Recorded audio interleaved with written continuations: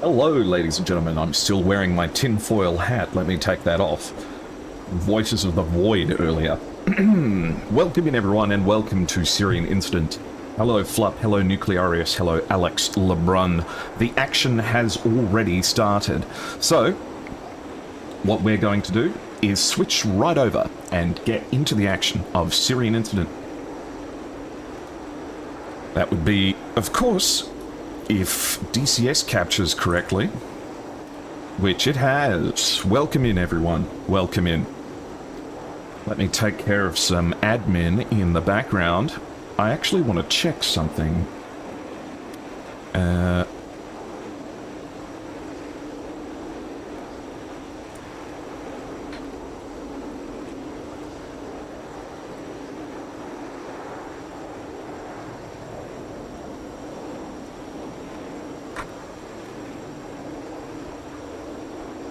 There we go.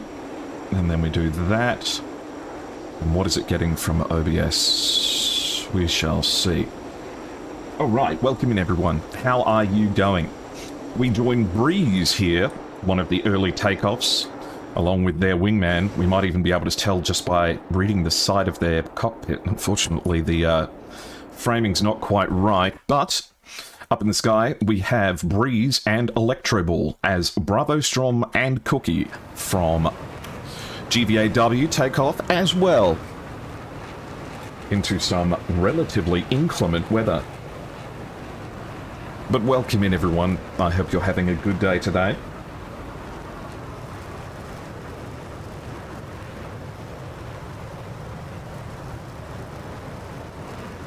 How has your weekend been, and what have you been up to?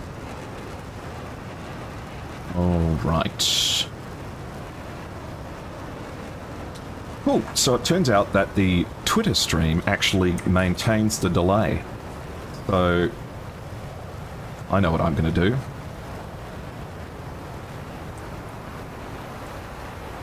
Squad versus squad, massive DCS combat.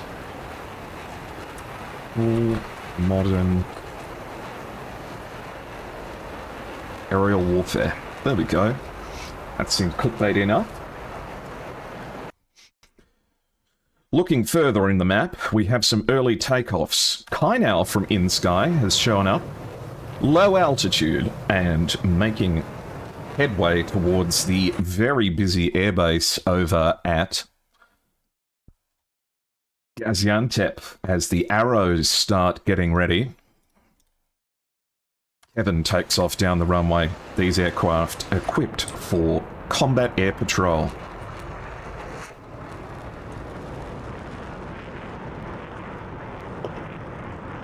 I want to get that gear up. We also have VIP from the 343rd, Rossmann, Tube, Dolphin, 619, 8960 and Maverick. So a strong showing from Southeast Asia. But Kainau comes in and launches off the first shots of the match with two AGM-88s coming off the rails here, heading towards Gaziantep Airbase. A relatively close-range shot.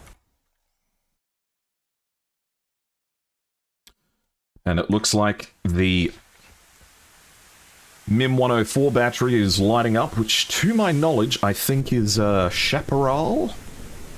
Looks like these harms, ooh, I was going to say might make it through, but not quite. AIM-120 Bravo's coming out too, presumably from a NASAM's battery. No, it comes from a jet. Kainau here looking straight down the barrel of a hot AIM-120 Bravo. But at this low altitude, it's going to run out of speed very quickly.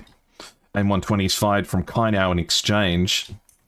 Oh, it's a Patriot battery. Okay, the MIM-104 is a Patriot. It's not Chaparral missiles. My apologies. So looking to get some early damage towards what is presumably the Patriot battery here. Fortunately, the Patriot expends quite a number of missiles to defend itself here. Its battery is looking a little bit emptier now as it launches off even more Patriots to try and chase off Kainau. Single-man assault on the airbase. This is going to definitely play into the minds of the players as they're taking off. What else do we have gathering? Electro Bull and Breeze are heading towards the airbase that was captured in the previous week. Kiryat Shmona was captured by the red team from the blue team in a combined arms effort that lasted the vast majority of the entire 6 hours. Over at Prince Hassan Airbase, we have from 64A, Wade, who got an absolute killing going on in the first session that was run. Rosetta Stone got a lot of good work done in the first mission. We have Dice and Alpha Whiskey as well, and Adler. Recognizable names and pilots that are famously capable. From Harpia, the beautiful Brazilians are in the sky, equipped for multi-purpose.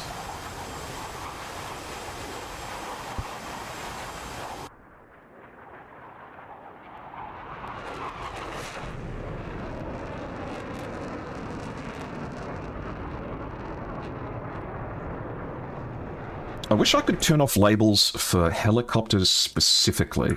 Is that possible? Let's see. Options. Nah, I don't think so. Which is a shame, because I wish I could turn off specific labels for helicopters. All the same, thrust from Harpia with the Harms and the Amrams, followed by DQ. Arcano, Yurkina, and Gunfighter also present. Gurky is available as well. Junior from the VFA 136, Sierra 117, Bob, and Bingus11 Haxo are at Ramat David, including an F-14 Bravo. No action taking place at the moment over at Cyprus. But Kainau continuing to be a nuisance here. Getting that Patriot battery to continue to exhaust its missiles. Brazil mentioned. Yep. Harpia, the proud Brazilians. A team I think that anyone would be proud of. Valkyr here in their J11. Forming the combat air patrol for the red team. Not carrying a huge loadout though.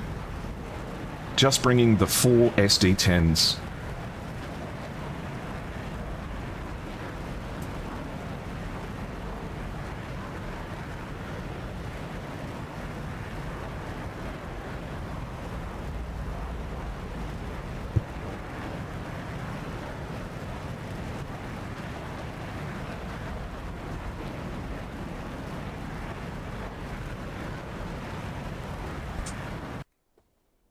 $33,000 feet.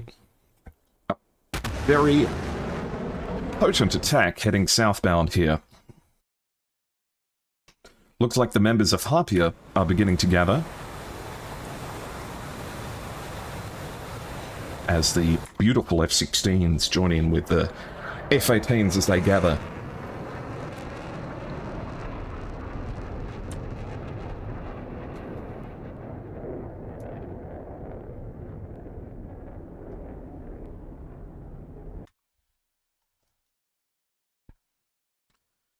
Elsewhere in the map, let's go see if Kainau has finally given up. Looks like it. We have Merrick and Majoji present as well. The White Ravens doing excellent work here as members of the logistical backbone of the red team, working to establish defences. Can you tell me again why the J11 looks like an SU? Because it is a Chinese license-built copy of the Su-27 with some minor differences. But yes, it is just built differently. A reminder to anyone who may be participating in the Syrian incident that if you are in communication with your teammates, you are not to be watching the stream. And I encourage all people participating in the event to call out... Ooh, Our first stutter of the day. Let's see if we recover. Come on, DCS. There we go. Oh my god.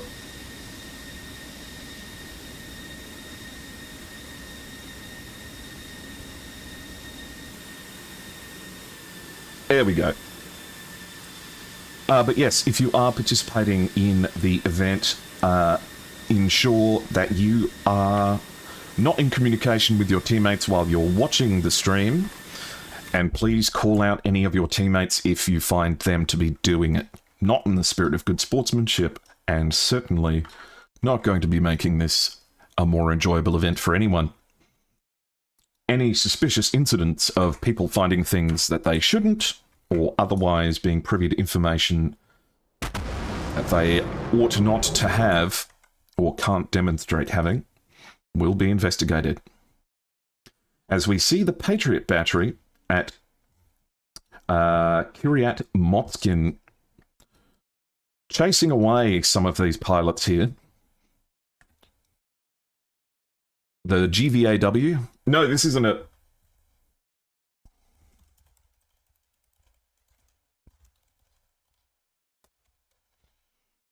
Okay.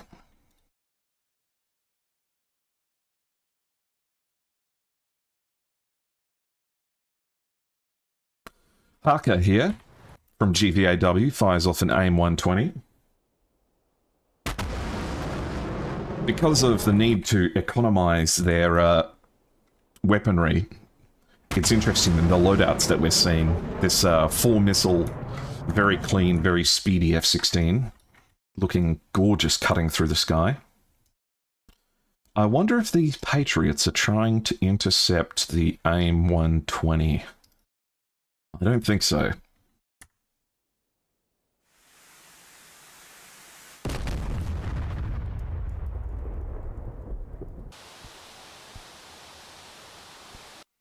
Yes, the stream will occasionally shit itself. Every time I press the F2 key, like I'm about to right now, there is about a 10% chance that the game will just completely fucking shit itself. It's important to remember that DCS originally started as a piece of code that was meant to automate the Moscow metro system, but through successive updates and slight modifications to the source code has been turned into a flight simulator. However, some bugs still persist from the original coding date, which I believe was in 1976. The arrows have taken off and are now punching a hole through the sky here. A commanding presence with a lot of combat air patrol potential. The only question is that once you've gained that kind of advantage, what are you going to do with it? And the answer lies in 8960, loaded for bear, with J-SOWs and J-DAMs. But how are you going to target these weapons, is my question. You won't be able to rely on your targeting pod to be providing all of the data here. So we will have to see to what extent accurate drops can be made. Of course, GPS is available in the modernity of this scenario. It looks like the flashpoint is going to be predictably about where we expected. Between Kiryat Shimona and Rosh Pina are going to be quite busy, without a doubt.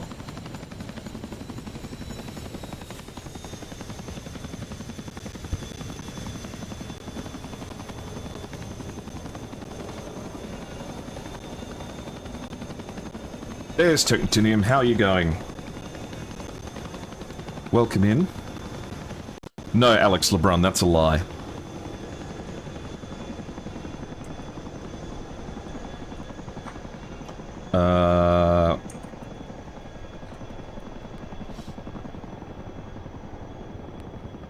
Okay. I need to go to create a dashboard, community, roles manager, add new, Technitinium, add role, editor, save. Cool, better do that now. Technitinium, you should have the editor role, which means if you go to the videos tab of my Twitch page, you should be able to see edit videos, which will show you all of my VODs, and then there's a little 3 dots on the right-hand side that you can use to download that.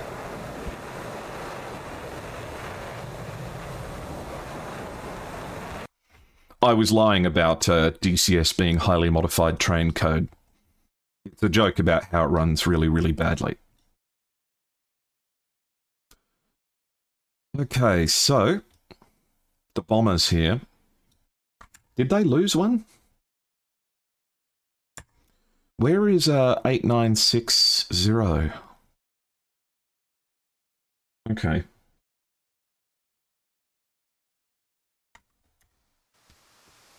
We have plenty of missiles in the sky. Look at them all. I was looking for the harm, but there's like 10 missiles in the sky. High-speed anti-radiation missiles heading out.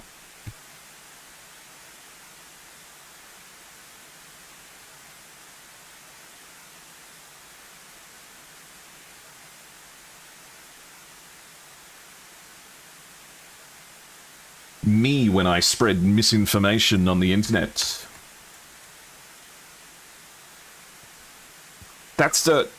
I've been playing Arc Raiders recently, and we're going to be here for like 6 hours, so let's not worry too much about getting into a bit of banter. I've been playing Arc Raiders recently, and do people who play Arc Raiders realize that, like, human beings are capable of lying? Impact! As Onira Nautica gets exploded, but the airbase still has more radars around. Hey, California.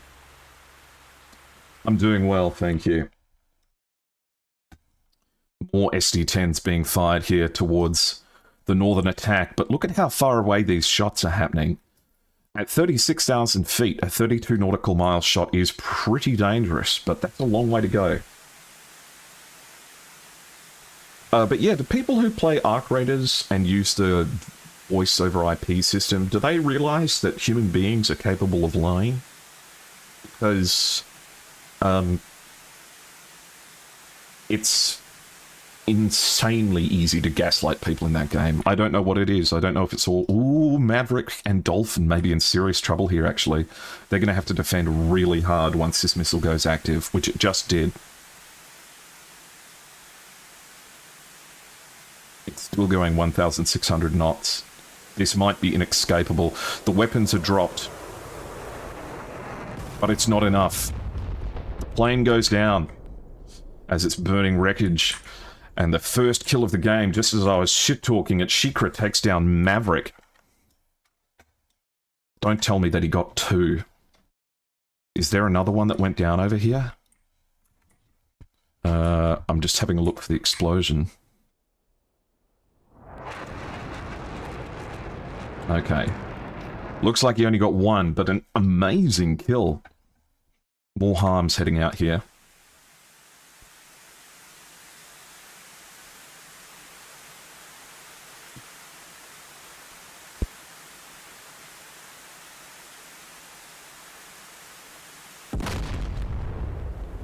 Oh, it gives up in the middle of the sky. What squads are flying today? Well, let's have a look through. From Arrows, we have a whole bunch. We have Tube from BA. Kevin, we have the 343rd KU as well. The Japanese making an appearance here. In their gorgeous liveries. We also have number 15 squadron here. Drona, Ravan, Skinner, Killer Dog. From Eclipse Task Force, we have Breeze and Electro Ball. From GVAW, we have Cookie and a bunch of others. We have Harpier here as well. And a wide variety of other squadrons taking place.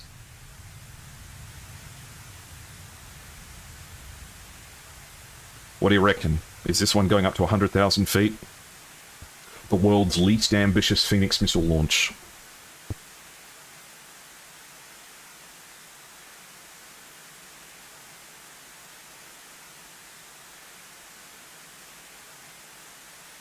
But yeah, in Arc Raiders, you can just press a shotgun to the back of someone's head and be like, hey man, it's okay, trust me, trust me. No, I'm not going to do anything, I'm not going to do anything. Trust me, trust me, trust me, it's fine, it's fine.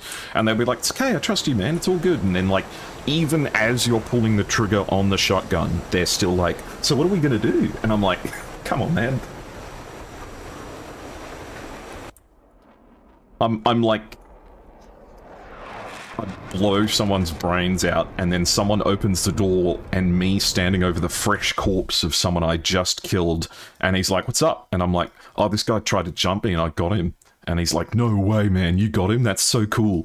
And I'm like, yeah, man. And then I kill him too. And then another person comes in, it's like, these two guys tried to jump me. And he's like, you got them? You got both of them? And I'm like, yeah, I did.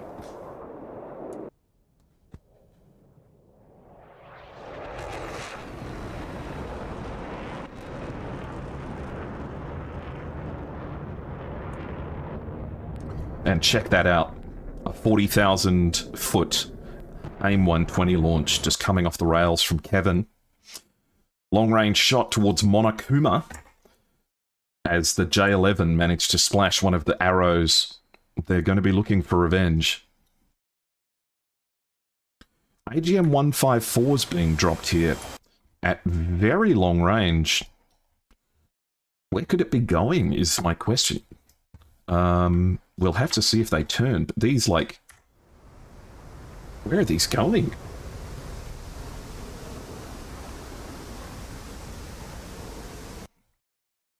These things have, like...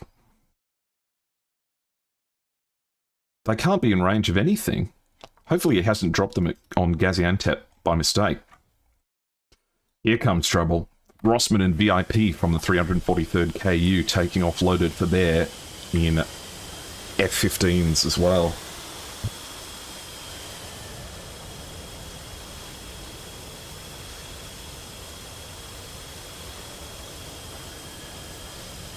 That's a lot of AMRAAMs to be heading into the sky. Let's have a look as they get going. Of course, players tuning in from all over the world, and DCS being DCS, we can expect plenty of desync, but that's just the nature of running an event with this many people in it. So we'll do the best with what we can. I know that we have excellent server support from Master Arm servers, along with people like AlphaGator, keeping a close eye on things. What is the Syrian incident? The Syrian incident is a fictional campaign in which the red and blue forces are confronting each other against a front line. In this particular instance, let's just change the music a touch. Actually, this will do. In this particular instance, the blue team is attacking Syria. They have front lines on the north, the south, and in Cyprus as well. The red team is on the defensive here and is attempting to mitigate damage taken from the blue team, but they are allowed to fight back. And the most significant example of this is Kiryat Shimona Air Base, which has been captured from the blue team. As it stands, the blues are probably on the back foot, but they're going to be looking to get some work done here.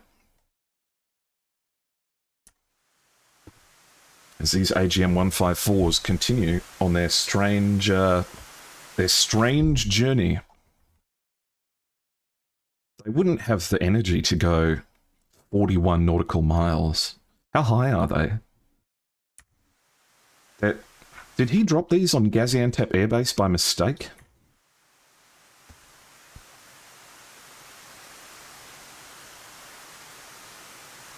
These look like they're about to hit Gaziantep, and I worry that he accidentally targeted them towards his waypoint 1, which would have been his origin point. Oh, this is a huge mistake. He's about to cluster bomb his own spawn point. No. Oh, this is a huge, huge issue.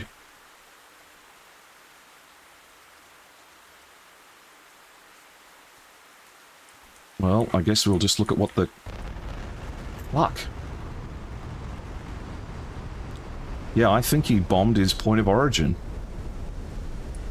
At least no one was killed. But that's gone and done very strange damage here.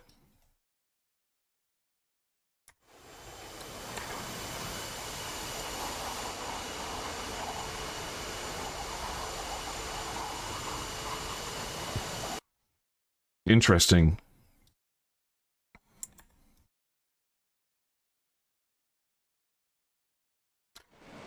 The F-14s launching Phoenixes at long range. I mean, the Phoenix isn't what it used to be, but it's not something that you can safely ignore these days.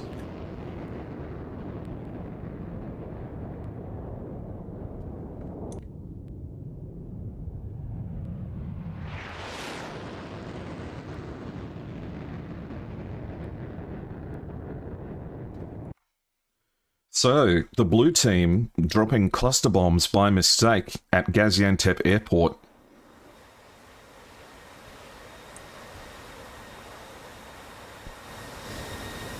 Fortunately, only taking out some static map props, it looks like, so far.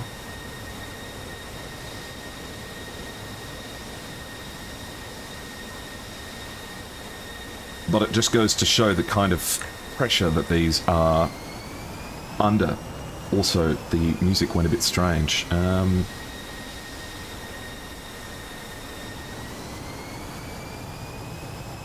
Let's put some tunes on. See where this takes us.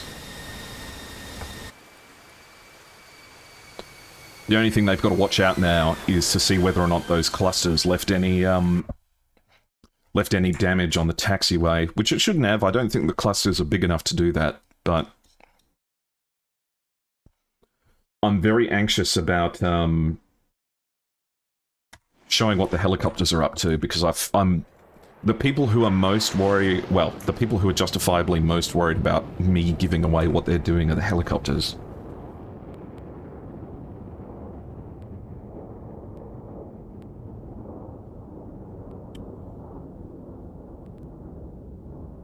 We did not forget the F-14 taking 4 Phoenixes to kill 1 AWACS that was doing a simple turn.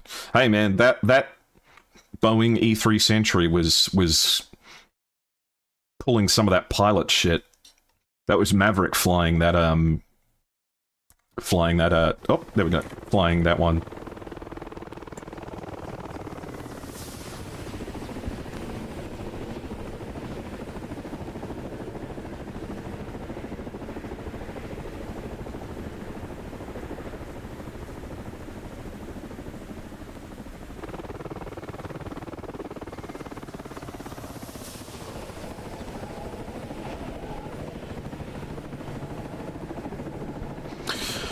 Yes, and that's a good point, California. If anyone would like to criticize any of the performances put on by pilots here, come and do better.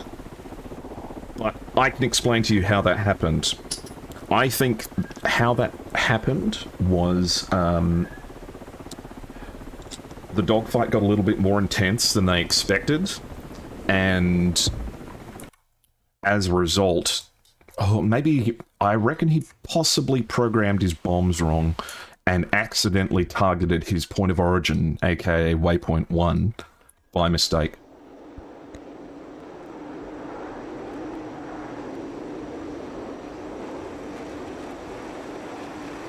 Seems like there's a screaming child outside.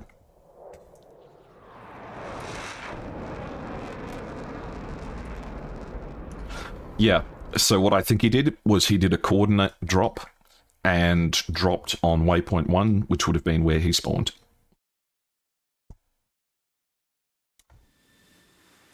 Okay. Doesn't look like Kevin got stuck in a divot here, so no trouble. Heating coming in for a landing.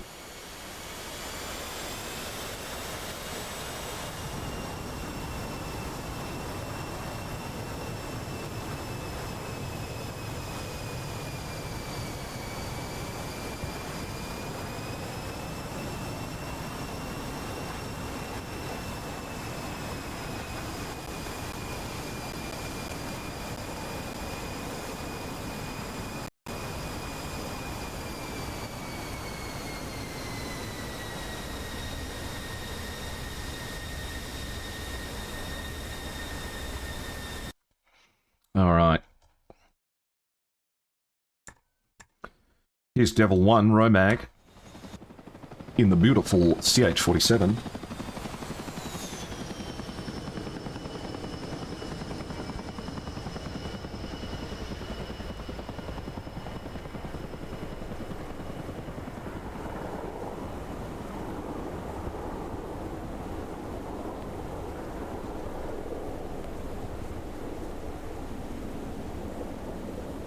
Off he goes.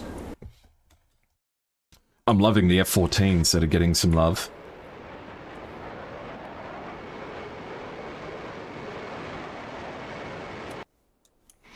Oh yeah, but the old map was the map hider was not fun to watch. The map hider, I think, ruins the viewing experience. Current song, the one before this one was my favorite game, the Cardigans. There you go.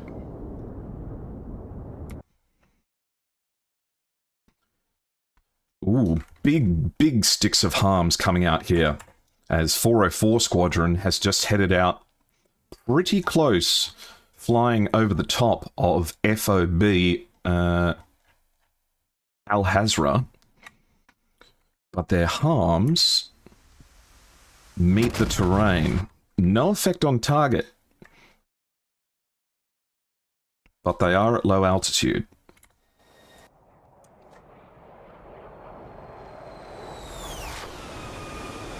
.404 Squadron with their beautiful liveries. Look at them all. Aren't they just fantastic? Flying in a loose formation here. Successfully evading all kinds of SD-10s fired in the south. And the 343rd here are beginning to make a push as the F-15s at 40,000 feet are rampaging.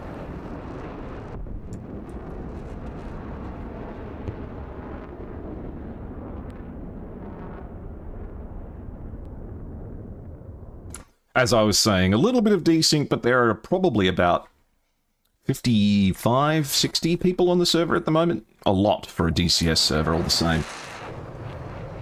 You can't see myself flying the F-14, flying through a peephole, checking who's at the door.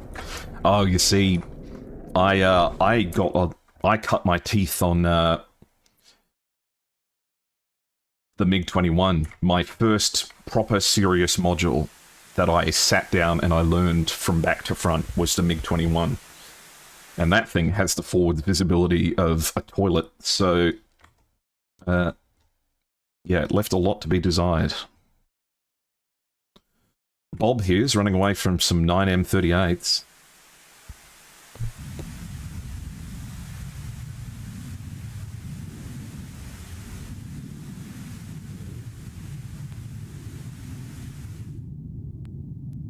No luck for the Cub today. Or the Book. Which one's the modern one? Book? Cub? Okay, more harms going out here. Merrick fires off some R-77s in the MiG-29. Look at this livery. Special liveries for the Syrian incident for Merrick.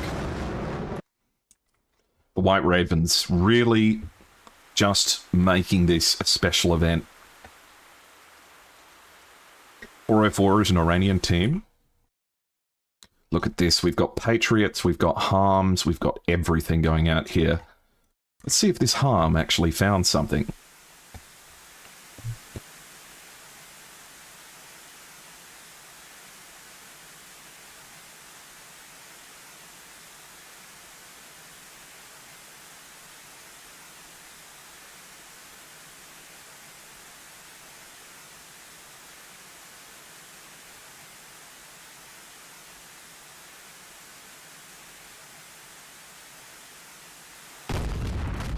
No dice. Impacts the ground, no effect on target, but there's another one going out here.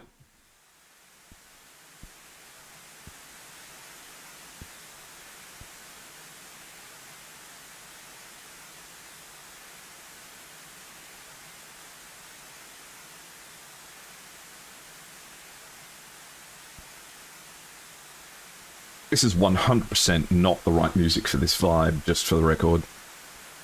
This one seems like it has found its target, but interceptors are coming out. The Tor fires off too, but it doesn't quite make it.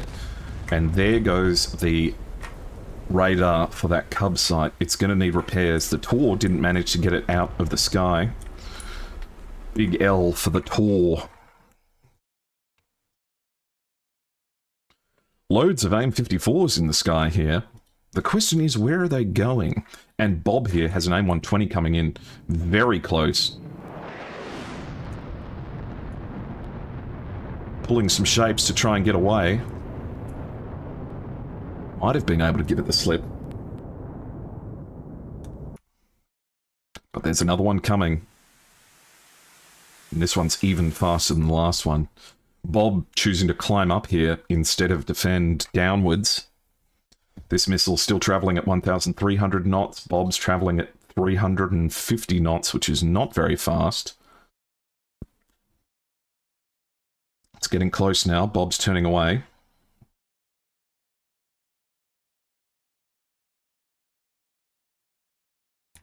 Ditching all the altitude Bob can. Dropping chaff. This is where you pucker up. Oh, beautifully dodged, Bob. Beautifully dodged. But Bob's not out of the woods yet. Another PL-12 coming to chase him down.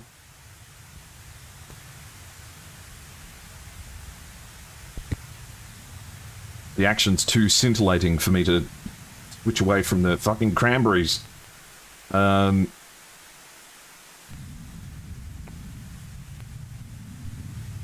Let's see where this goes.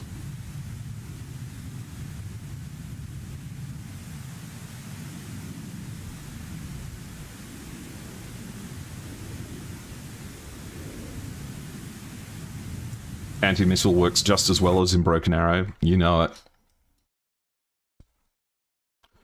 Okay, up in the north, Merrick from the White Ravens is fighting with the 343rd, but everyone being pretty conservative with their ranges so far.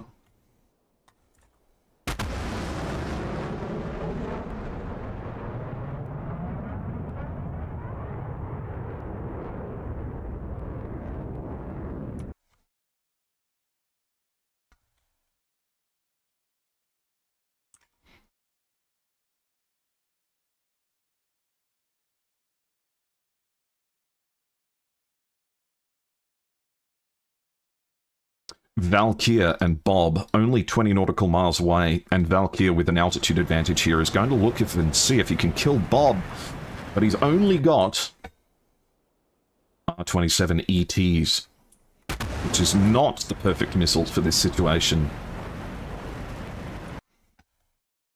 He is closing in on him, though. Haxo is here to potentially support. Valkyr losing confidence in his situational awareness, seeing potentially the other F-14 coming here and making the executive decision to ski-daddle as Haxo is at low altitude here.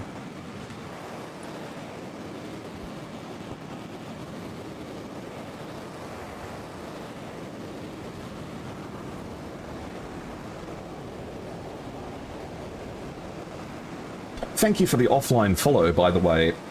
Chris Samallan Sam Aquiferum. I'm sure I butchered that name. I appreciate all the follows and support that you guys give me over the course of hosting events like these. There's not a lot of money in it, but there's a lot of fun. And I do it gladly. But, you know, you got to pay me back a little bit and make the number go up. That's how you get what you want from a streamer, is you can make the number go up. Also, this missile's looking deadly as it heads over to Bob. The ever-tortured Bob here may have bobbed and weaved for the last time, as this may be the one that gets beautiful Bob.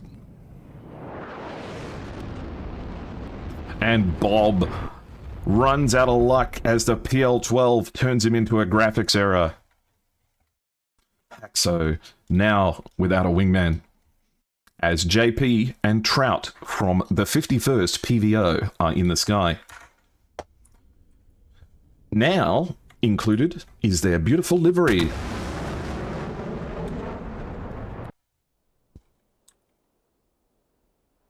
And check it out. Almost purplish.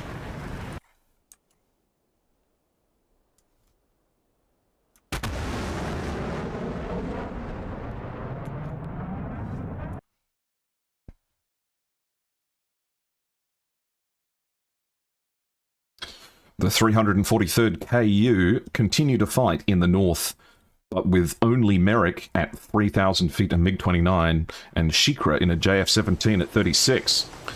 The northern front seems ripe for the picking and for ground attack.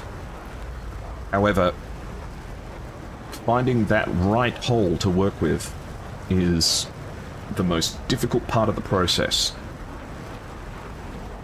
As any teenager experiencing their first time will happily tell you.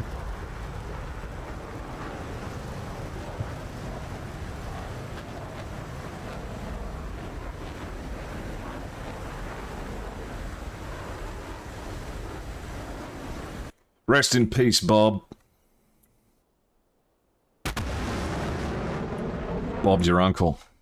I have also received special permission from the organisers. I am permitted to, if one team seems to be struggling with players or doesn't have the count to help defend their territory, at the later part of the stream, ooh, are we chugging? Is the stream chugging?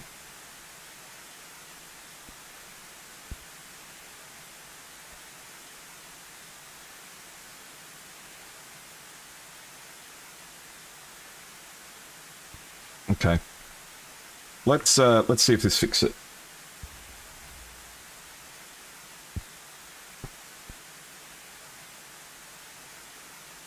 All my graphics leaked out.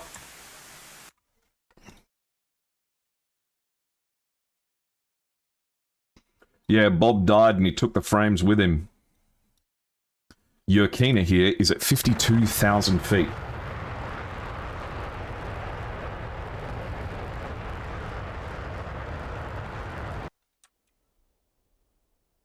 Bob said you'll get as many frames as you get lives.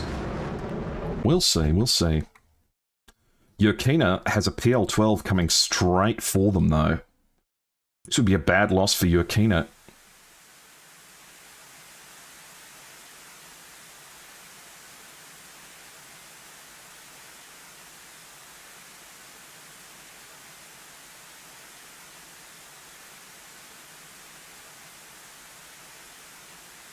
Yurkina having to go very defensive here, but getting splashed by a super long-range shot by Trout in an Su-33.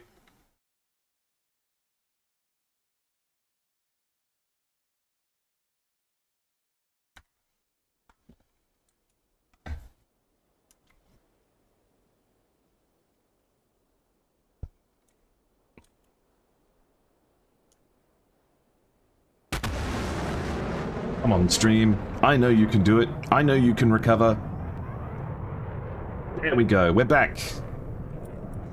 Alright. Sorry, it takes a minute for things to happen because there's such a stream delay.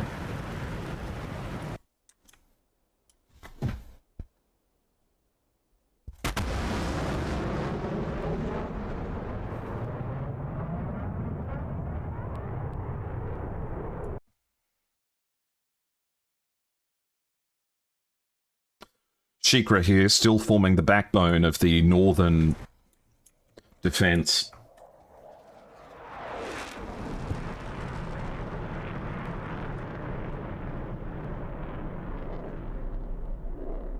Climbing up to 37,000 feet here. And still climbing. Pushing this JF-17 all the way to its limits. Even got the flaps down too. 40,000 feet. Wow. Only going 180 knots indicated.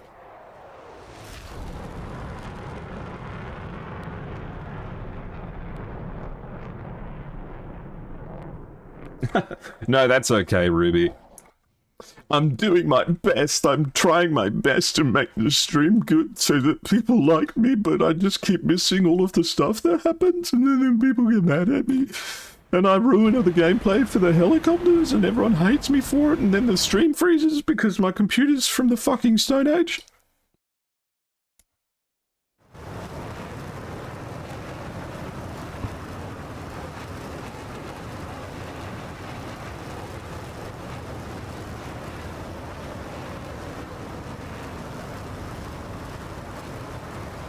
Rosetta Stoned here at a healthy 40,000 feet. These F-16s really reaching their true potential when they take off a couple of pylons. Drop those fuel tanks and things are going to get even more interesting.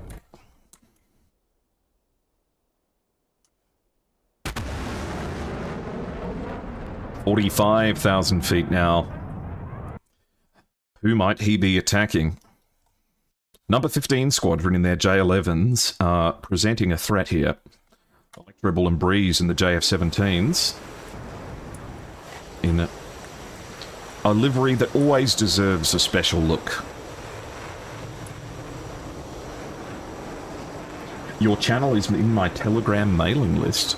Should I get Telegram? I thought Telegram was mostly for people who wanted to watch videos of people getting exploded. But is it a good platform for stuff?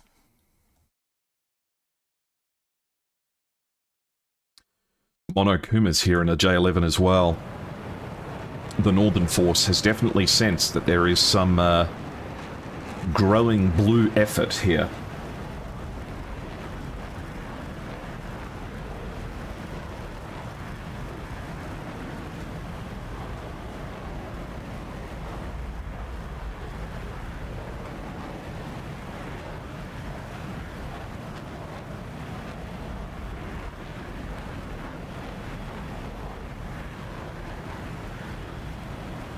I'm not actually upset.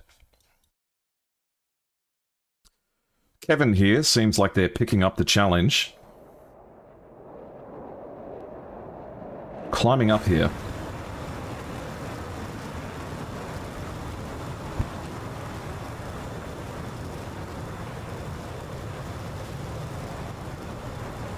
And with a really long-range shot.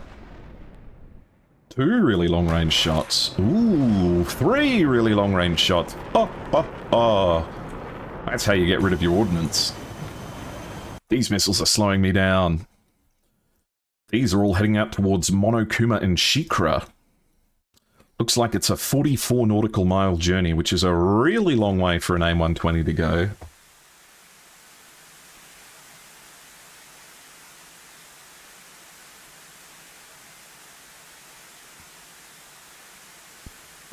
The AMRAAM Shaker pulls some G's for no reason at all, just to lose some speed and make the missile shot less effective. I don't think any of these missiles are going to hit anyone. Actually, these two have potential. Let's keep an eye on them.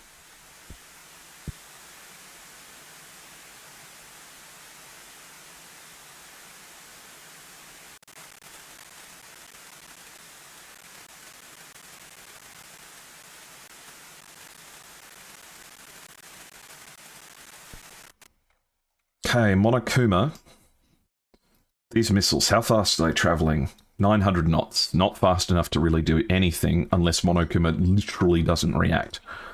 Which I think Monokuma is going to react, but the SPO-15 actually, the radar warning receiver, I wonder if we can see it inside the cockpit. Possibly not. You can kind of see it. One thing that the SPO-15 does really nicely compared to the Western variants is it's good at showing radar strength. You see that little circle that's kind of around the MiG-21 shape, even though it's really blurry. That shows radar signal strength, and it can be really effective at telling you whether or not the missile that's coming for you, because your radar warning receiver is going to be freaking out. It's really good for telling how far away a Fox 3 missile is.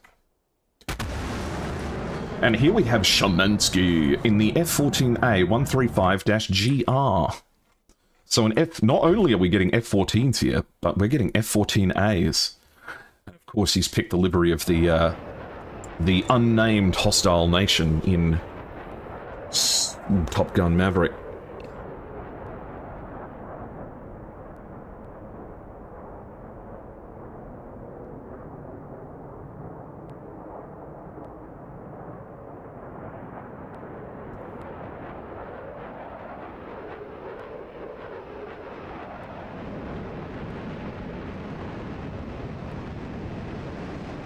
Just a little bit of plane porn for the F-14 enjoyers, as Haka down here and Harpier are exchanging shots. Gurky here drops off a couple of bombs. Gotta be careful not to catch them as they glide down. Look at how many J-Sows Gurky's carrying. He's a heavy boy.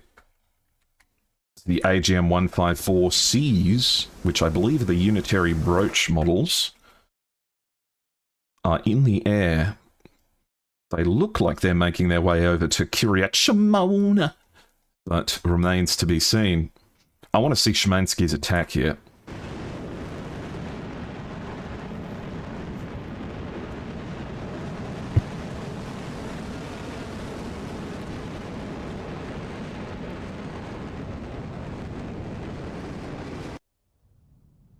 As we see the Phoenix and another one coming off the rails here.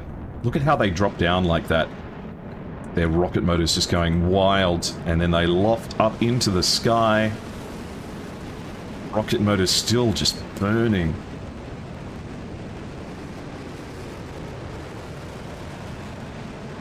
Look at them go.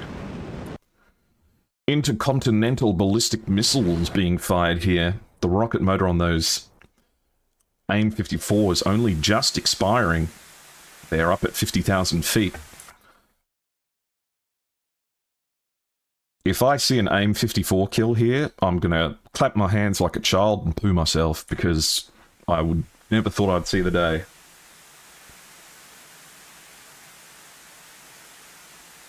However, this Phoenix appears to be going for that small planet on the horizon, so we can't expect much. But this one is actually going in the right direction. And is tracking something.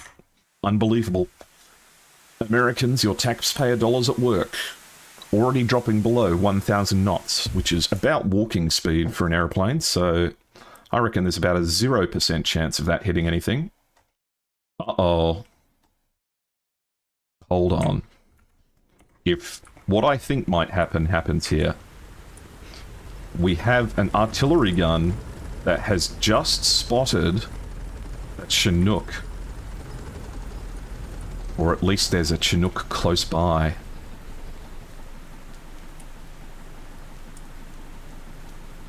Look at it, look at it, he's seen it. Oh my goodness, this is going to be the craziest shit if it actually works.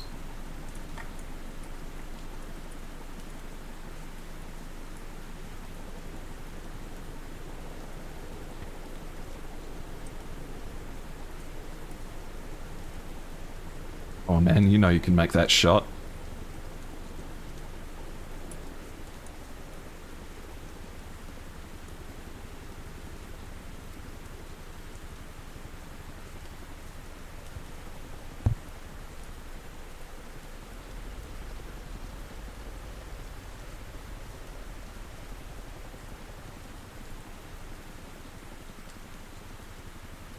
Oh, that is the worst imaginable place to land if he's coming into land. Oh no! Oh no! Can it hit it though? Oh no! Impact! Oh fuck! Oh fuck!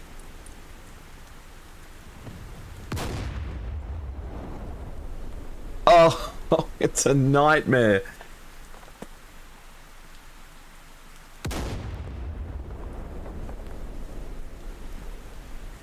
The heroic Chinook tries to unload.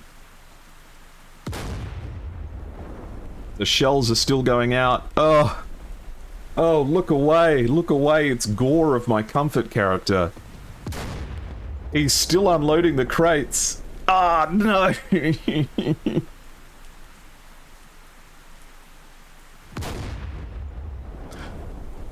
Oh, make it stop, make it stop. Oh my god, he's building an Avenger. But it takes a shot instantly. No!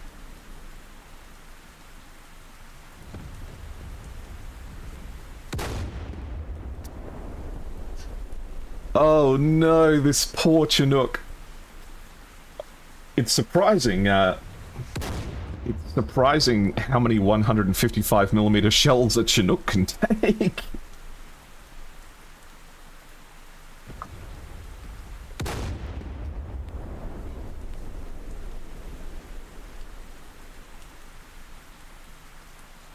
And there it goes. This 155mm just killing things on the behalf of this the red team in a big way.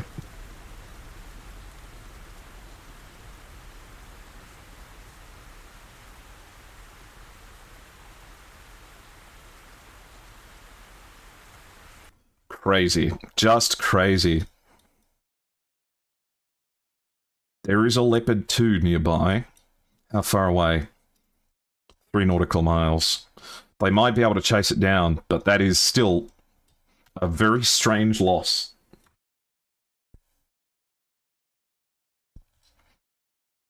And Kainau is getting really close to Gaziantep Airport.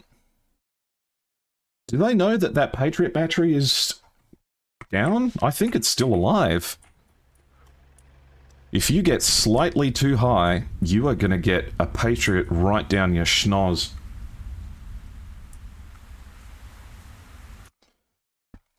Amazing. Kainau getting chased away here. None of the missiles dripping with potential, though. It's just going to keep getting away with it. You can't keep getting away with it! So Kainau desperately trying to take out this Patriot battery with short-range harms.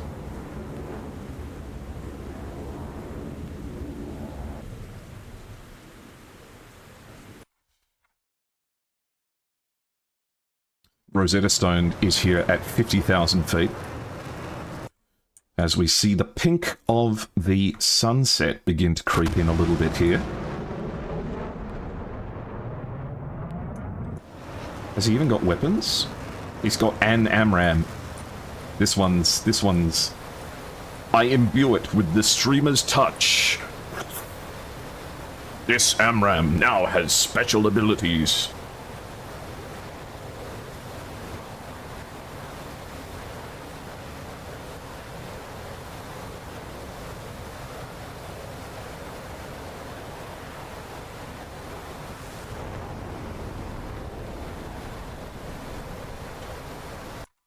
And off the rails it goes. Where is it off to? It's heading for, it looks like, Electro Ball, a 35 nautical mile journey.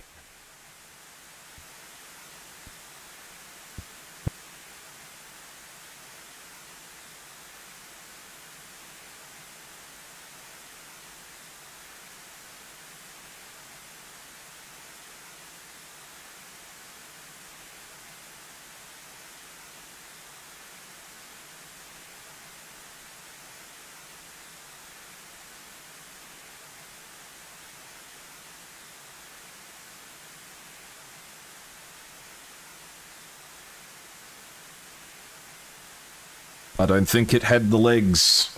I think Electro Ball gets away from that one every day of the week. As here we have some very brave Mi-8s that are braving this horrible weather from number 15. Magnificent. Indian pilots joining us in this operation, both in rotary wing and fixed wing operations.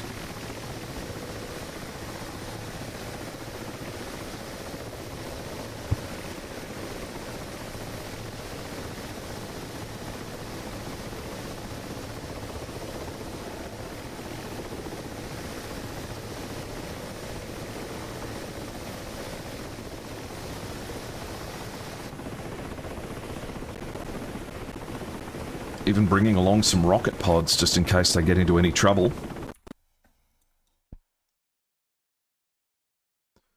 On the western side of the map, it looks like the GVAW team, along with ETF, have been doing good work. A bunch of harms coming in now towards Thulla Airbase. And it looks like they hit their intended target. As I think there is already a radar and a search radar and a track radar down there. Ooh, but that tall launcher says not today, but there's another one coming, and there it is. Lucky with the first one, unlucky with the second. A lot of harms coming in now, targeting everything that's left. They try and move, but it's not enough. More and more missiles landing on the same targets. You're going to be nervous if you're this SA-8. An SA-8, right? Yes. Huge damage having had been dealt to the air defences at Thulla Air Base. But ETF are over the top here to try and help out. These harms have picked up errant signals and appear to be going nowhere. Kevin patrolling Combat Air Patrol in the north.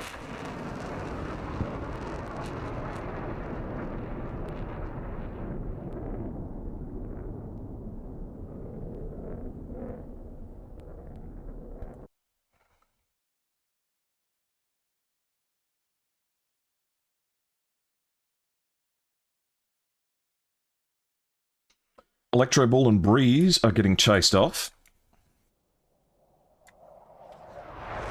But they're not going to be too worried. Feeling perfectly at home in the JF-17s. Equipped to their full potential, and it looks like we have a couple more harms that are heading out now. Looking to deal the killing blow to the SAM defenses on this airbase. Where is it? There it is. Might be the last word for this particular radar system. We'll see if it gets hit.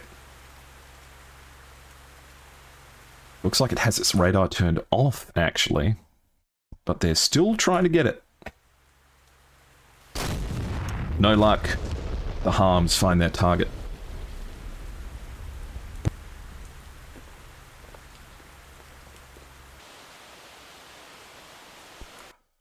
So, the air defences at Thulla thoroughly dealt with. And the axis of the blue push for the day appears to be forming. Tadano Kakasi from the 343rd is heading in for landing at Incirlik as inclement weather and gradually increasing darkness begin to take shape.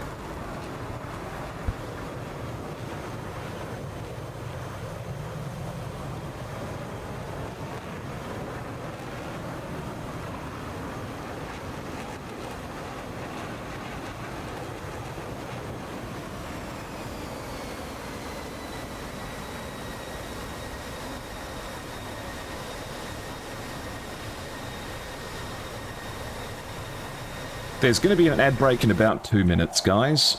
In about 2 minutes, there's going to be an ad break. I'll probably take the opportunity as well, just to stand up and stretch and get myself a drink. So, we'll give you something to look at, but you will have to let me take a bit of a bio break, as Bravo Strom here appears to be heading towards the pink of the horizon.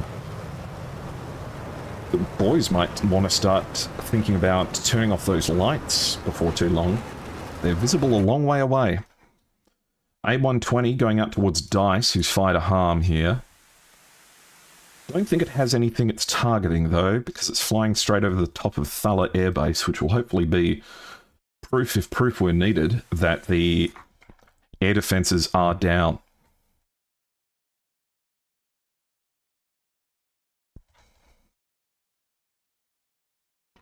We have Aria at low altitude here.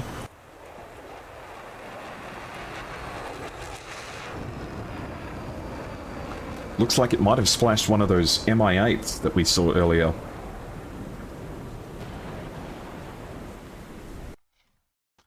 But not before it managed to drop its payload.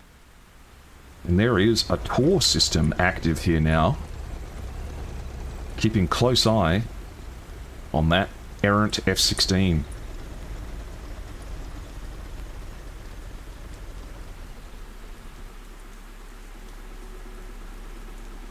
Does it see something else is the question. Looks like it does. But can we see what it's shooting at? Oh!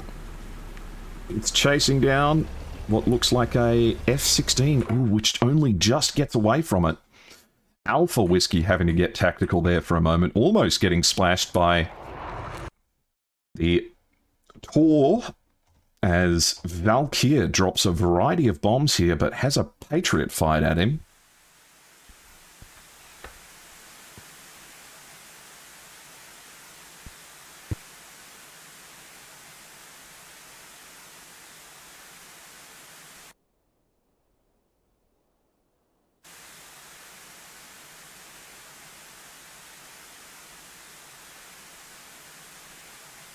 Still going at 1,700 knots, chasing down Valkyr, who's going really fast themselves. Some GBU-38s dropped at really long range. That Tor system's going to be a massive headache for the staff at, pardon me, at Princess Anne Air Base. All right. We're going to take a quick ad break, and while we do that, we're going to look at Kevin. I'll be right back, guys.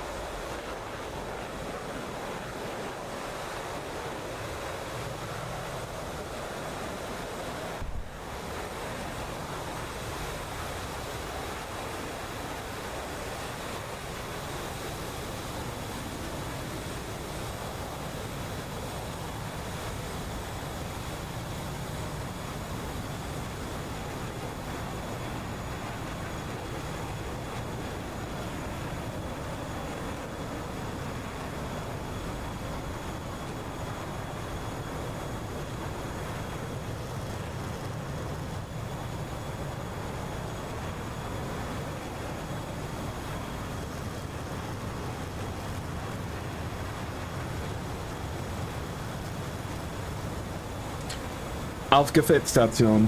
Aufgefehtstation. We're back. And there are harms in the sky. Love watching harms. Welcome back, guys. How you going? How was your pee? For the low, low price of $20,000 in a single donation towards this stream, I'll bring the microphone with me next time I go to the toilet. And trust me, it's not going to be like you think.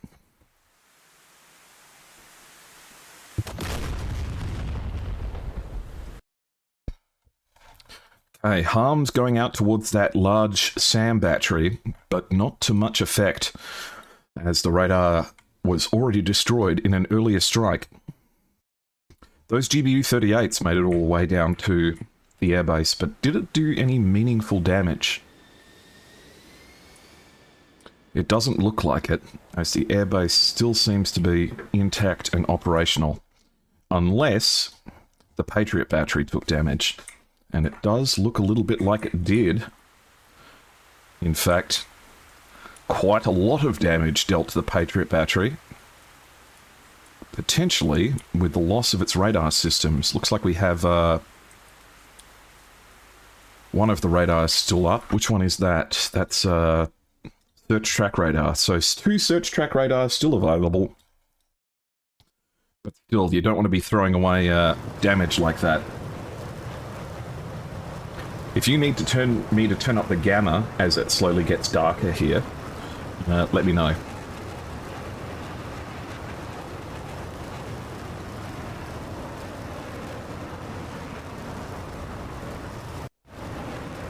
They really need to turn off those lights, though.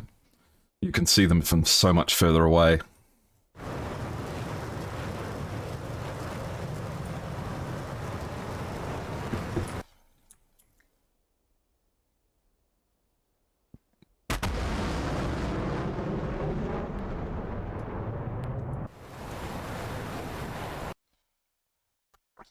Not getting too tangled up there, but we do have Spade in the sky here, in the SU-33, looking beautiful against this growing sunset.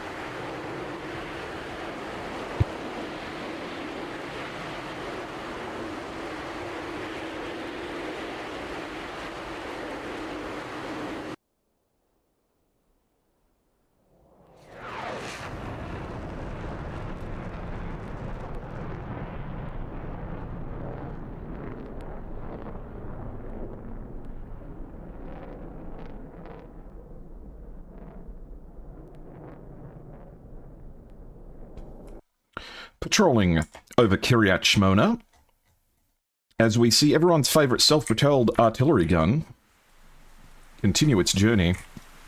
How many shells has it got left? 40. So, getting quite close to Rosh Pina Air Base. However, we are starting to see some units moving out here, potentially to deal with it. And it looks like it's a collection of Merkavas, along with an Avenger to back them up.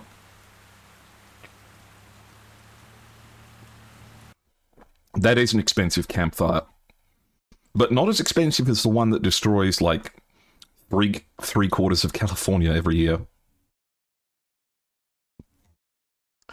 We have Trout and JP in their SU-33s. Looks like they're lined up here and refueling.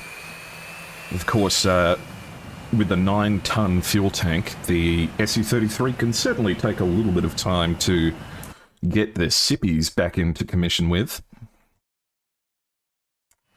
But I think they might be almost ready to go.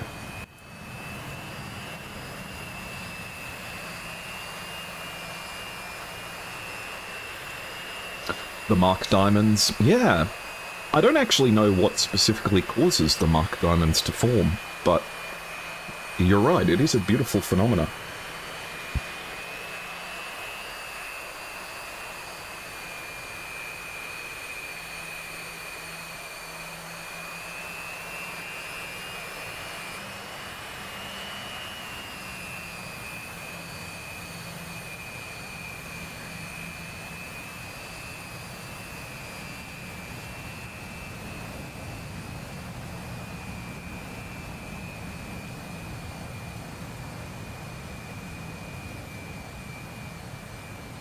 Two SU-33s, jam-packed with fuel,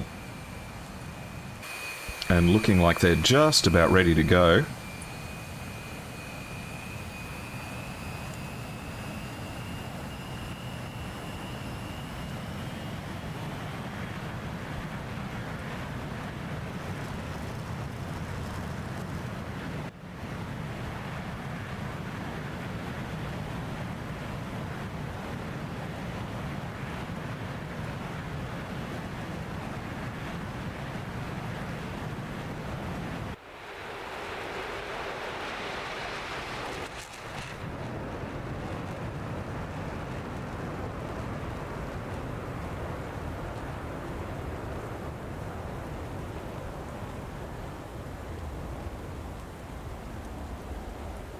Big birds up in the sky. Looking to cause some trouble.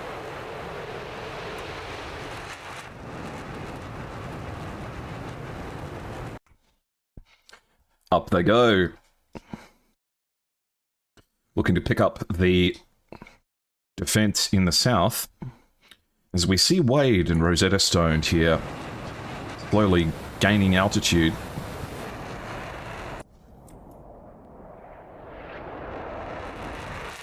It's going to get trickier and trickier to see people in the south as the sun goes down, and I blow my eyeballs out with the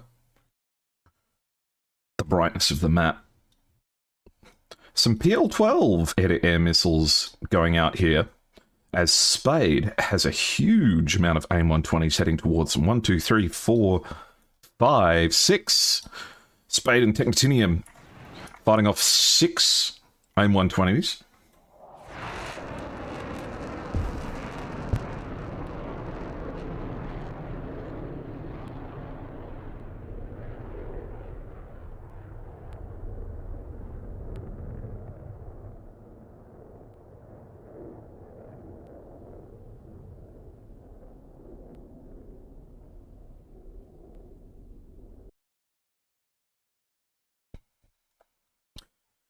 Harpia have been taking an absolute beating in the western area. Gurkey, Arcano, Gunfighter, constantly being harassed. As this SD-10 tries desperately to gain a little bit of altitude, but it's not going fast enough to catch up with Gunfighter. Up in the north, 619 from the Arrows is doing some work as Kai now pops up in his continued quest to fight this Patriot battery. Could you get a quick rundown of what's happened so far in this incident?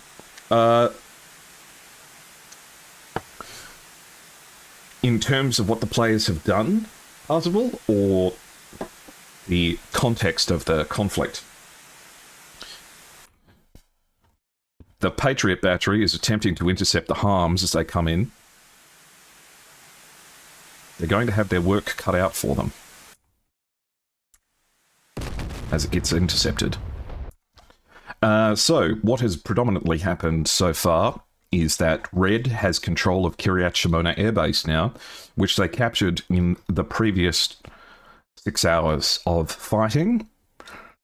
The blue team has deployed an enormous amount of harms towards Thulla Air Base, which has taken quite a lot of damage. But they're being pushed continuously by encroaching SA-15 sites, which is definitely looking to cause them a headache.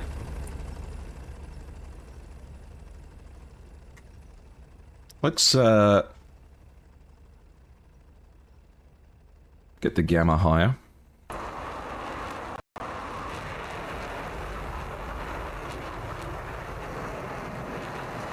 The diamonds are actually a complex flow field made visible by abrupt changes in local density and pressure as the exhaust passes through a series of standing shockwaves and expansion fans. I see. That actually does make sense.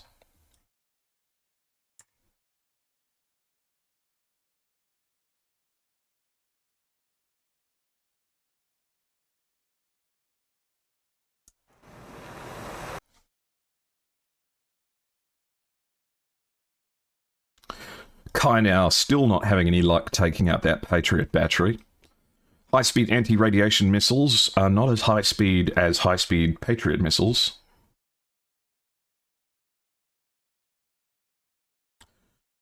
The boys at Prince Hassan Air Base may be in serious trouble here.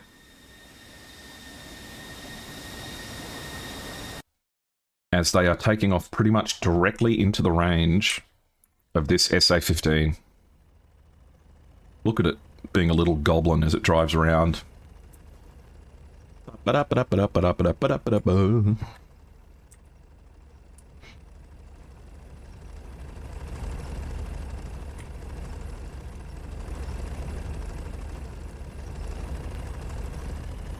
Going pretty fast as well.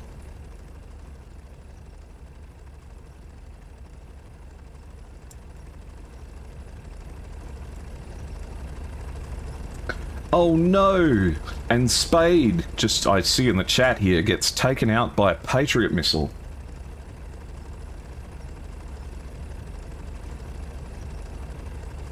I'm just using this, recording this SA-15 for just a minute so I can see how dark things are from the viewer's perspective.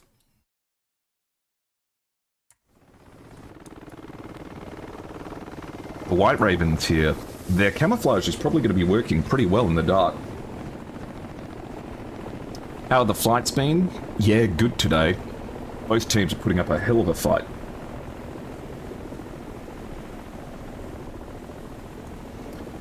I'm going to bump the gamma in the game capture a little bit. And let me know if that makes things a little bit easier to see. Gamma, let's do that 0.25. How does that work just in terms of making things more visible? Let's have a look at the SA-11 now that we were looking at earlier. How is this from a viewer experience? Can you at least see?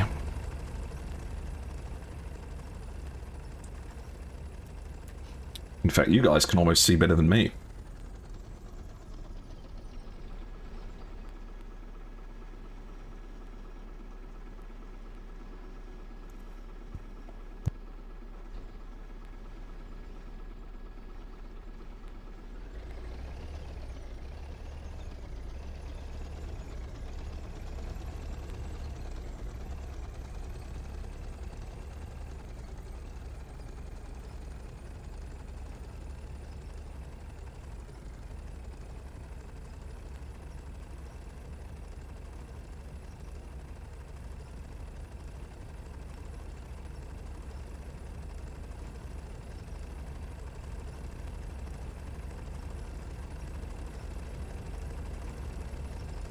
Just keeping my eyes on the stream. There we go. That's way more visible now.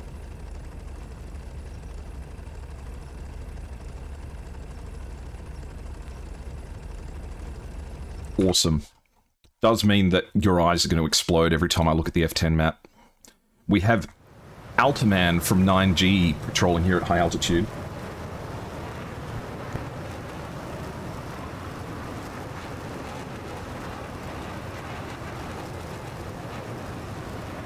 Much nicer to see now. Great. Glad to hear it.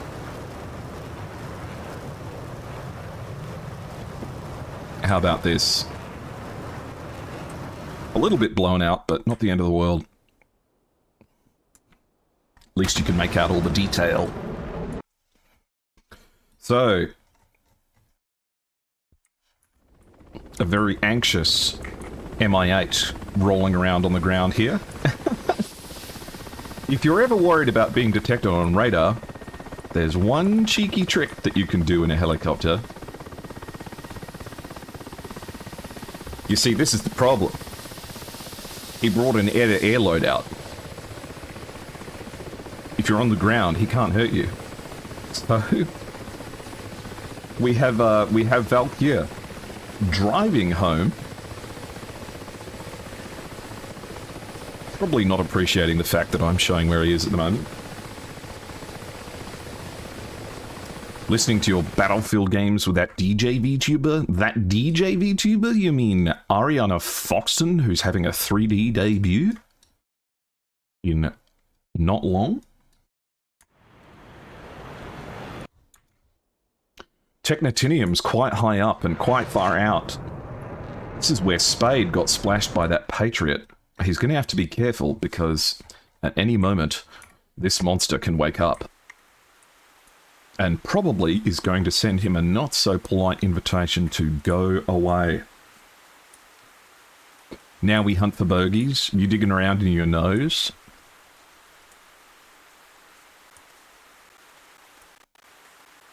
There we have it. Technotinium told in no uncertain terms to go away. As American taxpayer dollars streak their way into the sky.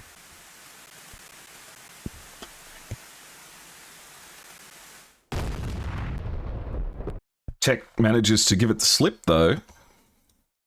dropping enough altitude for the Patriot to lose data and self-destruct. Shikra and the 343rd are doing some battling in the north. And that's not good. They done pigeon-toed my plane.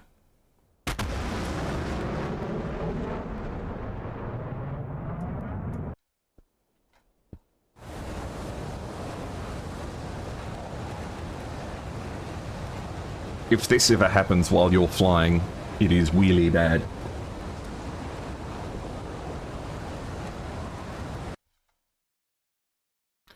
An SD-10 out here heading for Papa No. Papa No just manages to give it the slip, though, as it flies straight past him. What about this one going for Michelin? The one towards Michelin is tracking and travelling at 1,500 knots. Michelin from the 343rd KU going to have to defend here. Needs now to extend out. Countermeasures going into the sky. 1,200 knots. 1,100 knots. Needs to level out here. But no. Gets exploded.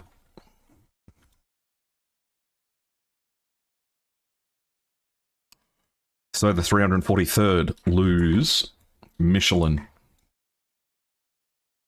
But ETF still have their JF-17s.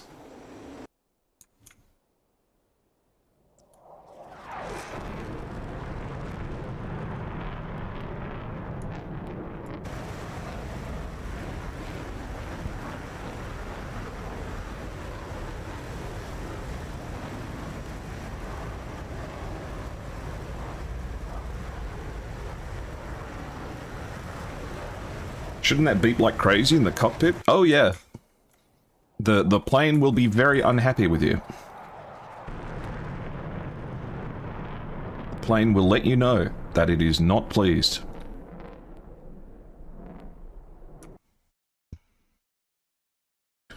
Ooh, and here we have Cert from 9G in an F-14 as well. Looking very good. Landing gear. Landing gear.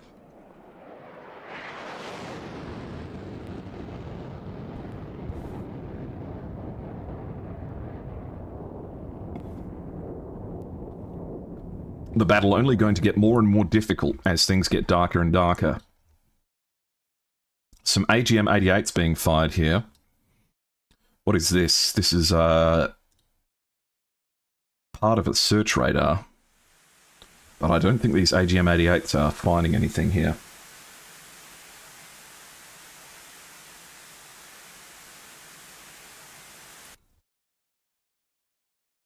Alpha Whiskey fires another harm. Close range shot. They're trying to find this SA-15. This one might actually have potential. No, the SA-15 turns off its radar. The player controlling the SA-15 turns off its radar once it detects a harm in the air. Alpha Whiskey going to have to be careful that he doesn't get too close to it. Does it have any missiles left in its cells? It has 3 left. Of course, the clouds won't mean anything to an SA-15.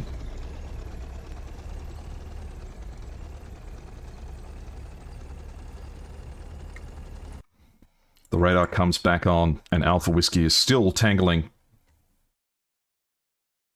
Cert here, at 13,000 feet, tangling with Electro Ball.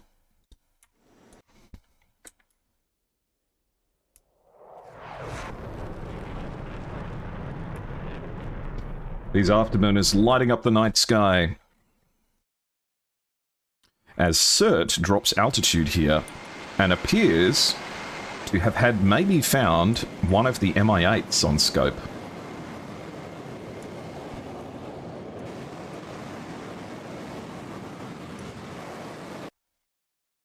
Viper here is going to be in trouble. He's at 4,000 feet, way too high for a helicopter to be with enemy aircraft in the area.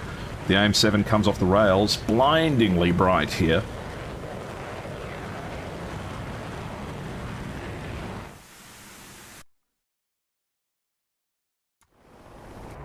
Viper doing everything he can to get away.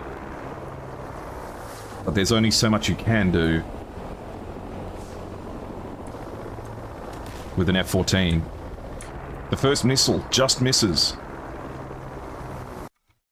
Another one comes out. Aim 9 this time. Impact. And the Mi-8 takes massive damage, but is still flying somehow. May be able to recover it.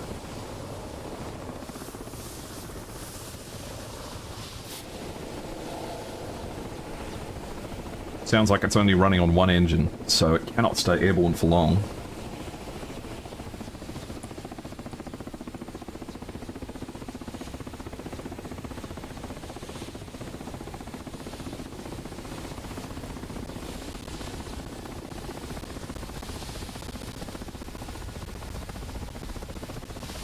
Oh, and well recovered. Well recovered. Fantastic emergency landing by Viper here, whom, despite being damaged, manages to successfully make it to the ground in a heavily damaged Mi-8.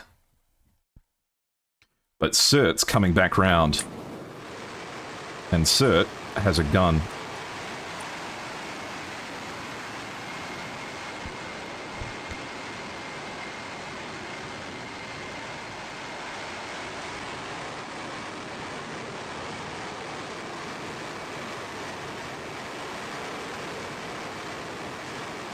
Looks like the Mi-8 has despawned, though. Functionally destroyed, but survived.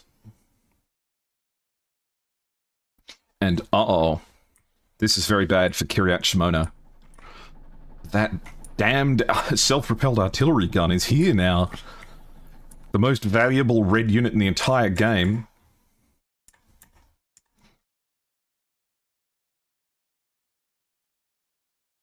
The ground commanders for the red team playing tricks and spinning rings around the blue team, such as it is so far.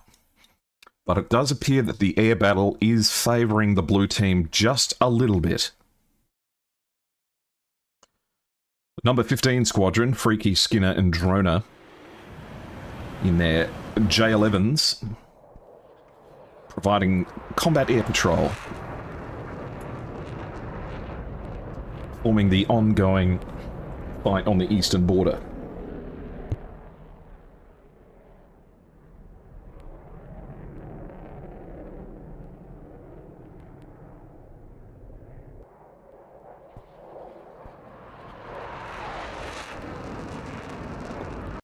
Getting some looks at Freaky, as Rosetta Stoned here is at 55,000 feet.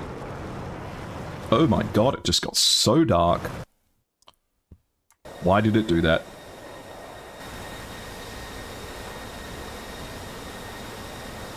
Oh.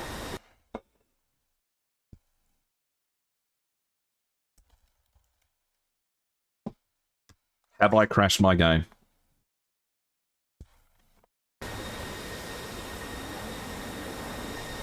No. Which is good.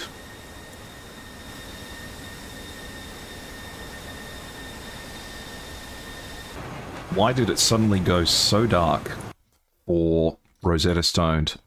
Rosetta Stone firing off missiles at 60,000 feet. Travelling very fast. Forcing number 15 Squadron to get defensive here.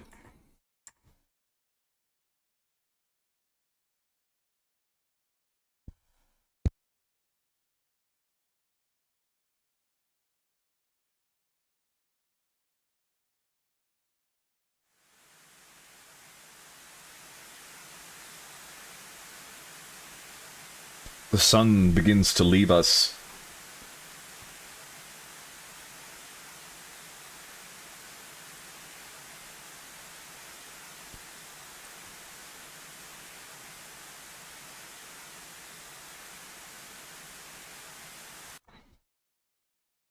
This one might be heading straight for Skinner here, who's in quite a bit of trouble. This missile traveling at 1,400 knots, and Skinner is at nearly 30,000 feet. Impact. Oh, but he survives. Very, very, very lucky there. This one might get freaky, though. Freaky missile. Oh, if only it was locked onto Freaky, it could go for him. It's only 2 nautical miles away, and Freaky's flying straight towards it, but he flies just over the top. Getting away with plenty of luck here. We do have tanks heading towards Kiryat Shimona. And we have the self-propelled artillery gun at Rosh Pina as well. The ground force is making moves here. Cert in his F-14. This SA-15 down by Prince Hassan Air Base only has 2 missiles left. You'd think it would be easy pickings for a helicopter, but easier said than done. This group that's heading down here, let's see if we can spot them.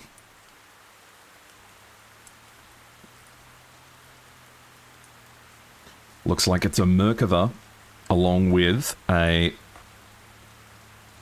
Avenger.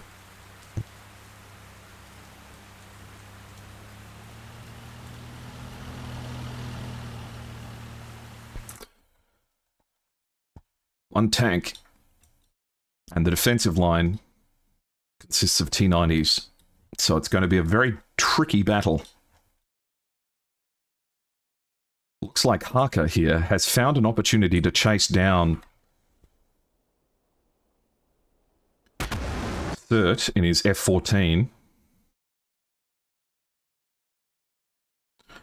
This missile at 20,000 knots, 2,000 knots rather, dropping to 1,800.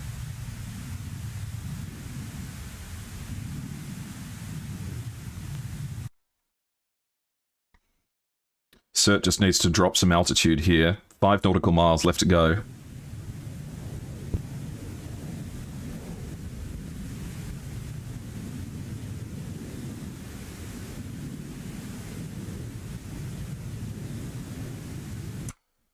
Cert manages to get away from it without too much trouble. Don't tell me Kainau's coming again. Kainau. On a one-man mission to destroy a Patriot battery.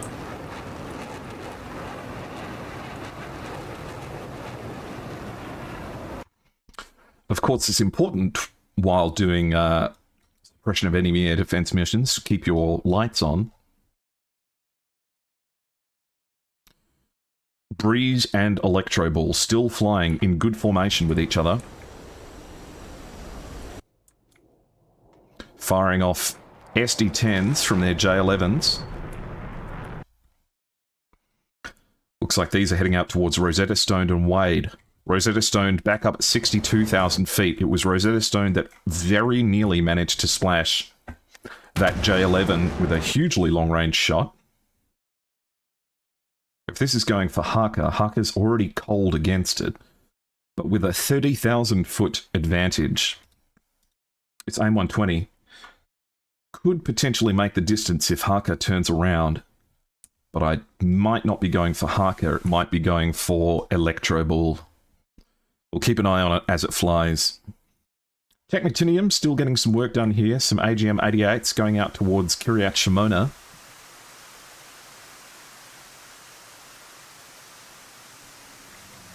And causing good effect on target, destroying an SA-15. The tanks are getting close to being in range here.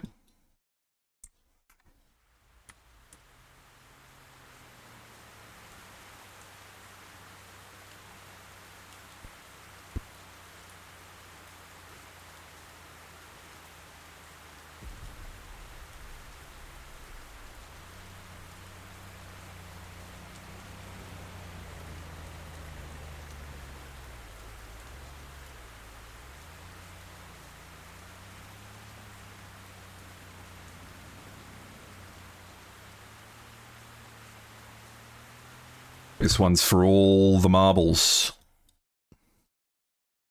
But there are T-90s around. One of which is coming down the road. Looking to seek and destroy this Merkava. So the ground commanders are staring each other down and preparing for ground combat. Third, it is F-14 is at 41,000 feet. Adler is crawling around at low altitude here.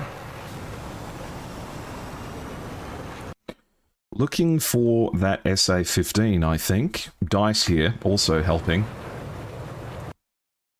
But will the SA-15 try and do something, is the question. Looks like it's got its radar on, and has 2 missiles left. Will it go for a shot?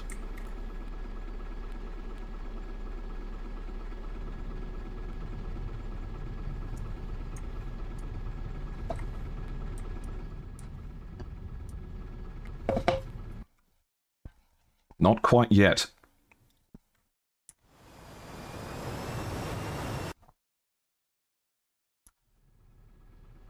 Looks like it's tracking Dice. And goes for the shot, the second last missile.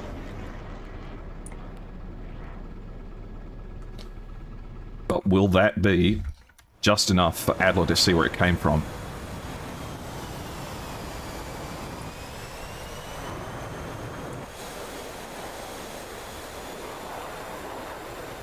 Adler spots it.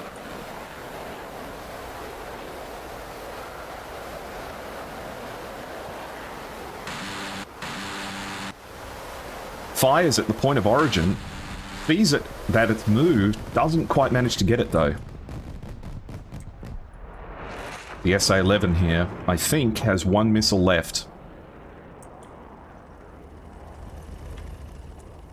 Yep, 1 missile still in the cell. Did Dice manage to get away? Dice did manage to get away, as Adler comes back around.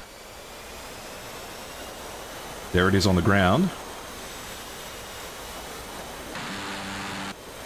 Oh, very close hits. No! Not again! No! That happened last time! This is the second maneuver kill that this specific surface-to-air missile system has got. That is the second time that someone has tried to gun this SA-15 and crashed. Oh, a crushing loss. All this for an SA-15, it just goes to show that the right man in the wrong place can make all the difference in the world. And speaking of the right man in the wrong place, an Emster. Now, this might be a self-propelled artillery gun, but it will destroy surface-to-air missiles in close range. Make no mistake. As it launches shells downrange towards hostile ground units.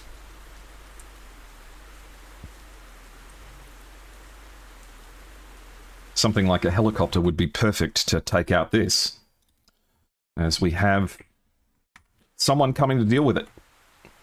Where is it? There it is. Tow missile goes out and impacts. Finally, this this damned self-propelled artillery gun finally meets its match. And speaking of meeting their match, an anxious standoff at 0.1 nautical miles away. But the glorious last charge of the Emster does not manage to have the desired effect, as this SA-15 has a difficult choice to make about what to do with its last whistle. Off it goes towards the now landing F-15, which drops all of its countermeasures and gets away from it. So finally, this SA-15 runs out of ammunition as its last 9M38 explodes harmlessly in the sky.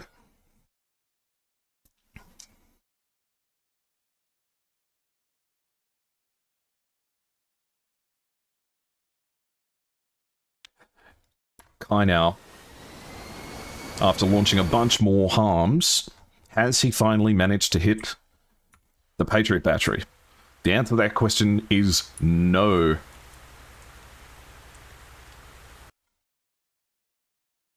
The Earth has an undefeated kill-death ratio. Yeah, but we're working on it. Global warming ought to even the odds a little bit. Slowly but surely, the combat air patrol forces of the Red Team seem to be dwindling. A second Merkava is now arriving to support its teammate. With even numbers on the tanks, it's going to be interesting to see what kind of damage can be done. Breeze and Electro Bull in their JF-17s. Touchdown. As the weather proceeds to get worse.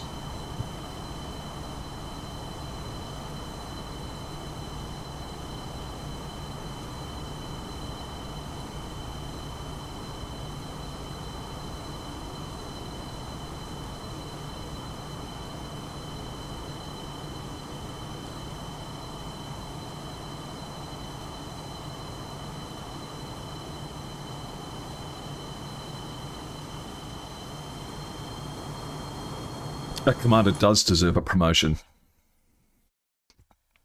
By the way, guys, if you like my content, don't forget that you can hit that follow button down below. On top of that, you can also join my Discord, a welcoming aviation-centric community, and you can follow me on Twitter if you like. Good places to get all of your airshow content.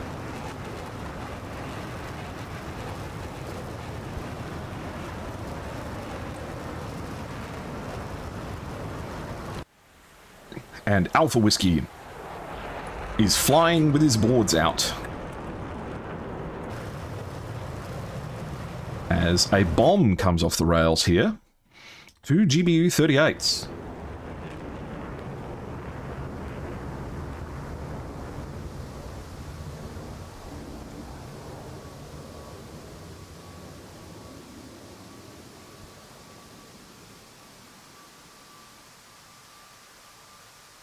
If he drives away from these GBU-38s, I'm going to laugh. He's driving away from them. GBU-38s land, but they don't hit. Oh, no. They finally got it. Finally got it with the gun.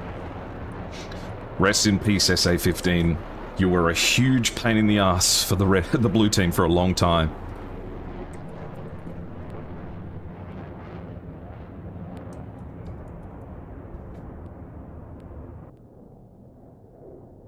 Oh, right. Well done on Alpha Whiskey for finally managing to seal the deal on that SA-15. Okay, we may be seeing the tank battle about to begin as this Merkava sneaks forward. Oh, no, but instantly gets dealt with by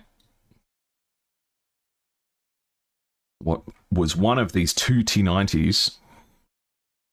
It was the closer one. Intercepted here by this closer of the 2 T-90s. The ground commanders fighting head-to-head.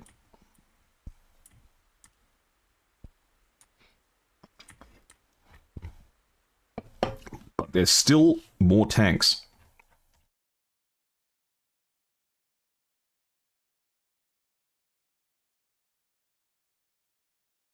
Now that they've helped clear out this surface-to-air battery, we'll have to keep an eye on what else they do.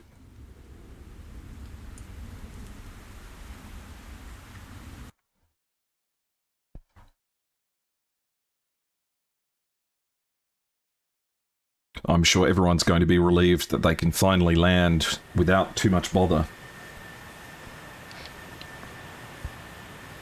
Including Sir. Hello, Angry Wayne Gretzky. How are you? Welcome in. Welcome to the Syrian incident. And look. Rare. Very rare. An Su-25T.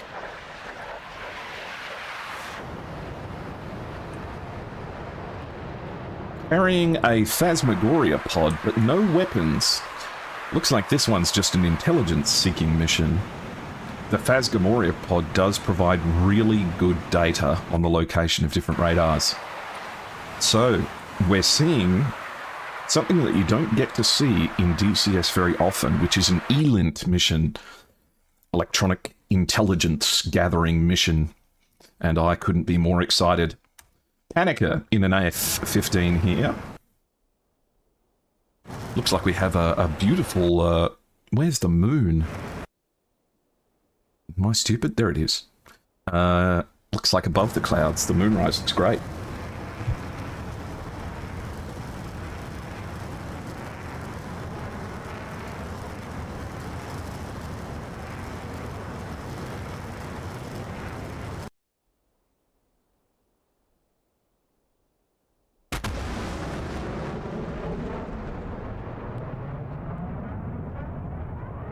One thing that we haven't seen very much of so far is OCA operations, offensive counter-air. Not much of an effort has been made to bomb runways and airfields today, as concentrated as they were in previous instances.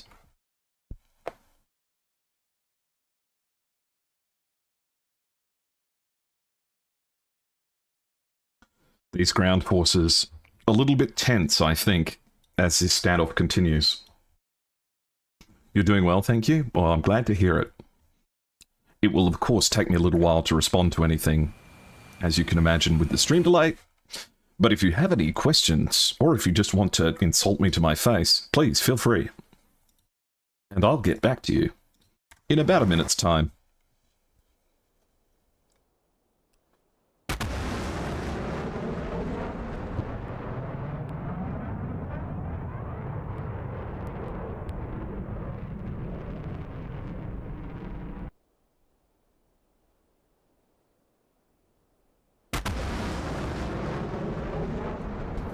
I feel like naming yourself Angry Wayne Gretzky, though, does limit you to being angry all the time. What if you wake up and you're in a good mood? Do you just have to change your Twitch name to Wayne Gretzky? Are you Wayne Gretzky? Or are you Wayne Gretzky's account that he only accesses when he's upset? Harpia have been fighting bravely and continue to be impressive in their performance against some of the best pilots that the Red Team has to offer.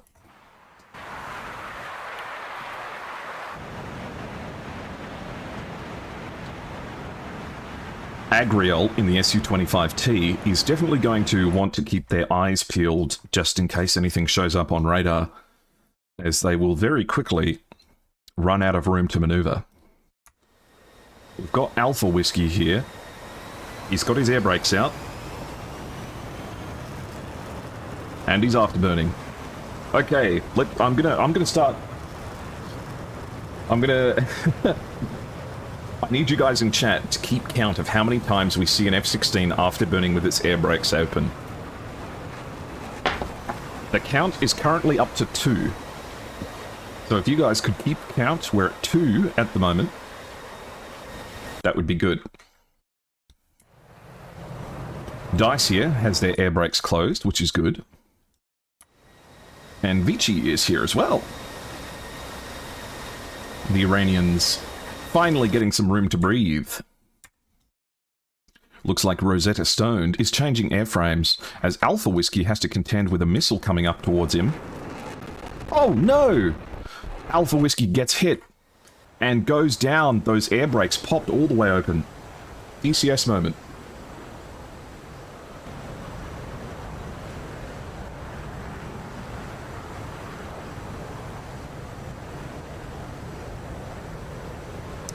Let me think of an insult. My dick's too big. Oh, Alpha Whiskey. What a shame. What a shame. A great pilot. Rosetta Stone here in the F-15E. Looking like they're equipping for air-to-air. Be nice to see some air-to-ground operations begin here now, as they are getting room to maneuver.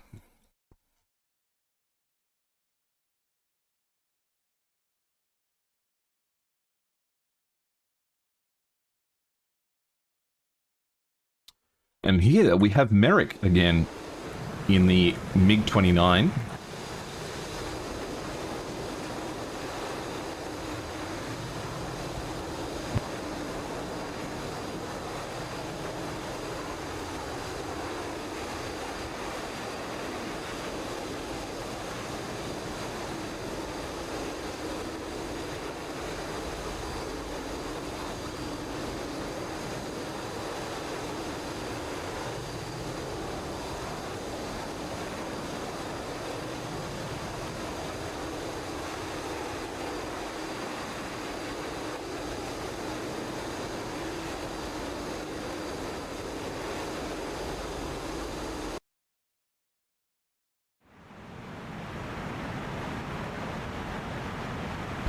Okay, Agriel. This is so smart, by the way. Getting signals intelligence using the Su-25T and its Phasmagoria pod, that's so smart. Because this Su-25T is going to be able to tell where almost precisely any hostile radars that are active are located. The only problem is that the Patriot battery isn't spawned at the moment because it is not active.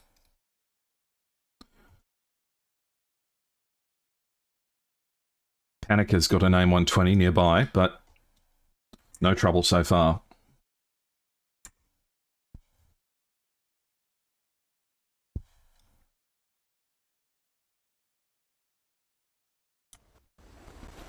Shikra is here in the north, patrolling. Mightn't be a horrible idea to bring some LD-10s just to launch at that Patriot battery to keep it on its toes. We have Papano and Tadano Kakasi in the air for the 343rd as well. And it looks like they're looking to get some air-to-air fighting done. Meaning it would be a 2v1 if they're not careful. Tadano Kakasi is bringing some harms.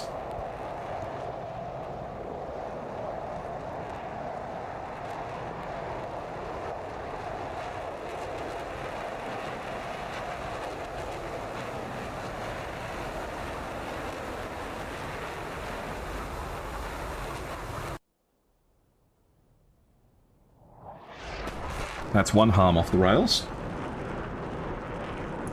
If you're angry by default, then the good times are even better. That is surprisingly insightful.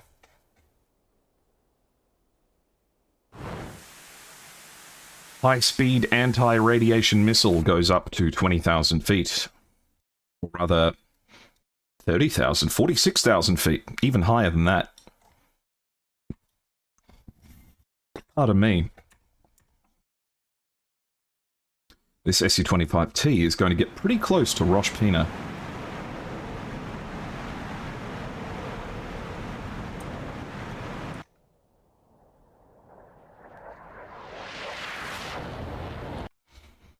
Got to be careful though, there are some surface-to-air batteries here.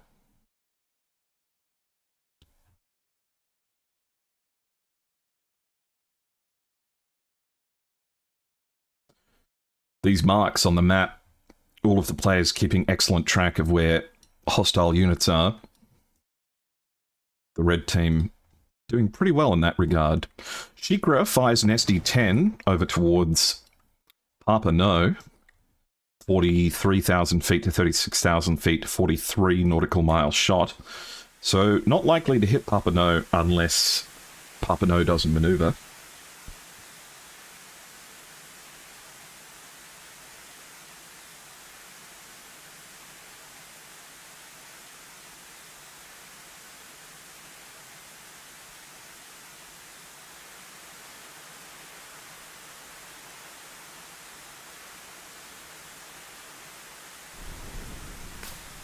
The SA-15 tries to intercept, no luck. And there goes the book radar. What was it precisely? SA-6, I think.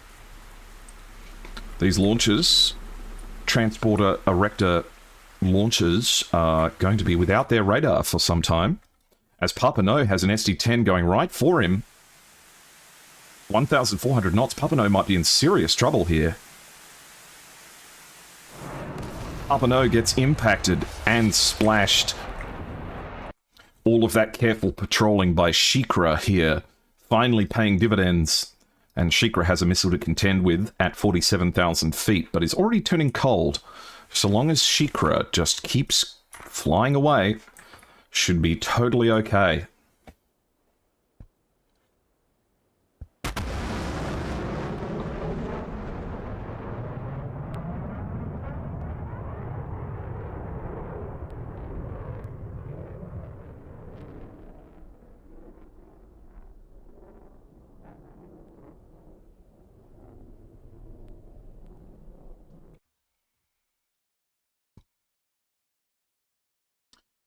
A large aerial battle going on here. ETF. Riker now joining the ETF team.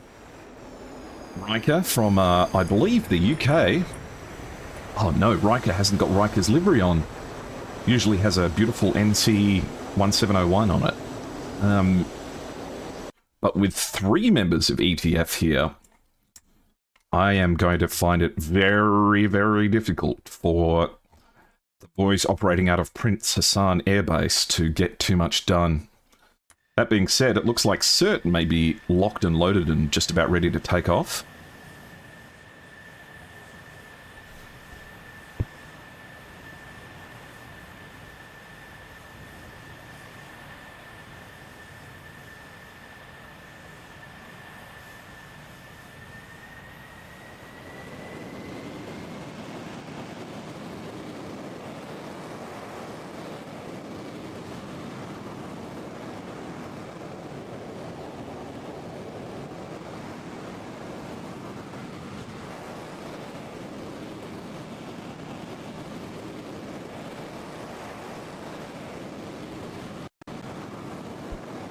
CERT takes off, no need for the afterburners. Going to keep all the fuel he can. Looking pretty in the F-14, loaded up with 4 Phoenixes, 2 AIM-7s, 2 AIM-9s. Fella could have himself a pretty good weekend in Vegas with all that stuff.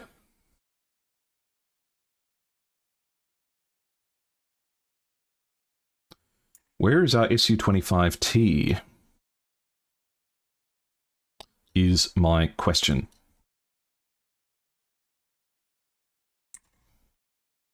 Let me just check.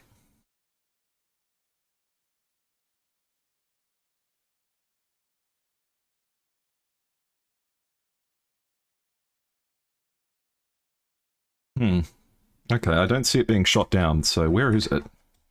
Maybe it very quickly headed back to base, or it landed at Kiryat? Either way, I didn't see it. Third now in the F-14.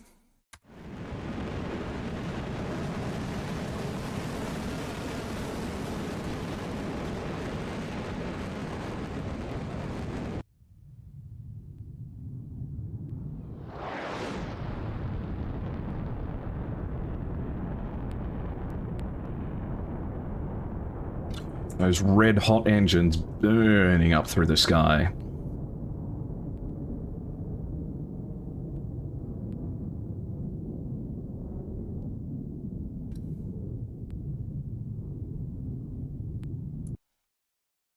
Is it the Pratt & Whitney engines in the F-14B, or was that only the A? Here we have Wade. Wade has been getting great kills in the event so far. Oh, DCS is chugging.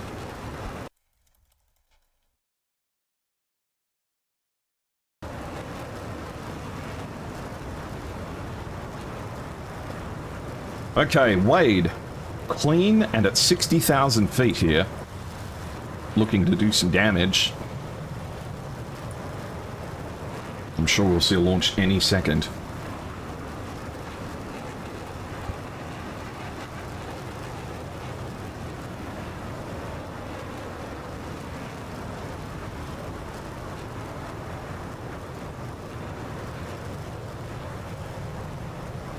Missile away. Looks like it's a launch at Riker. Riker is at 37,000 feet.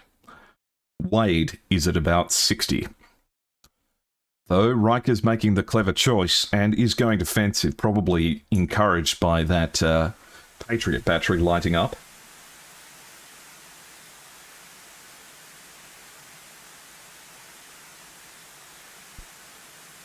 Where's Wing Long? Yeah, true.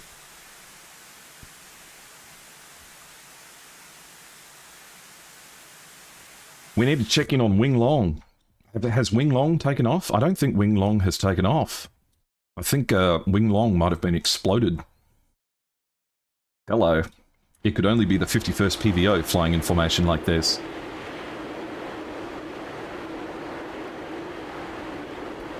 And Technitinium's flying with his air brakes out.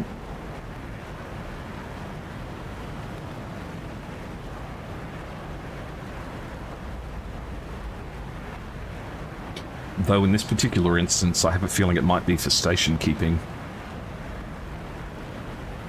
Holding a formation like this, flying through cloud, is so tricky.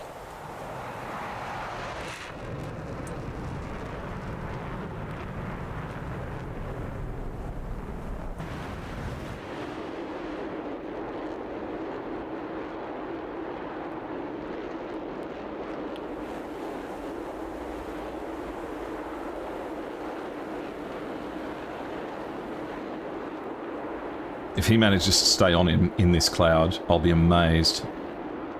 The air brake comes down.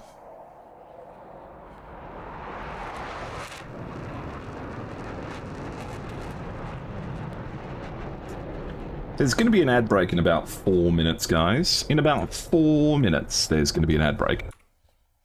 So the 51st PVO takes off and gains altitude heading south towards Kiryat Shmona. Wade forced to go defensive. Riker also managing to get away.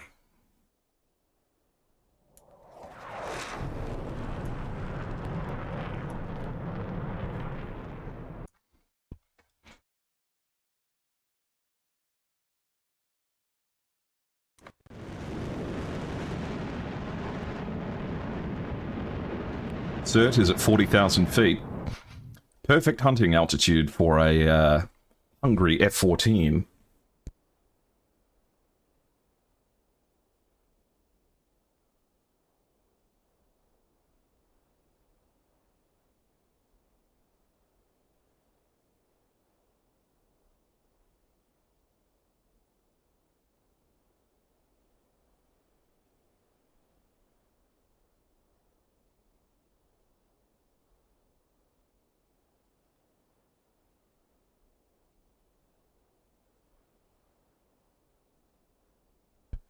It's unfortunate that I'm getting the notifications from the SATAC, but I'm not sure if there's anything I can do about it.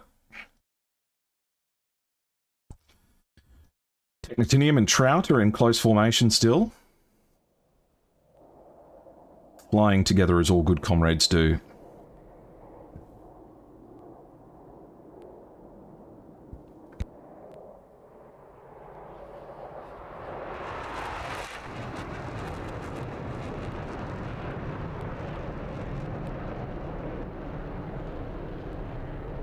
Why was he flying with air brakes? I'm not sure, but it might have been so that he could keep speed better.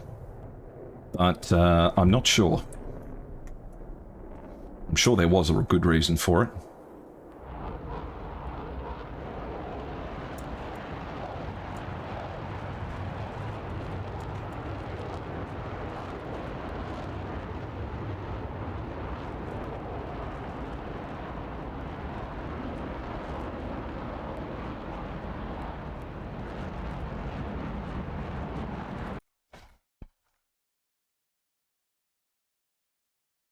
Cert is firing AIM-54s, and Breeze is firing SD-10s back.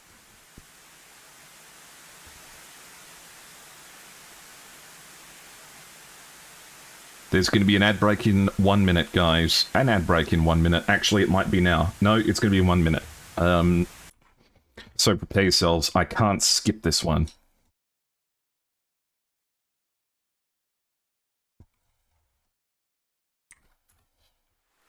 We have some BMP-3s being very cheeky. What is with this terrain? Is this real? No, it's Syria. Israel's further south. Anyway, we'll leave them to their business. Well, let's see what he sees. That's the question. Oh, I'm so terrified that someone's going to use this to cheat.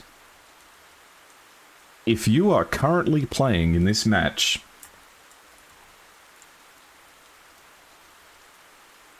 and you are watching my stream, you are scum and I hate you.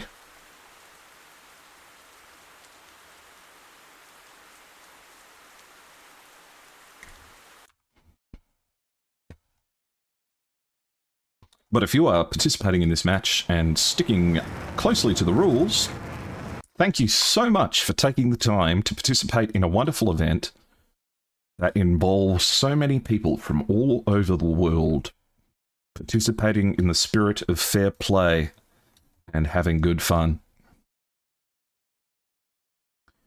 We have 2 pilots from PhD. Flaming Core is joining in an SU-33. Check out this livery. I don't know if this is one of the defaults, actually.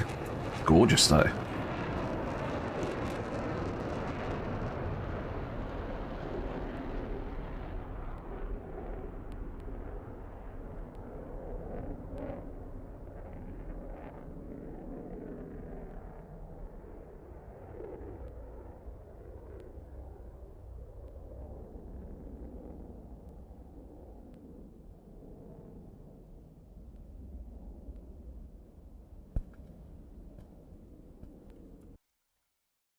Flaming Core and Shikra here may have a gap to attack the blue AWACS in the north, which would be a pretty rough go. As Panica in the F-18 starts climbing up the cap. Pretty hesitant to commit in on ground forces at the moment.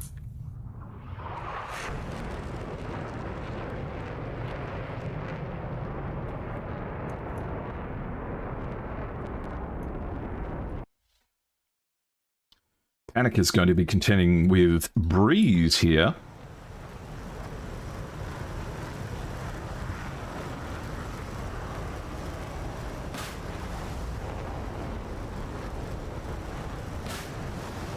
Two SD-10s for good measure at 42,000 feet.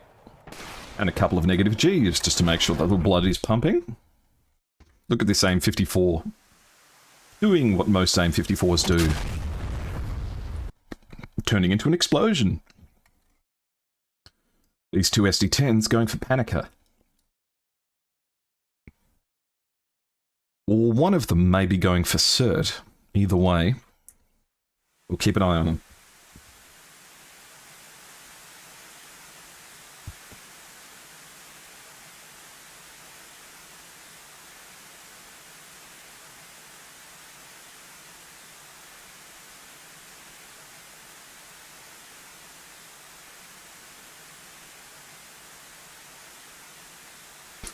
Looks like these are going for Panica. Oh, in fact, this one might be going for Cert. This one is going for Cert. Two missiles with a really good probability here from Breeze. Okay, Breeze breaks the lock, which means that these missiles are going to go active, and Panica has definitely felt it. Cert knows that it's active now as well. Goes very defensive, which makes complete sense. Because if he hadn't, this missile would probably kill him. Slowing down to 1,200 knots. Should be pretty much defeated now.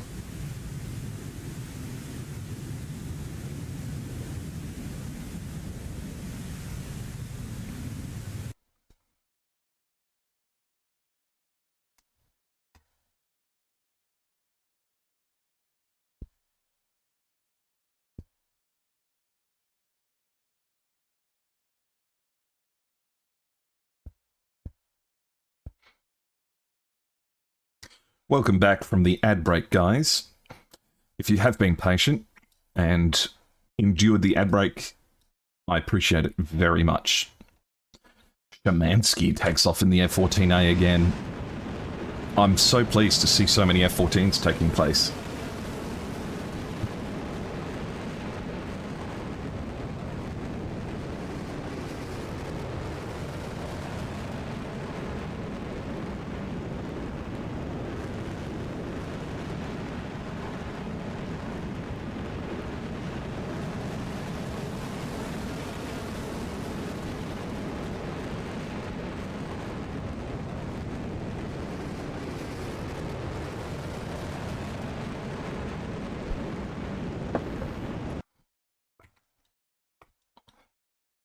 I want to see Cert launch some Phoenixes.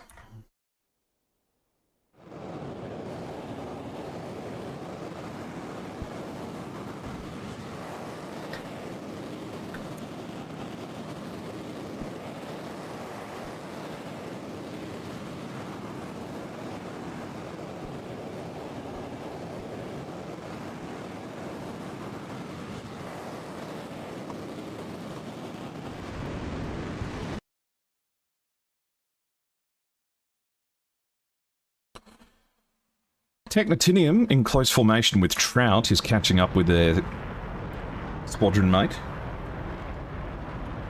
Meaning that the fight in the east is going to only get more and more difficult.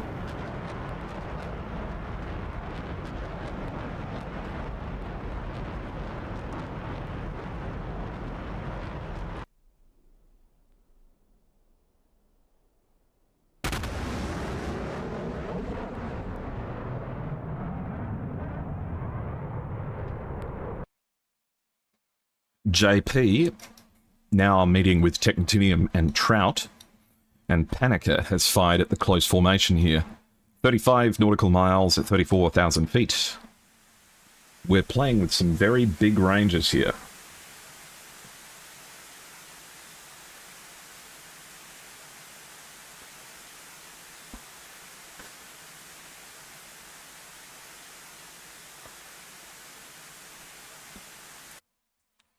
Okay, Technotinium and Trout. They begin separating as they go in their separate directions. And it looks like a TL-12 has come off the rails from Trout here. Panica fires another AIM-120.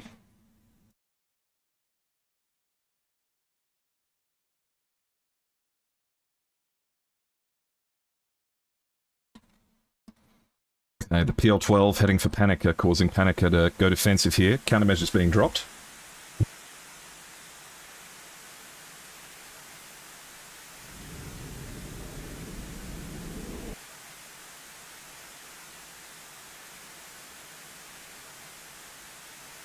I'm definitely glad that I managed to go to the gym before this, because getting up and moving, I think, was just what I needed. To be able to manage to stick through all of this.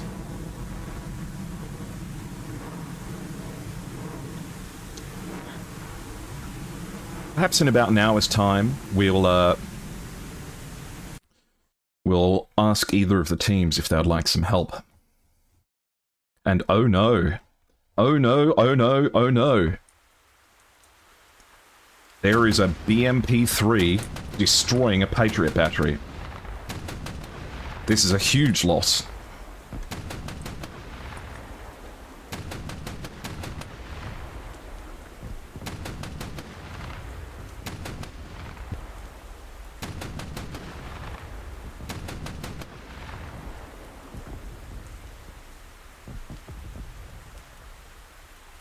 The MP3 makes its push and eviscerates the Patriot battery in almost its entirety. Gigantic damage being dealt here to a team already on the back foot.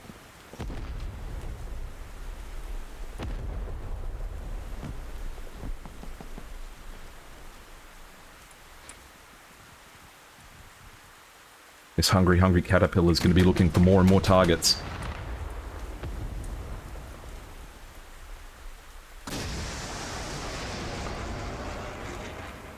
Using a couple of anti-tank guided missiles as well.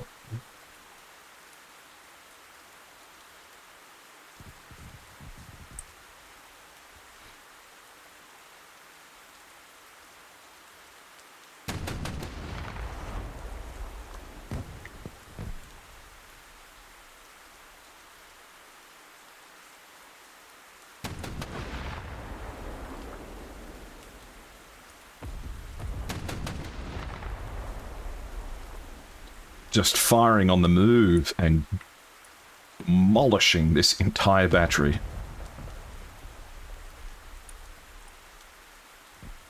So, a glorious, glorious push by the Red ground forces. This BMP-3 is beating a hasty retreat. Looks like Cert's dropped down to lower altitude here. We'll be able to take out these BMP-3s with the cannon if he can find them. He's going to be able to see up ahead, but something terrible has happened.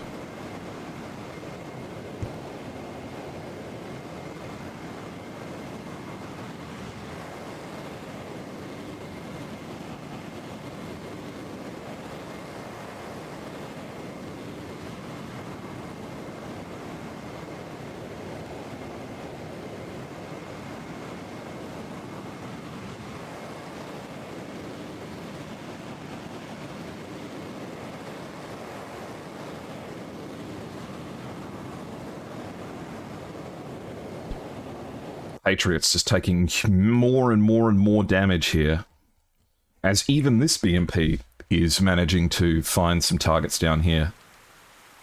I can't actually even see it. No, I've lost it.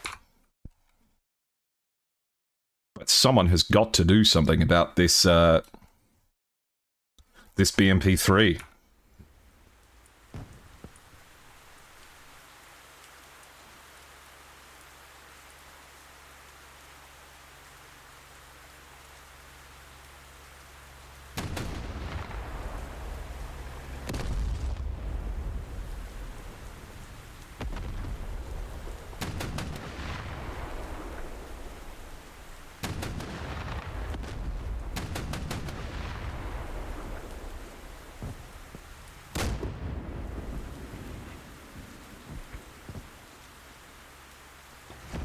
Using the heavy HE shells for some bomb lobbing.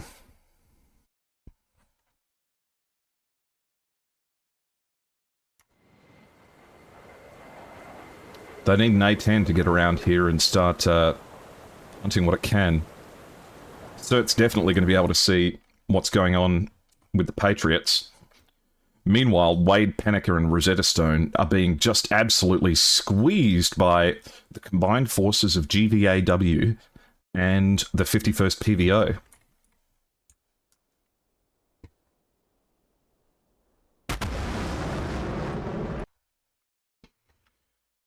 The entire front line along the southern front taking enormous damage here, as the red team manages to also take out the E3 Sentry in the northern sector.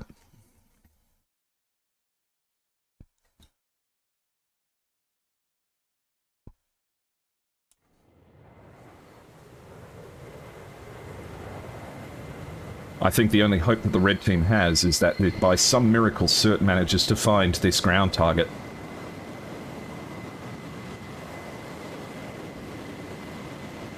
But it's already done so much damage. Firing anti-tank guided missiles, whoop, into the ground. Missiles going in all directions here.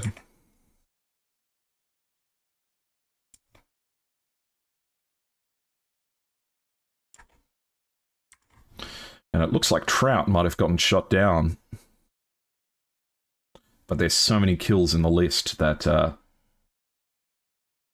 can't even tell. Even Merrick is getting in on the action in the MiG-29. JP trading 120s. At about 20,000 feet at 18 nautical miles. How are we going, chat? Can I get a check-in from you guys? I wanna hear how things are. How are you going? How's your Saturday? What are you up to? Have you got me in the background while you're up to something? Break your lurk for a little bit. See if I can get my viewership to go a little bit higher. It's an experiment, guys. It's an experiment. Don't worry about it. Uh-oh. I think that BMP finally met its end. At the hands of what I can only imagine is a very, very upset blue tank. Okay, the Merkava successfully finds the BMP. But there's still one around. That BMP going to be remembered as a national hero for the red team.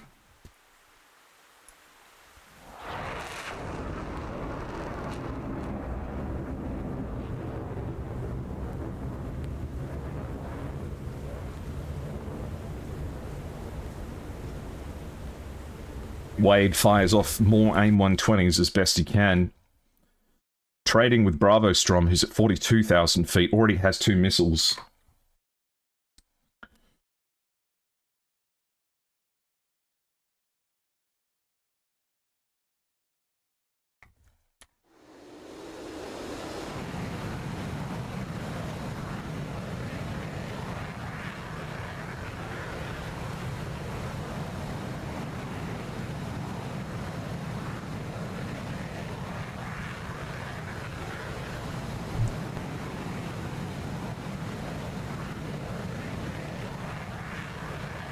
There goes the all-important centerline tank.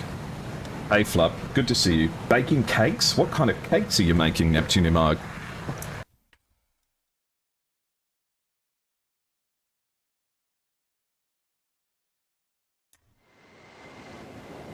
I think Cert is looking for the last BMP.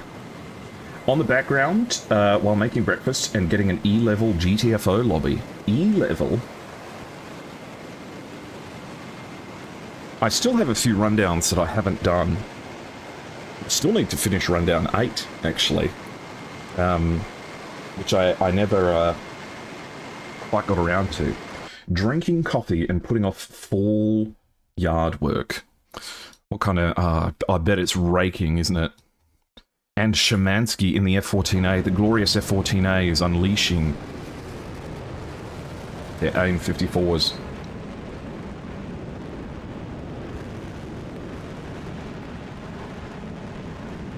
Drinking coffee, but watching the show. Man, everyone's drinking coffee. Maybe should I get sponsored by a coffee brand?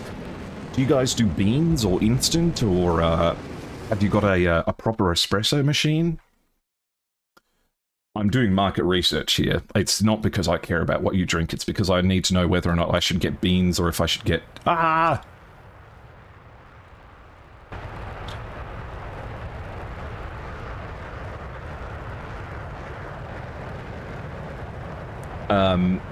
whether I should get beans or some dried stuff. Also, this version of Blue Monday was used in the trailer for a film that wasn't very good, but the trailer music was fantastic.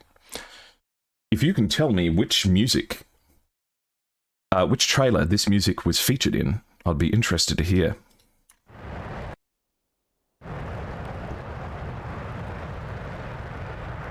Marble cake and drenched lemon cake. 2 cakes?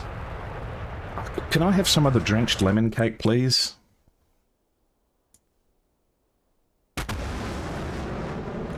I'm just going to indulge in the music because I like it so much. No, there's an AIM 120 going for Shemansky.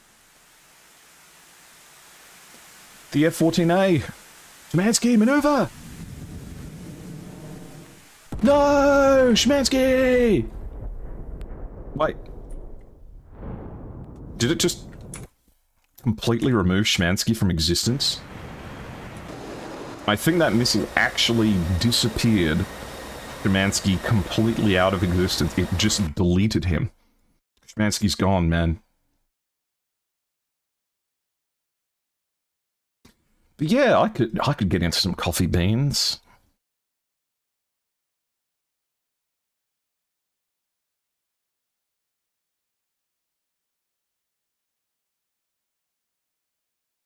Another sneaky BMP still creeping around. Look at it. It's like a evil little astromech droid from Star Wars. Your cat is called Bean? Good name for a cat. Beans and pre-grinded, and a normal household espresso machine. Nice.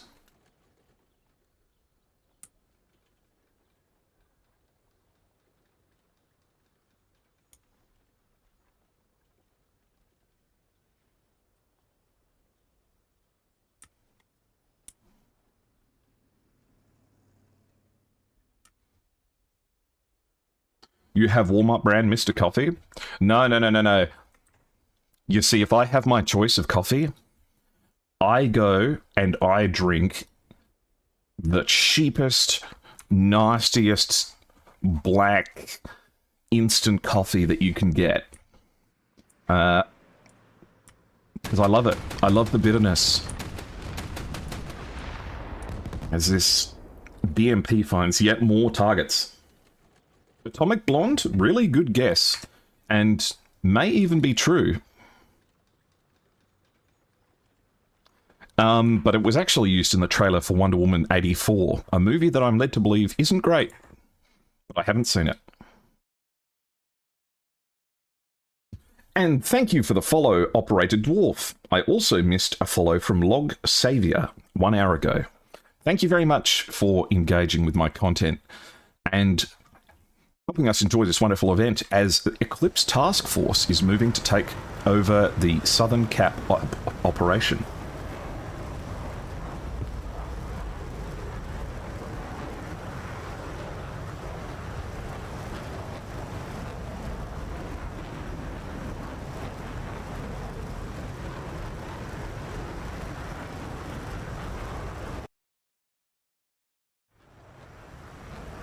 We've already heard this song. Is this looping? No.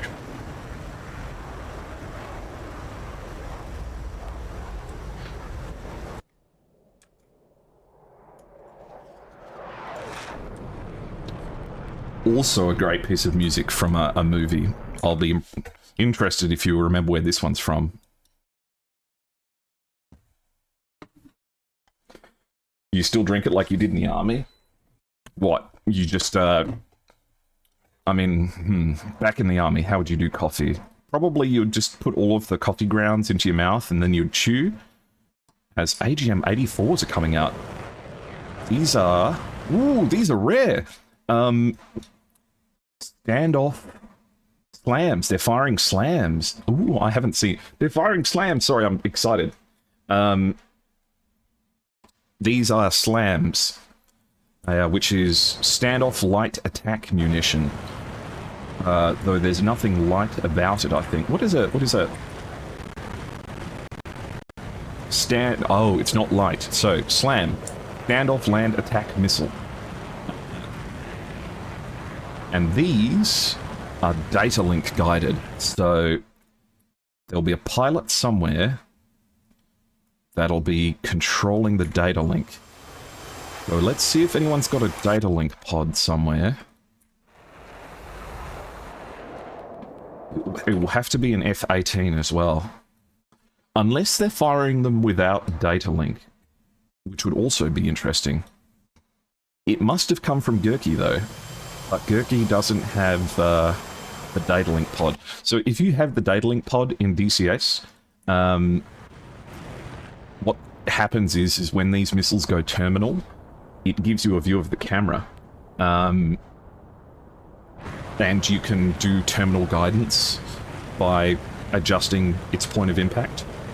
It's complicated to do, but I'd love to see someone try and get some data link shots with slams and slam ERs.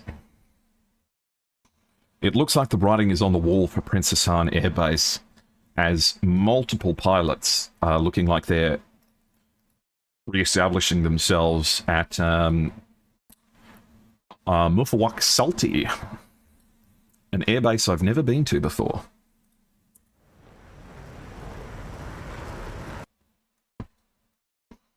The maximum range of a SLAM is something incredible, like 120 nautical miles, potentially even more. But I don't think I can tell where these ones are going. If we trace their path, so we take this, and then we just extend it out.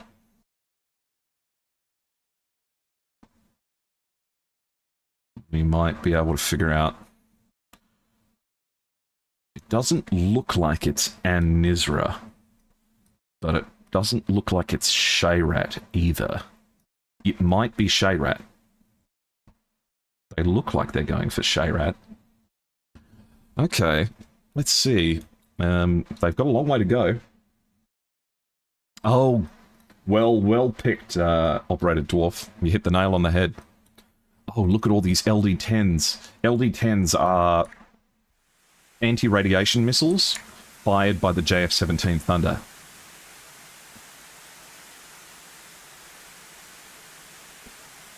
So it's raining LD-10s on Prince Hussein Air Base. And there is targets available, but not many. Those BMP-3s probably dealt significant damage. Let's see where these LD-10s go.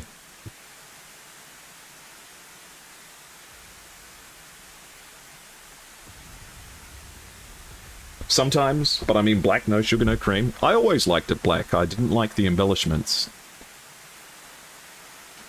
Wade is about to hear some bombs raining down on him, as these appear to have actually found their targets and completely eviscerate a Gepard.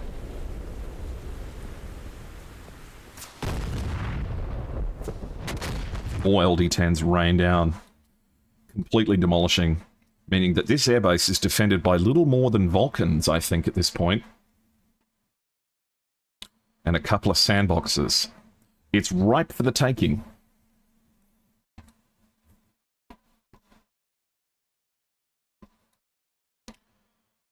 Gunfighter is firing off some AGM-88s. And in fact, has been steadily dealing with them. I think these AGM-84s are going to Shayrat, unless they have waypoints, in which case it may be different. I don't think this harm's going to be able to make the distance.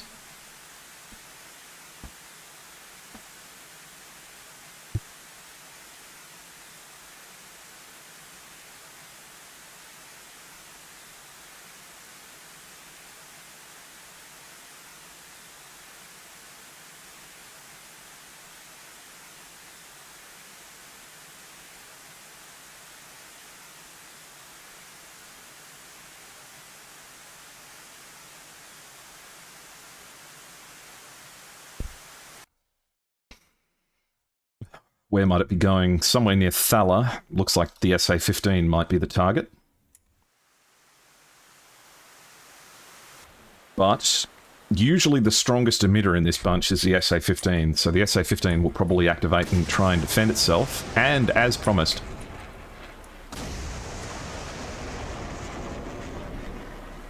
Oh, looks like it got it.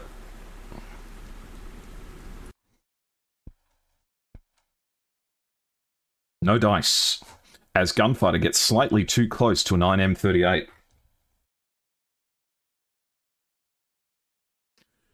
The bass, the rock, the mic, the trouble. I like my coffee black, just like my metal. With the bass, the rock, the mic, the trouble. I like my coffee black, just like my metal. I can't wait for you to fly me up in a minute, in a fucking minute.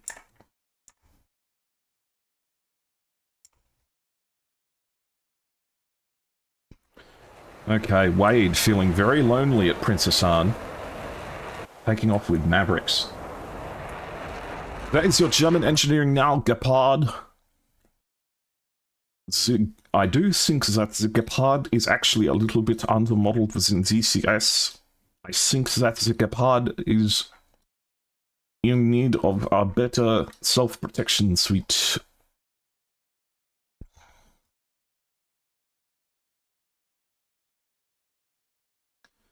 Okay, we have Rosetta Stone at altitude.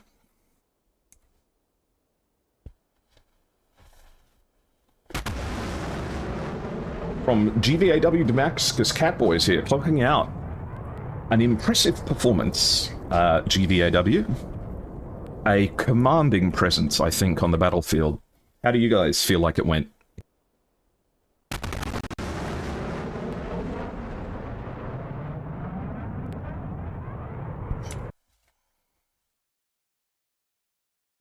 Looks like you're leaving the cap in the capable hands of Eclipse Task Force.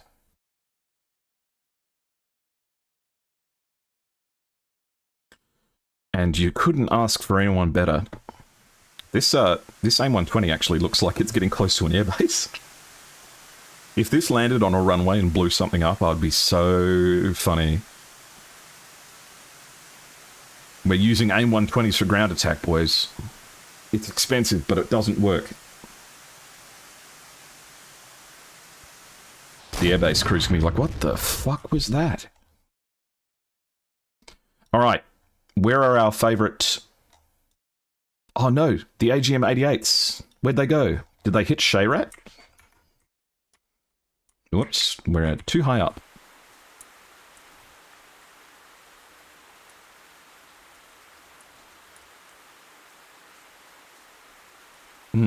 Doesn't look like it. I wonder where they went. Somewhere, I'm sure.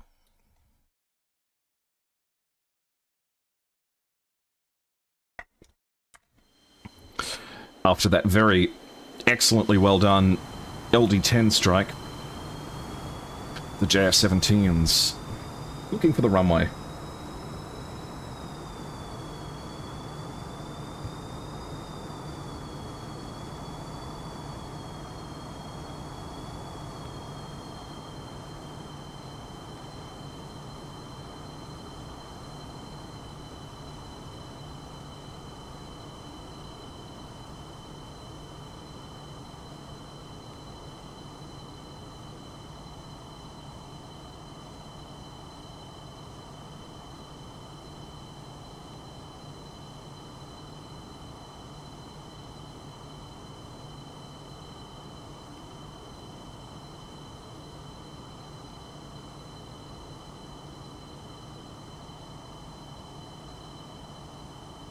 Beautifully done, Breeze. Looks like Riker's up next.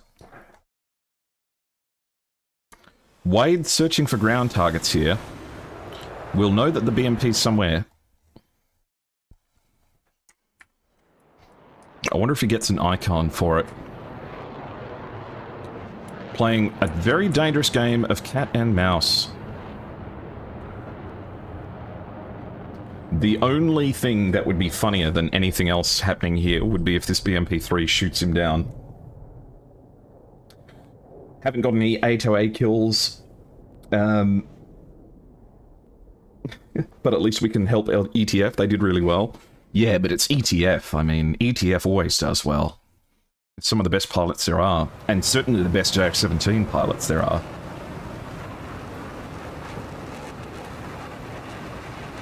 And don't worry, Cookie, I haven't got any air-to-air kills either.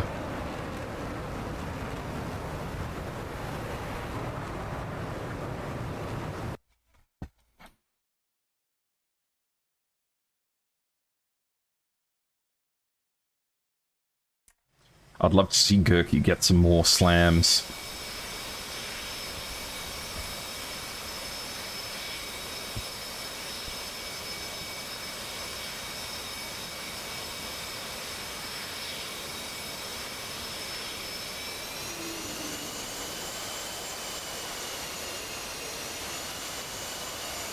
I wonder if I was to help the blue team, what I could do to help them.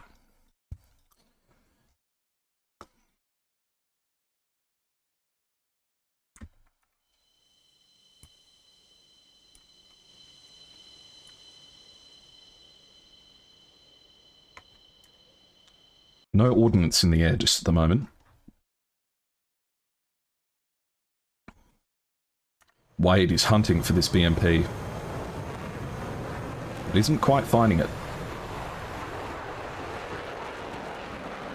I guess the one thing I could do is try and take off in an Apache and destroy this BMP, but I don't think I'd be able to do it, and that would be a little bit unfair.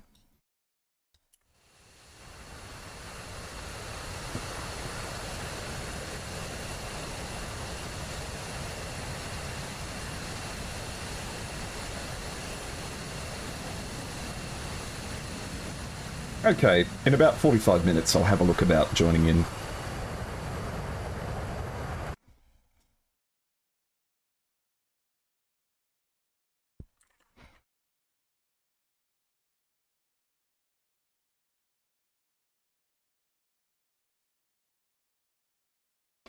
There are not many, if any, red pilots up in the air at the moment.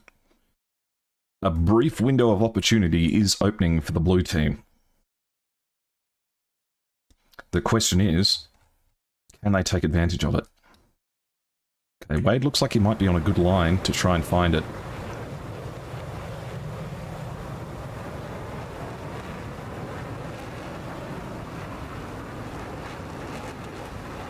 Now you feel the urge to make cookies? You know how to do it? You should! a frequent visitor to the stream and good friend Lady Catherine shared with me a cookie recipe that I need to make at some point.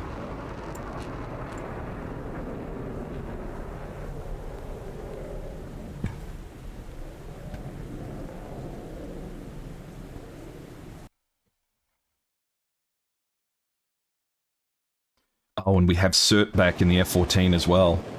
Loaded up for air-to-air.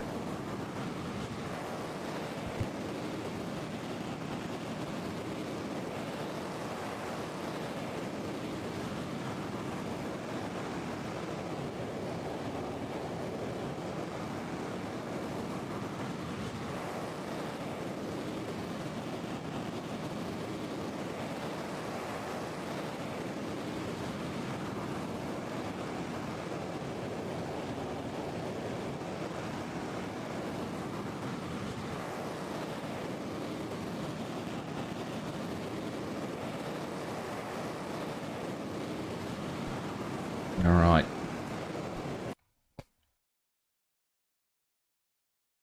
Is this a Pantsir? Oh no. Oh no.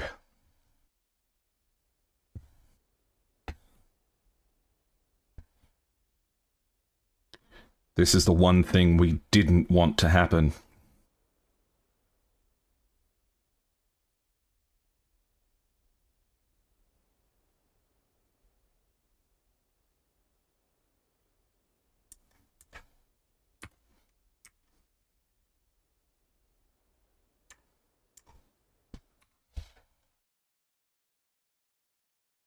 But Cert has dipped down here.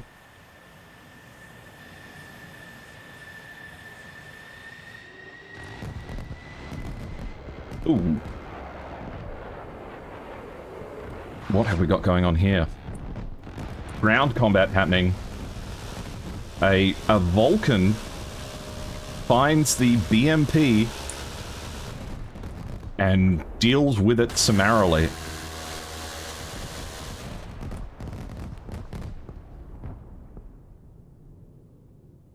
The problem is I shouldn't. You have to lose weight, and homemade cookies are not great for that. Anything homemade is healthy for you, isn't it? BMP managed to take out a Merkava. It was the Vulcan minigun that got it in the end. No, homemade food's good for you. Homemade cookies are healthy.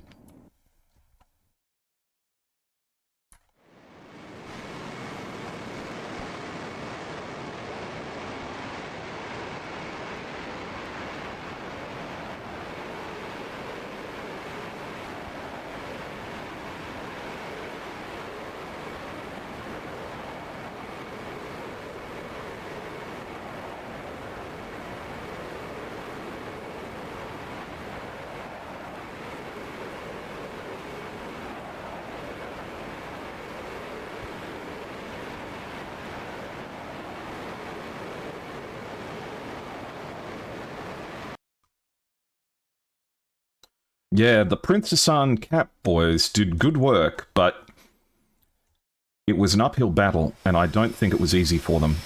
Hello, Gurky's coming here with a big stick of bombs.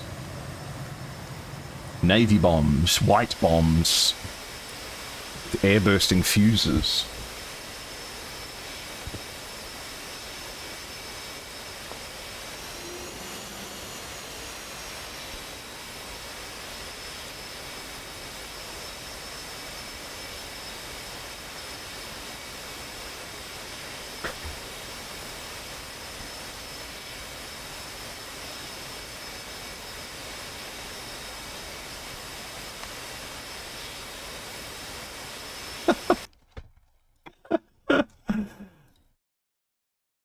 So, this Pantsir apparently not wanting to reload properly, which is annoying.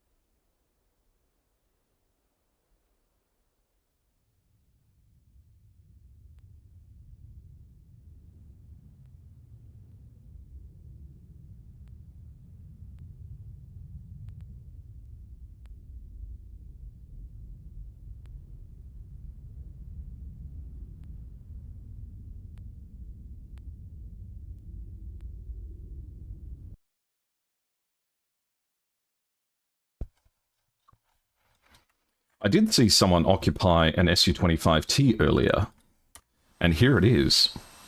KH-25 MPUs, so long-range anti-radiation missiles, but only 2 of them. And these missiles typically get intercepted.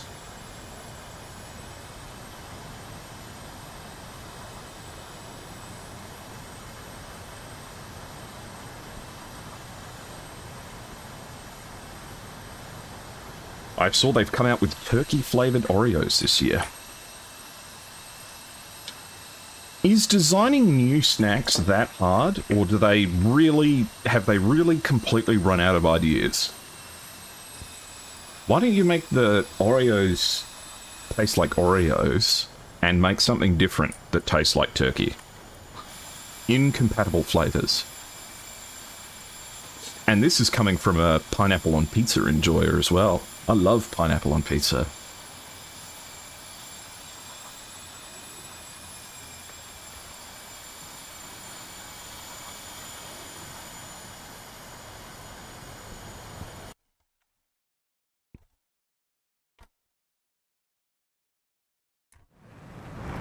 Alright, Gurky's taking off, loaded with bombs. JDAMs as well, so if he's got target coordinates, should be able to work with them.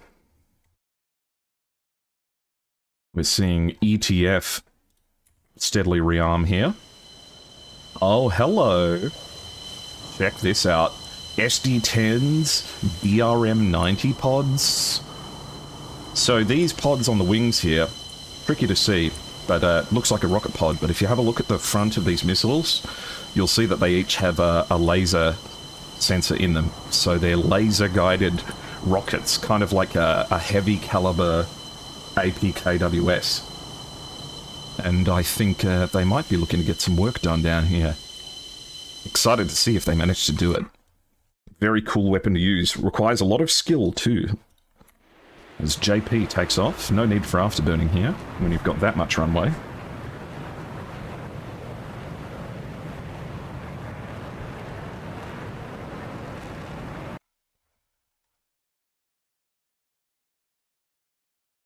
And here goes the Su-25T. I need to go to the bathroom and I just want to have a quick snack, guys, so I'm going to leave you with this Su-25 for just a little while, and I'll be right back, okay?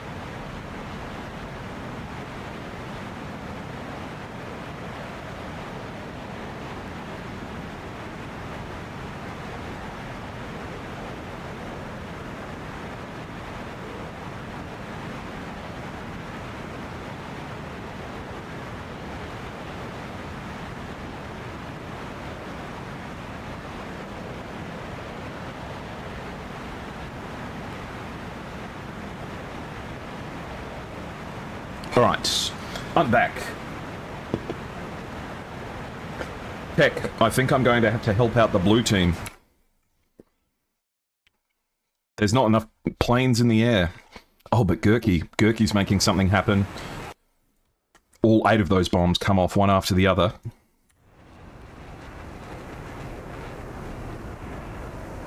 Yeah, Tech, I think I'm going to have to help out the blues. You guys are thrashing them too bad.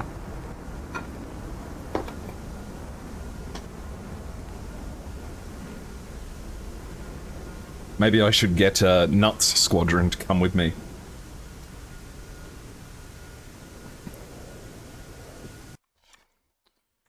I'm looking forward to what this Su-25T does. It's not too high up in the air.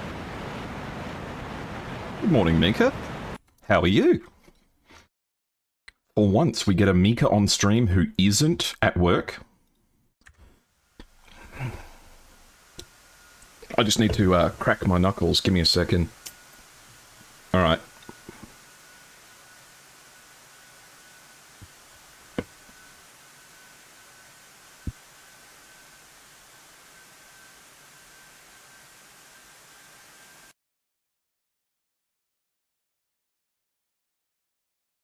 Down they come. 1, 2, 3, 4. Okay. 8 GBUs.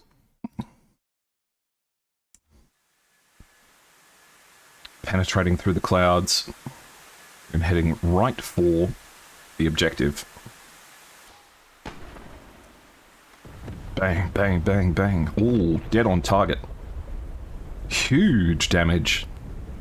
As you see those fires begin to emerge from damaged units. A couple of them managing to get away. The SA-15 managing to get away, actually.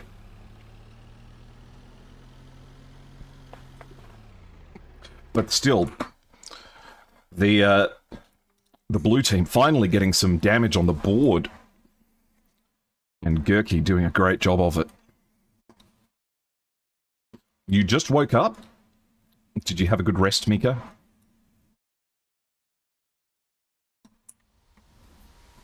Did you have a good evening last night?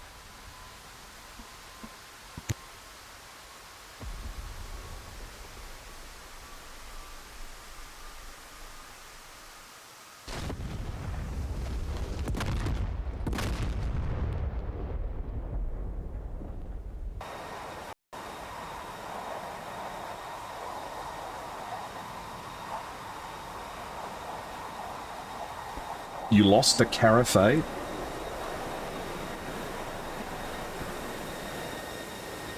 As in... What do you mean the Carafe? Oh, like the actual pot itself? How'd you even do that?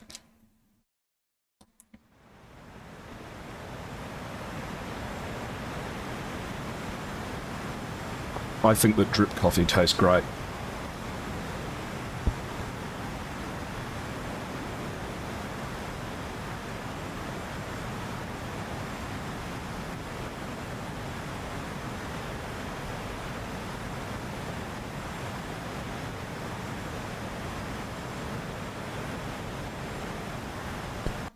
Okay. Dongo 3-2 here. I'm excited to see what they get up to. Check your dishwasher. I came home from the gym. I'm sure I'm not the only person to have ever done this, but... So I came home from the gym before stream, and I was kind of absent-minded. I wasn't thinking.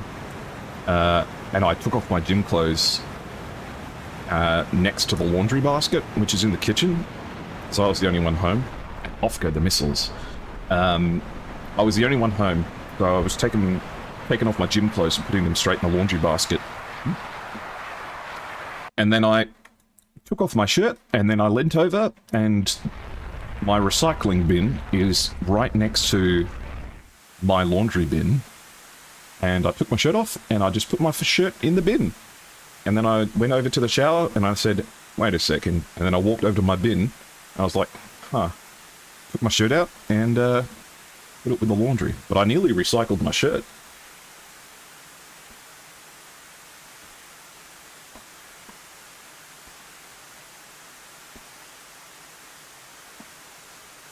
Ooh, the Gepard's managed to take out the KH-58. That's the problem. Those missiles are huge. And as a result, they're pretty easy to shoot down. R-27ER's being fired at Gurkey here. As JP is chasing them down. Launches a PL-12.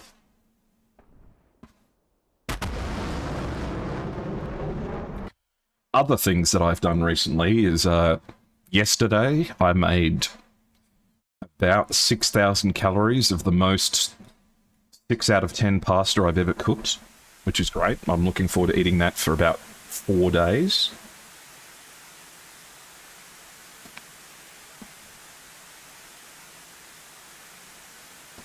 Countermeasures are coming out, but this missile's not even really trying to catch up with JP.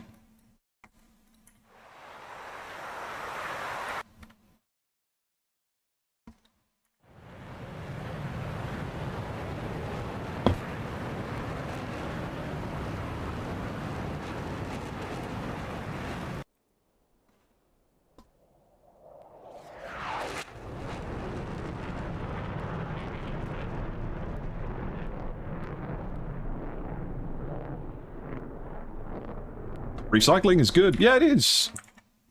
But I didn't want to recycle my shirt. Because I want to wear it.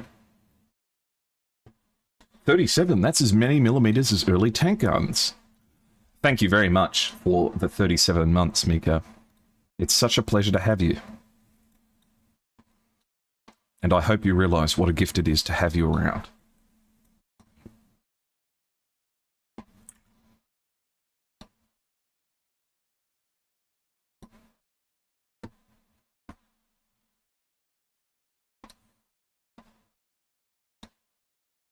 Okay, Technitinium is coming over to cover Dongo 3-2.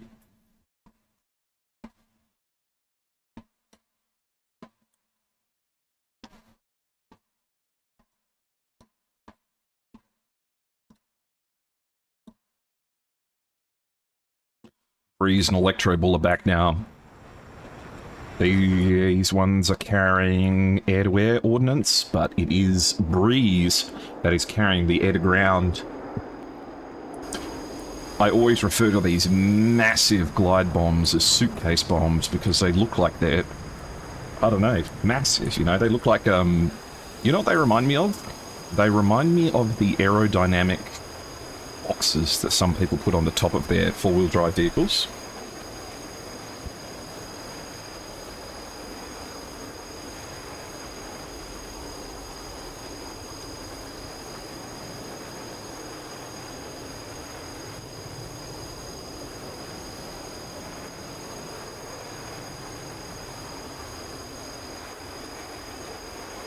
Syrian incident? Is it Gulf of Sidra time? No.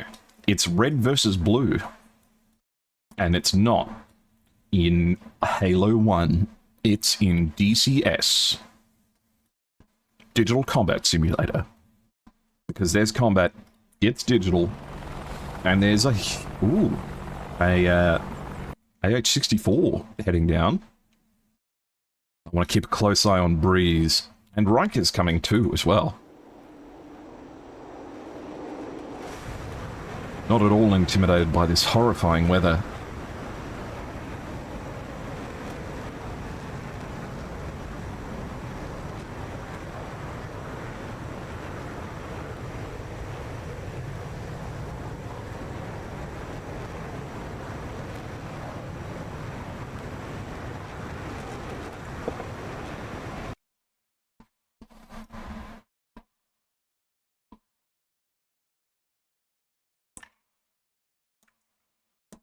Box. Box. Box. Hey, hey, box. Box.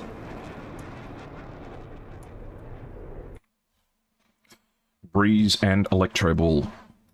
About 155 degrees, a little bit north. Gurkey here. He's got the hook down. He might be heading for the carrier. Technitinium's going to have to be careful here. He doesn't end up getting patrioted.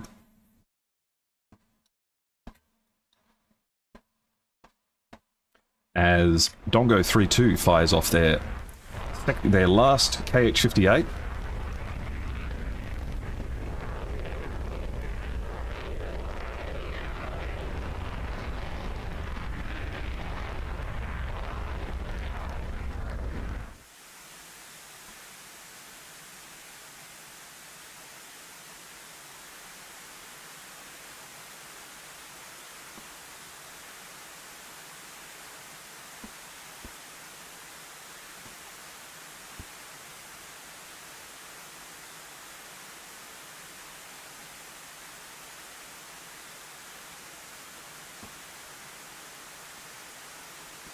Will the Vulcans get this one as well? We should see them light up. Yep, there it is. Damn. You just can't miss a missile that big. They should call it a hit aisle, because it's not going to miss. And suitcase bombs away. Breeze drops the big boys, which look a little bit haunting in the night sky.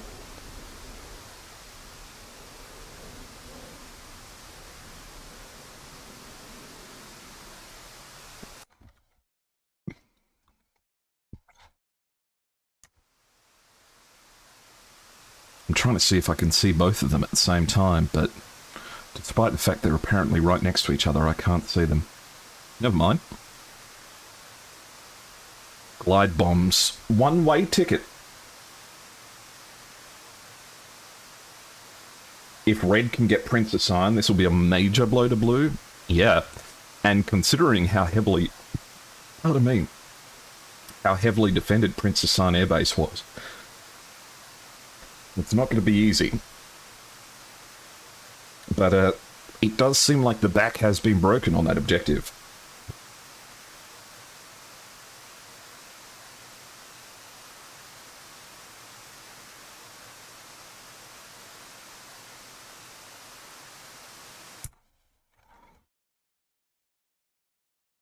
Okay, Breeze is dropping down to altitude here.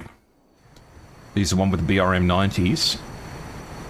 After those, he's going to have to be careful that he doesn't arrive at the same time as his bombs do.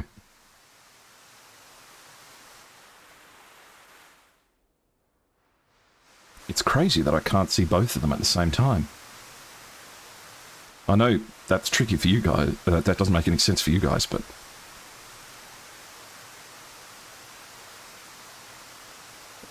These are sensor-fused weapons as well.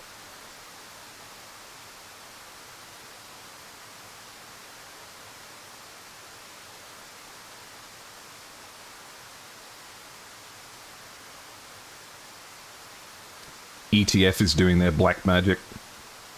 As usual. Not only do they have a complete understanding of their aircraft, but they've also got... Okay, there the submunitions go. They even know how to use the air-to-ground stuff. Pop, pop, pop, pop, pop.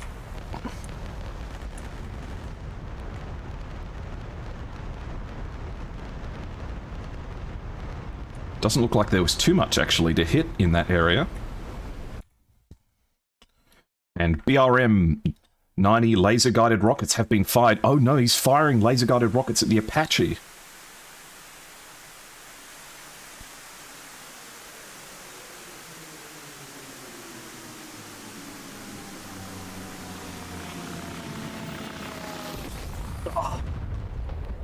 And just gone. The Apache be like, has anyone got an aspirin? I have a headache.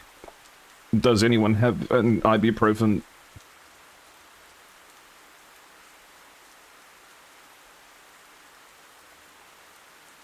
Well, that'll do. Now they can work on the airbase in peace.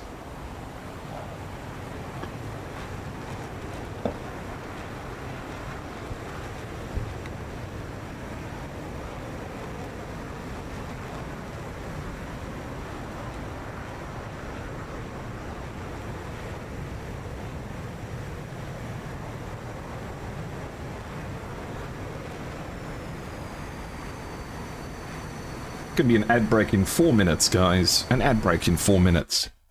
Thank you for all of your support throughout the stream today, and for all of the streams that I've done for Syrian Incident. If you like my content, don't forget that you can hit the follow button down below. Make sure you don't miss an airstream.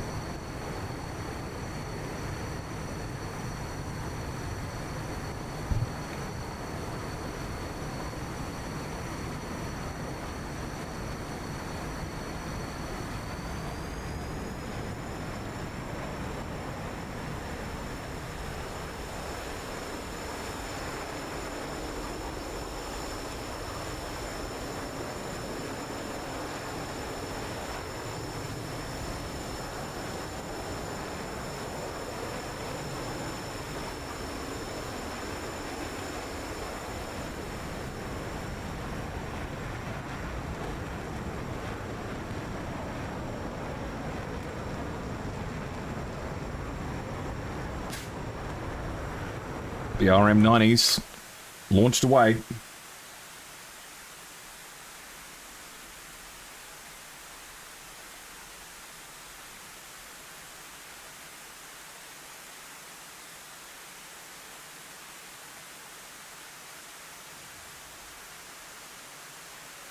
Oh, good hit. Did it get the Avenger? Yes, it did. Good kills.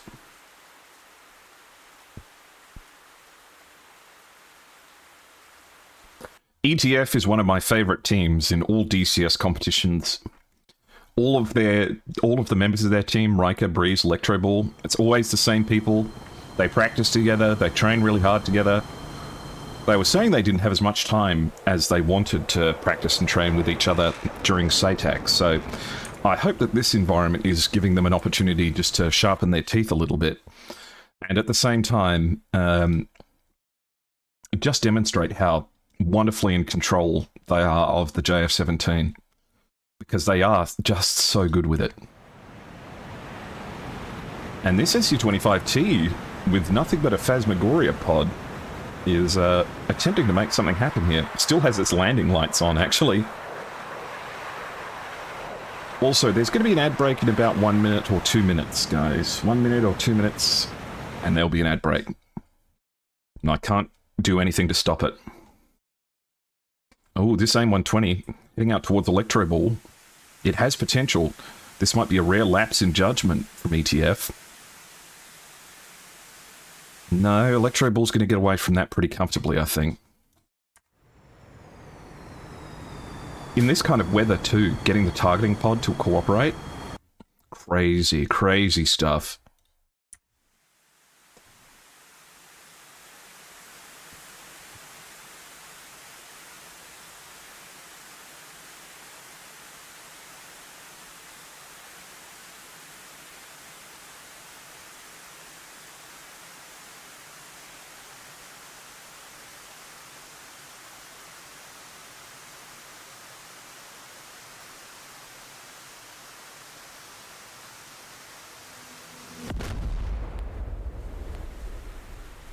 You just can't ask for better than that, to be honest.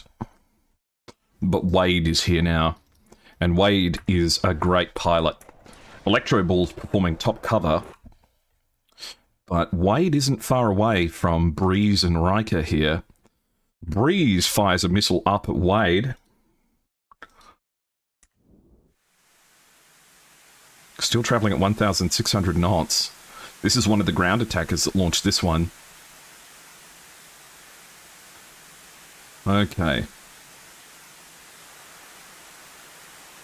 Nearly, but not quite. How's the AIM-120 that was fired going? It's chasing Electro Ball, but it's only down to 900 knots. It's not going to catch up to him. What's the overall objective of this stream, of this scenario? It's all-out war. So, ground forces, air forces of the red and blue teams are defending their territory and attacking the front line. But there is not too much to it beyond that. It is just a big fight happening all the way throughout Syria. Let's mess with the music a little bit.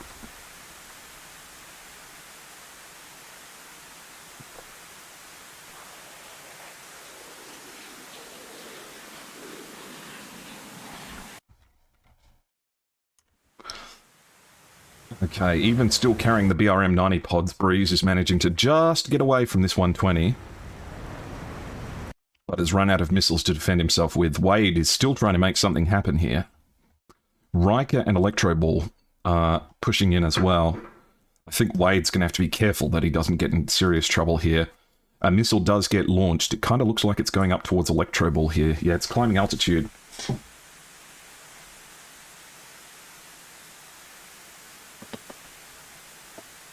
But Electro Ball's going to turn around before that even starts to become a problem. This SD-10, they don't perform well at low altitude, so I think Wade's going to be able to drag this one away.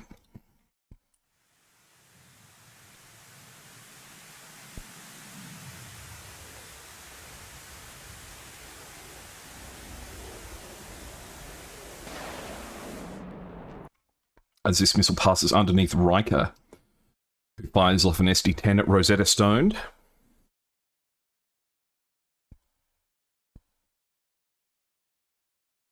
About a 23 nautical mile shot in both directions, but a large altitude advantage for Rosetta Stone.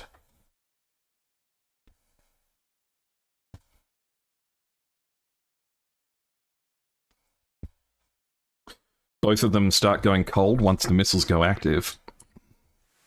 Riker's missile is much more threatening, though.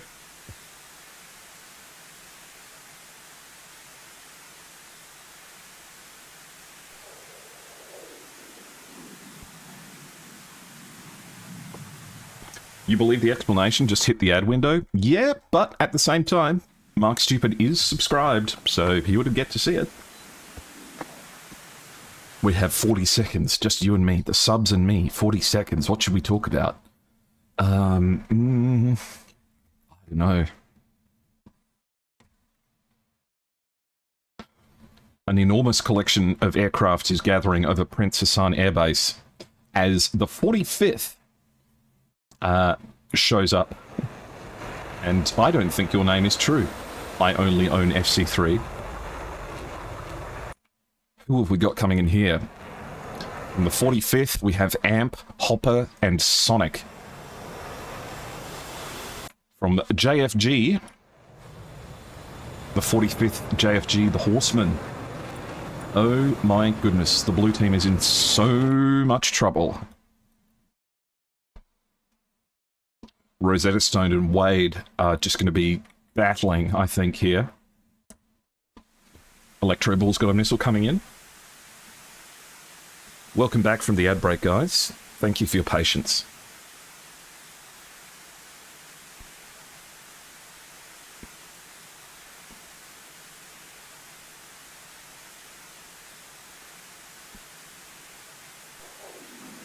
If it were anyone else except Electro Ball, I'd be worried that something might happen there, but it doesn't look like it. Oh, I must have missed Gurky's landing as well. Gurky looking to make an emergency takeoff here.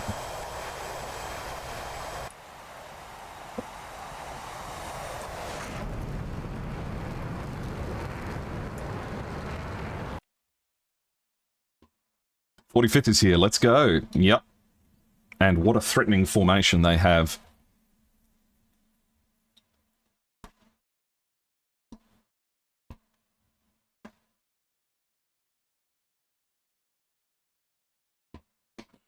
Wade's coming in for landing here. Rosetta Stone will very quickly be the only plane left in the air for the blue team. But Gurky's coming here to help. But if there are any blue team pilots available, they need you.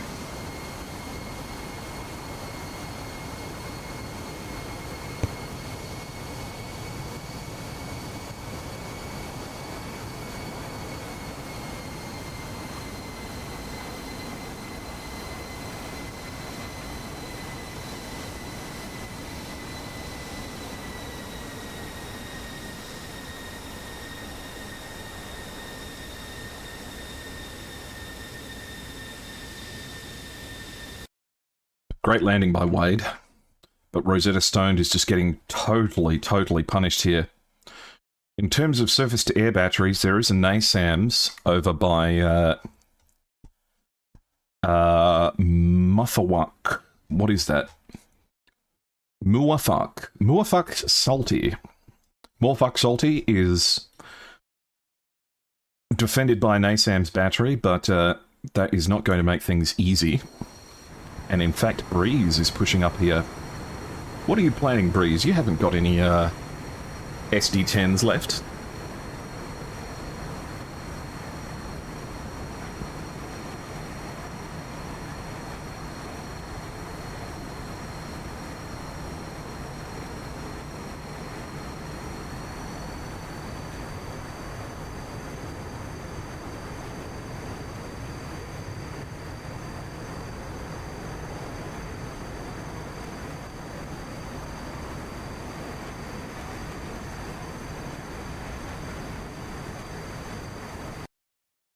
Okay. Rosetta Stone fires an AIM-120 towards JP, and the Nasam's battery is starting to fire at Breeze.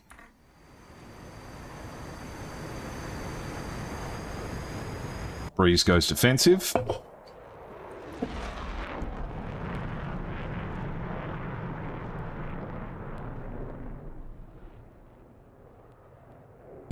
So, the Nasam's battery says, go away, as more BRM-1s start heading out towards this princely airport.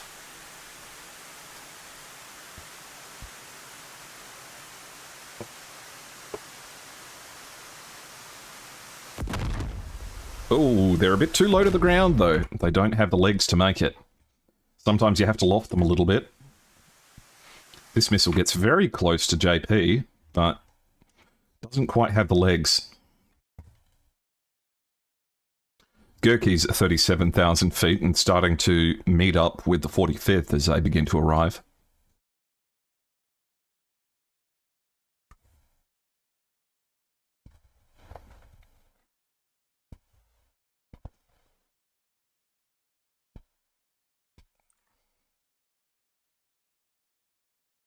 This is like a fake version of Highway to Hell. This is a cover. I was like, this sounds weird.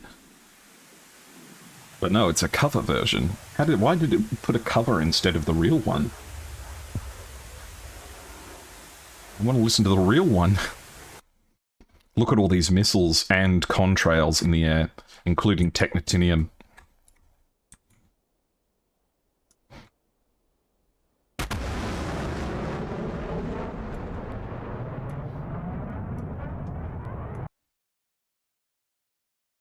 I think all Gurkey can do here is try and take long-range shots to at least try and corral these guys for a little bit. NASAMS is only effective up to 10 nautical miles, 15 tops, even less if they're at low altitude. The NASAMS is tricky to use, as we see a BRM-1s go in towards various targets here. I would say a NASAMS would only be a guaranteed kill on flat ground against a target at about 7 nautical miles, if not less. Unfortunately, the 120 is pretty lackluster. And that target was already destroyed. That one wasn't. Kaboom.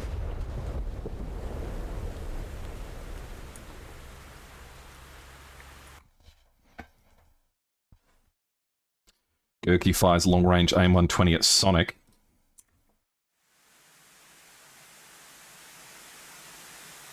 Sonic only just arriving on the battlefield, wouldn't want to get knocked out this early, but this is a pretty good shot from Gurkey. Is the blue team finally going to get a little bit of a cheer? And a little bit of a victory in this complex fight?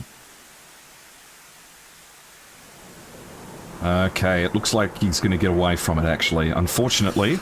Ooh, actually, it's getting close. It's getting close. Gurkey gets the kill. Sonic goes down straight away. Oh, a devastating loss for the red team. Their confidence has got to be feeling a little bit tight now.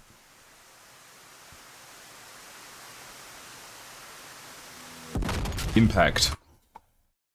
Okay, Gurkey managing to get a kill. Taking off in a scrambled panic. Check out this camera angle. Whoa! We only got to see him for a second. The one thing we don't want Gurky doing now is crashing into the terrain. Oh my god, he actually has come like an angel from the heavens.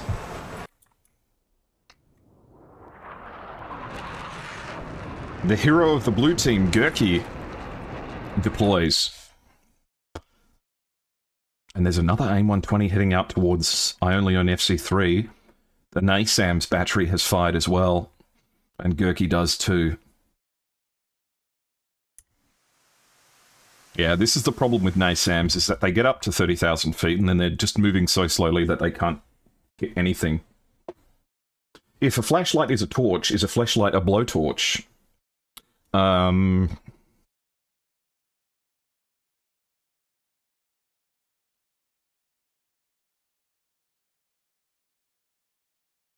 Welcome in, Viril Estra, how you going? NASAM's firing in both directions towards I Only Own FC3, but unfortunately NASAMs don't do much.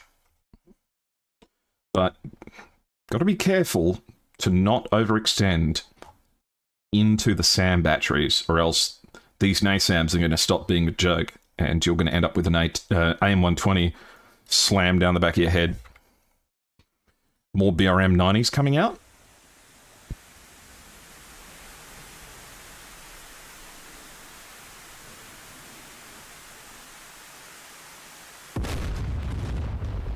Fuck that light pole, I guess.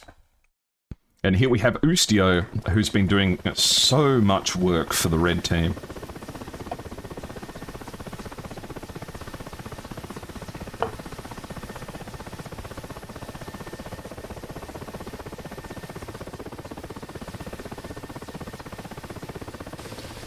It's crazy that during the Cold War, no one ever mentioned the fact that the BBC was supporting the Russian Air Force.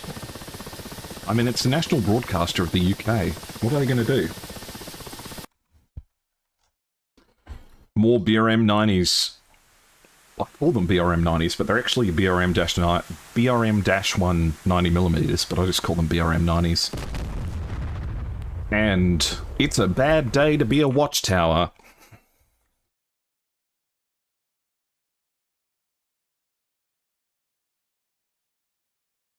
Wade's doing so well. Wade and Gurky are holding off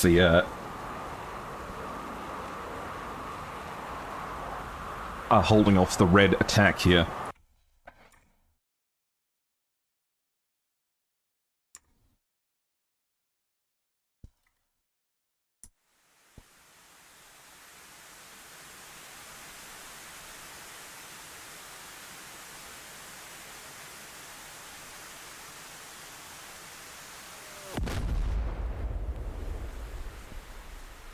Great attacks. Riker and all of the members of ETF just being so good at using their aircraft. Not much PK on that missile from Wade. Hopper and Gurky are still tangling over here.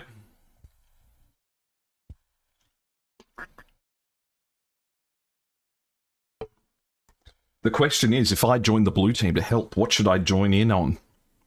Join in as, rather. Ooh, Hopper gets pretty close to a NASAMS here. Gotta be careful. I think they need an F-15 at the moment. At least that's what I'm feeling.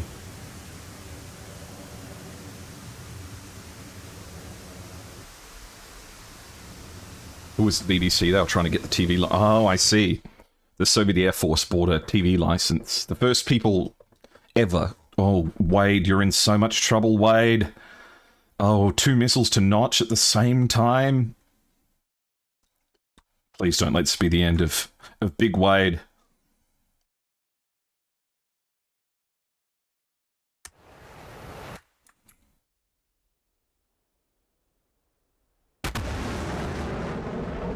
Unbelievable flying. He's so good. Oh, but AMP is chasing Wade. Wade has to head for the NASAMS as quick as he can. But he's in the clouds. Okay. Where's that NASAMS battery? It's over here. Let's see if we can get them to deter Wade's pursuers, but Amp is still following.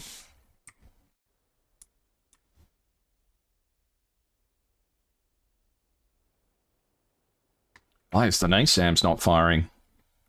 There it goes. Missile away. AMP might be making a big mistake here, as he's just wandered straight into the nose of the NASAMS battery.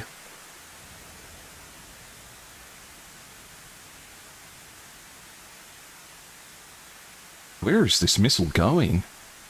Okay, Wade, look at how quickly the AIM-120 loses speed. It's just insane. Hopper's also got one coming in.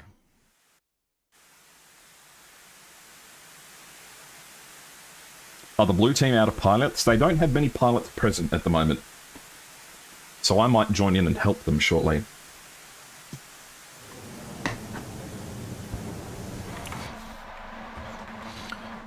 Oh, Wade is just getting attacked on all sides. No, Wade, no! Oh, no, Wade goes down. An amazing flying effort, only gets shot down over his own airfield. The red team absolutely getting dealt with here.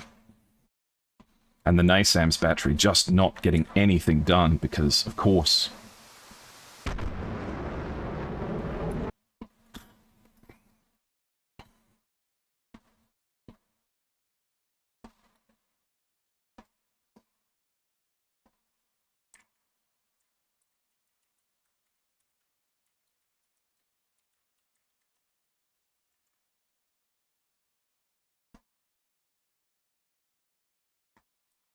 All NASAMS firing at FC3.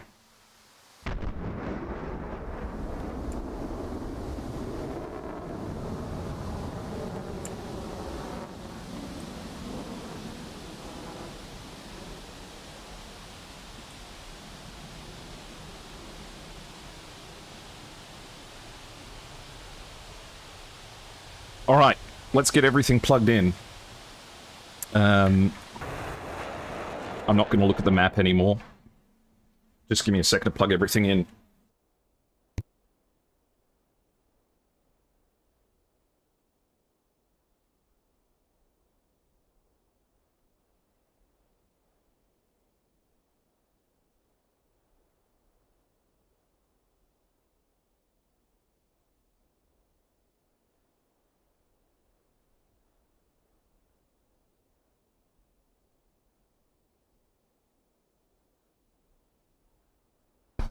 Okay.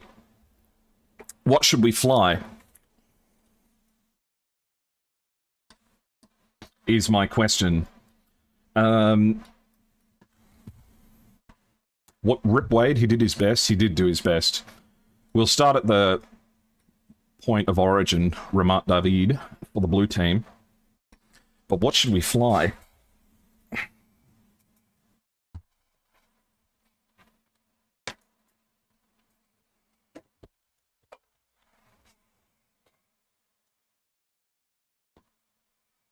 Get the track IR on.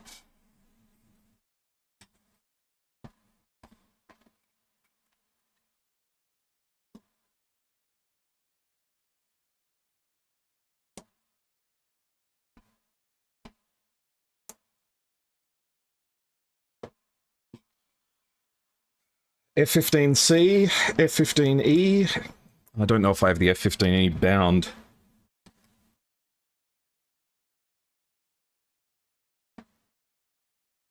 Okay.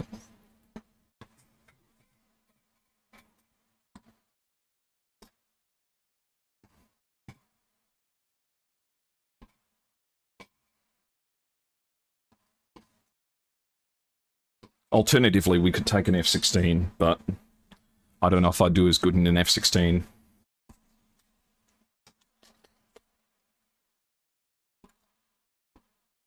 In fact, I'm not going to do good against any of these guys, so I don't know why I'm pretending.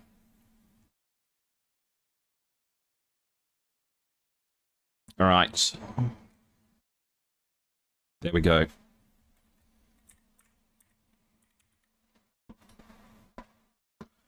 Plug the track IR in, and Rescan devices. A plane? Okay, thank you.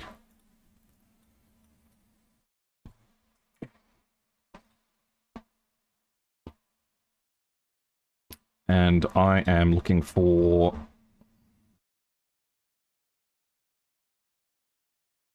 Ramat David. F-15C. 120 Charlies. But seriously, a MiG-29? Nah. You had your chance, you missed it. Actually, we won't bring... We'll bring 9Ms on the inner pylons.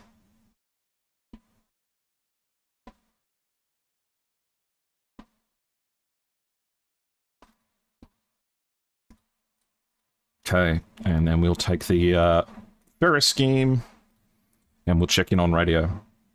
Uh-oh.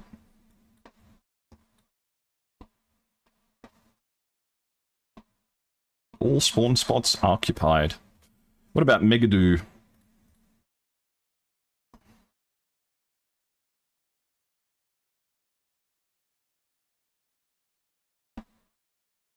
Gazelle with Mistrals?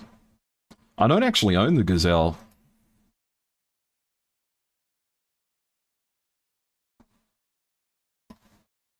Fuel and fuel. Ferris. No! Why not? Maybe I'm not able to spawn here. Ramat David, maybe? Unless it's somewhere else.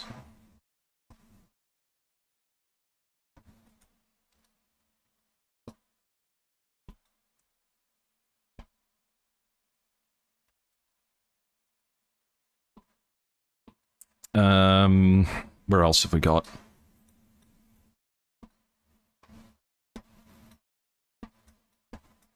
What about Haifa?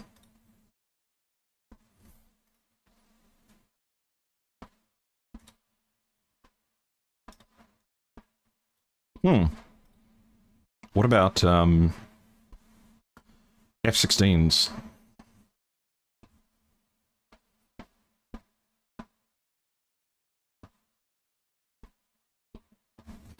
Where's Kotobuki Kuri? There it is. Oh, all the parking spots are occupied? Winders are useless here? I figured. Maybe I can't spawn.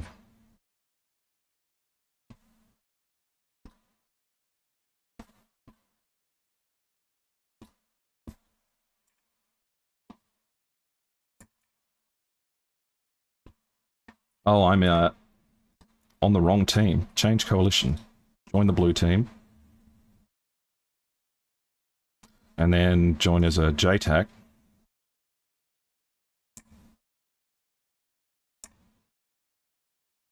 No, I'm locked in on the red side. Oh, no. Let's see if I can rejoin. Haifa, Princess Han, Incirlik, and Gaziantep. It thinks I'm stuck on the red team, so we'll give it a sec.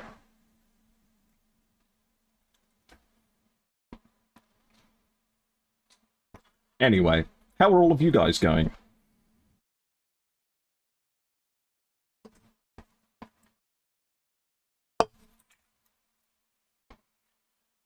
Unfortunately, my model has not loaded in. So give me a second so I can get my little aeroplane talking to you. Otherwise, we're just looking at the clouds, and I don't want to leak any information.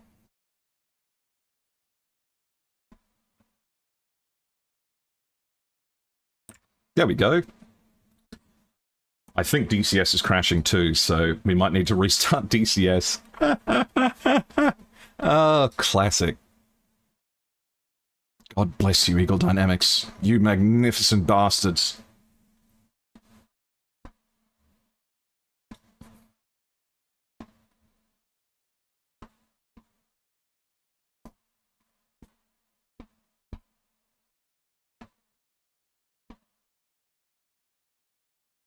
I done broke my game.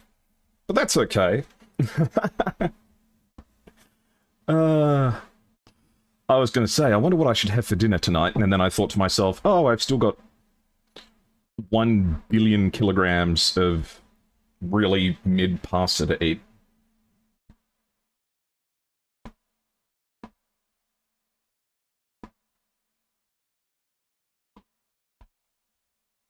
Alright.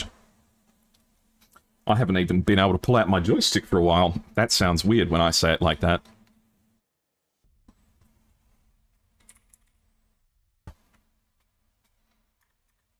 It's always nice when you get a bit of time on the weekend to play with your joystick.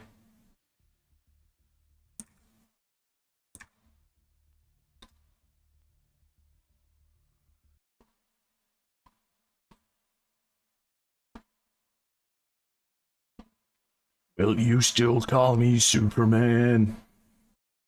Contact Eagle Eye. Maybe he can reset your Red Force status. We'll see if this works. If it doesn't, then I'll send Eagle Eye a message. But if it's broken, then we'll see what's going on. La Creatura. You may call me La Creatura. I think if this model existed in real life, I think it'd be like a parrot on someone's shoulder, you know?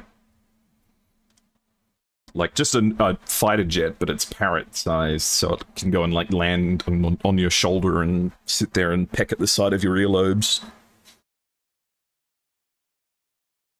Or you can serve our glorious beloved leader, ETF Breeze, and join the red team? Nah.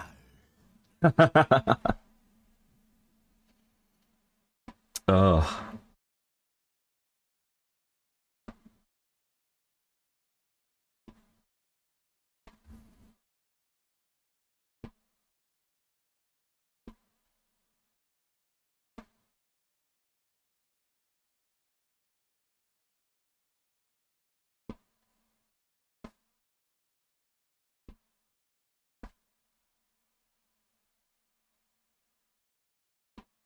You finally watched Down Periscope? How was it? I've heard it's a must-see. And it's been high on my list for many years.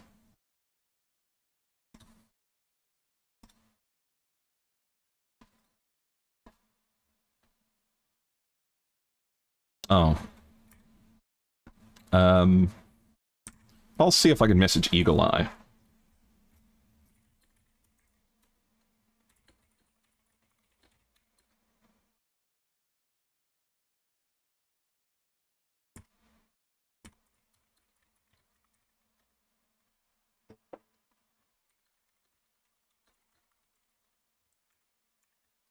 We'll see if Eagle Eye can help me out, but if not, we'll go back to commentating. And we'll have fun, you can guarantee it.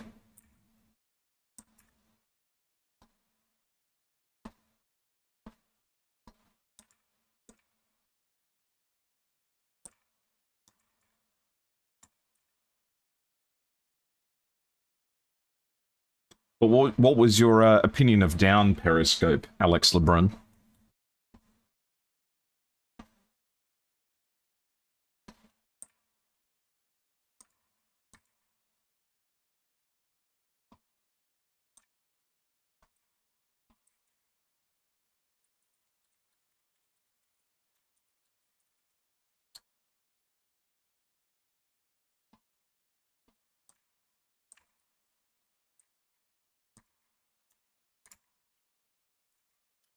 Never mind.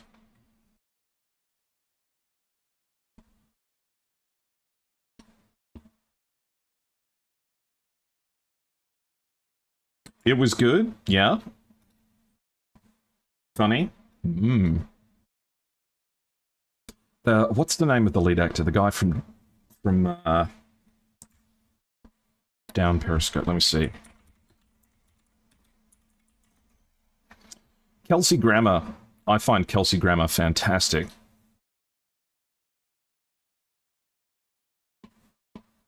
Big Kelsey Grammer fan. Okay. I don't seem to be able to get involved at the moment, so we'll see if someone can help me out later, but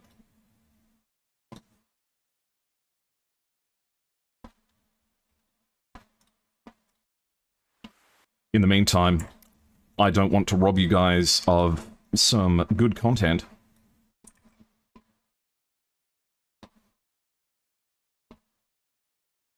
Okay, how are we running? A whole stack of AGM 154s are in the sky now. Joint standoff offensive weapons.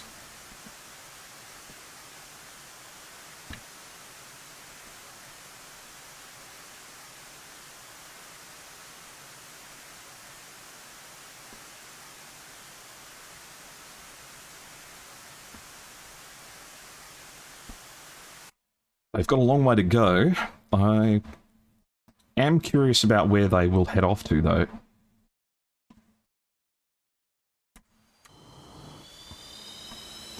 The JF-17s of Eclipse Task Force and Associated are landing and taking care of fuel. Where are these AGM-154s going, is my question.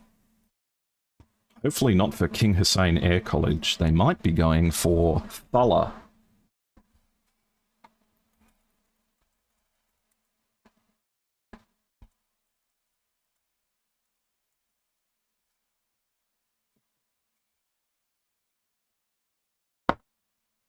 They've got a pretty far way to go. Yeah, they're definitely going to Thulla all throughout the runway.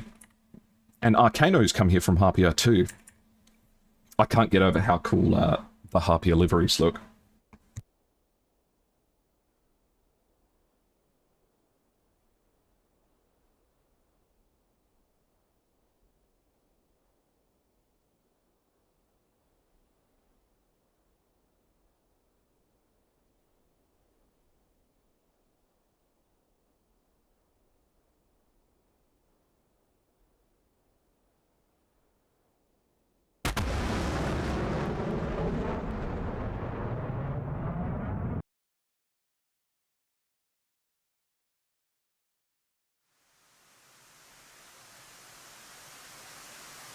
Sorry, my microphone's been muted. I don't know for how long.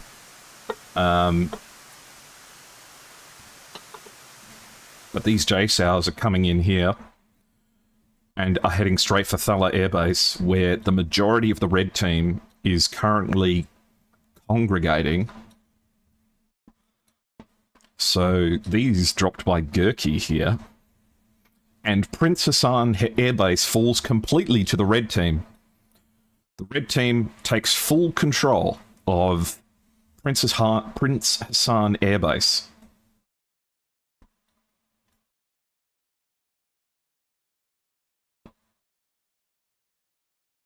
This is the worst time that these JSOWs could arrive to, as aircraft are steadily getting ready.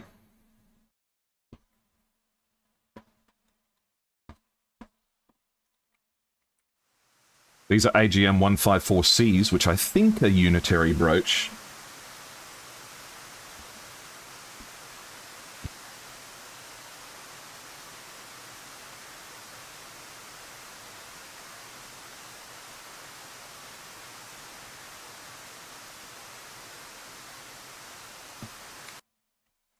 Electro Ball just took off down the runway. We still have Breeze and Riker here. Technotinium and JP are also on the ground. If these bombs arrive in the right places, you could destroy up to 4 aircraft with them. The SA-15 is beginning to fire. This is going to be enough to cause people a little bit of concern, but the Tor is not very good at destroying targets. Oh my goodness. Oh my goodness. This could be huge. They're bombing the runways. And some of these are going to go... Oh my god, that might hit right in the middle of all of these aircraft. Straight down the middle. Oh, huge damage. Oh, no. And Gurkey manages to destroy Breeze. Breeze gets killed by an AGM-154. Unbelievable. So, runway bombing, anti-runway bombing operations against Thulla destroys Breeze completely. So,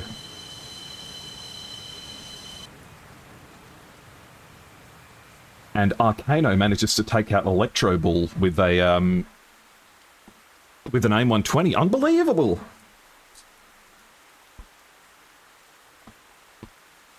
I can't believe that. I cannot believe that.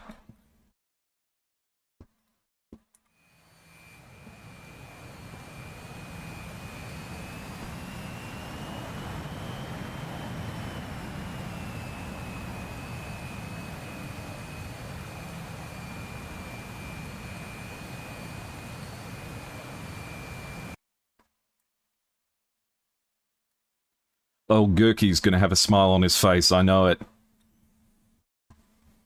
We've got J11s of the Dongo group.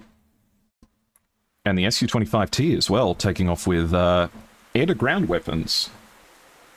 I wonder if he'll bring the Mercury LLTV. Doesn't look like it.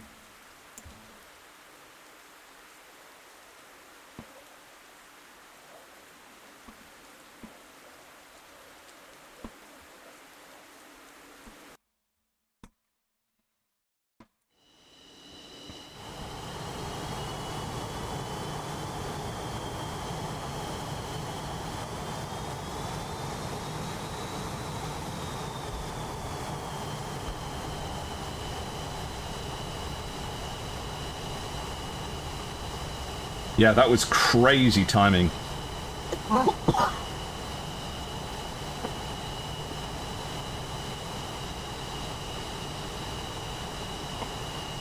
And then, of course, on top of that, we have two members of the 51st PVO who now are dealing with a damaged runway. And I wouldn't be surprised if either one of those aircraft took some damage in those bombing strikes.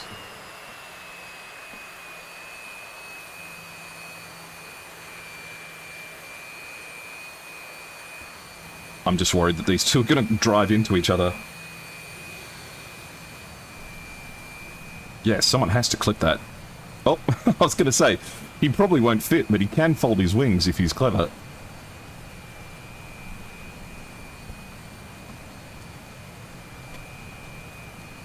Oh. ETF dominating so hard that they had to be taken out by JSOW. You had to attack them while they were the weakest, the most vulnerable.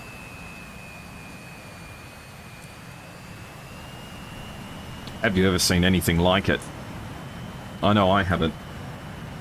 That was a very sad death. Breeze, we couldn't believe that that happened. The timing on it was unfathomable.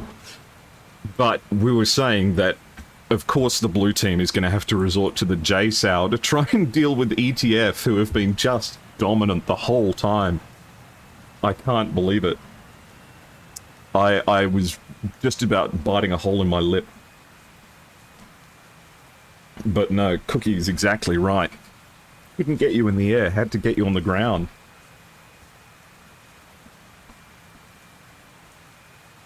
After the absolute thrashing that you've dealt to the blue team throughout this match, I'm sure that the Blues could probably use a little win.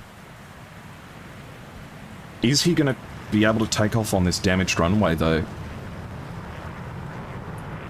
One pothole and it's all over. Looks like he's okay, though. Managing to lift off. Okay, so the runway's still functional in some regards.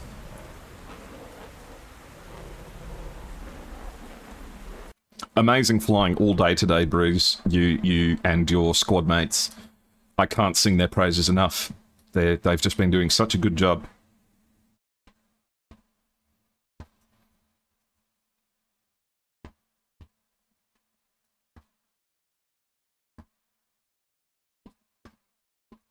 Okay.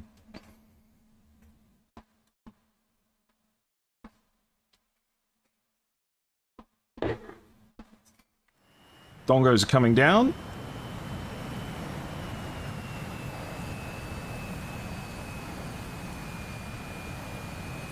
Hunger was a tougher opponent than Blue, flying for like 5 hours here. Yeah, you were here from right at the start.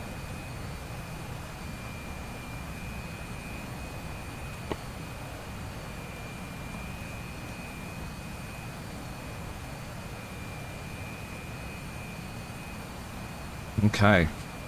I have just received word from the organizers that I may be able to change slots. So let's see if I can do it.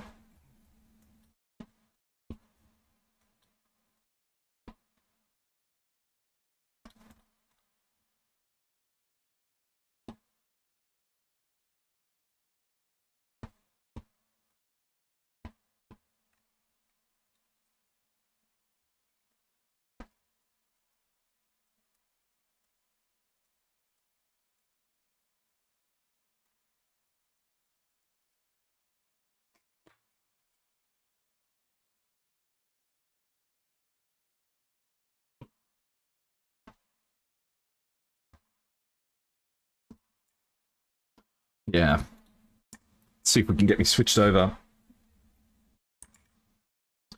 Was a pretty smart move by them. It was, yeah. And not easy. Not easy to organize and coordinate. J-Sows certainly seem to be the most effective weapons on the battlefield at the moment.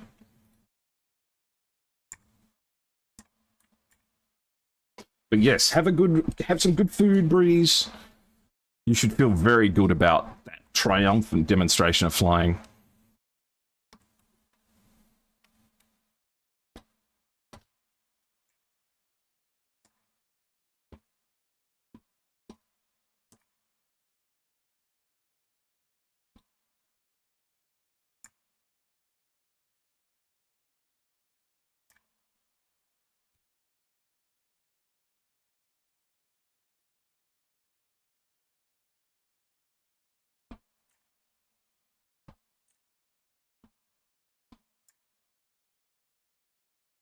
Hmm.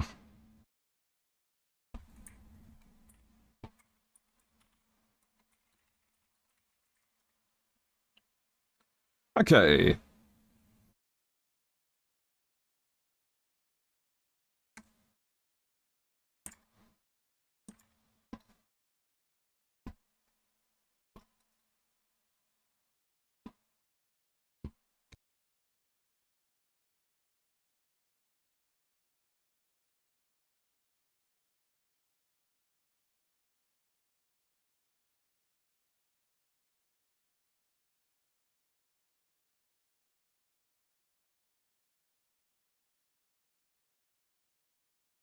A very big thank you to Killer Dog from number 15 for helping me out.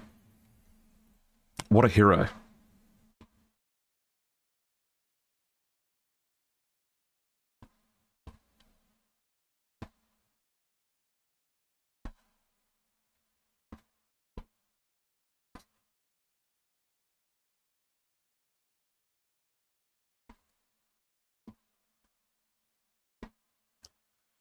I'm thinking about what I'm going to get done after this.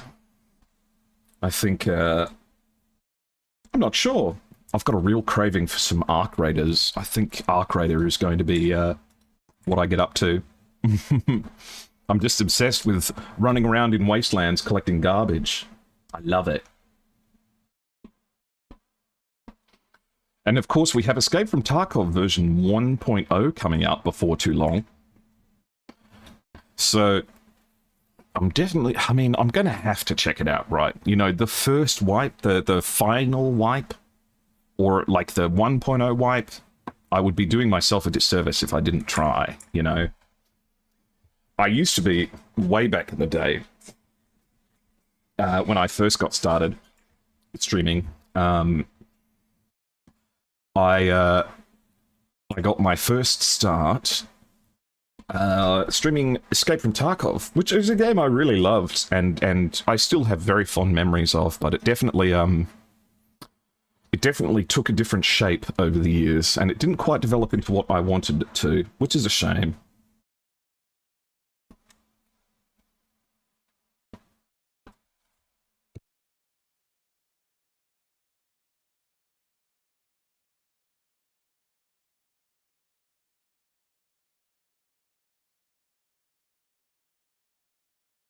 I just got a Discord friend request from a lady named Mary Jane.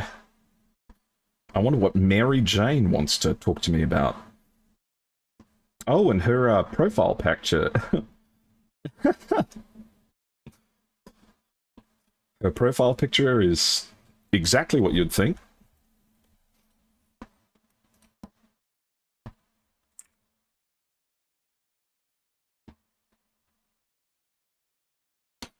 But yeah, I do want to see, because I'm looking at the trailers and I'm getting filled with all of these memories and feelings of all of the times that I played it.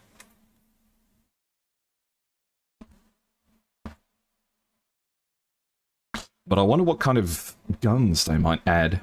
Will they finally add the... Yay! I can join.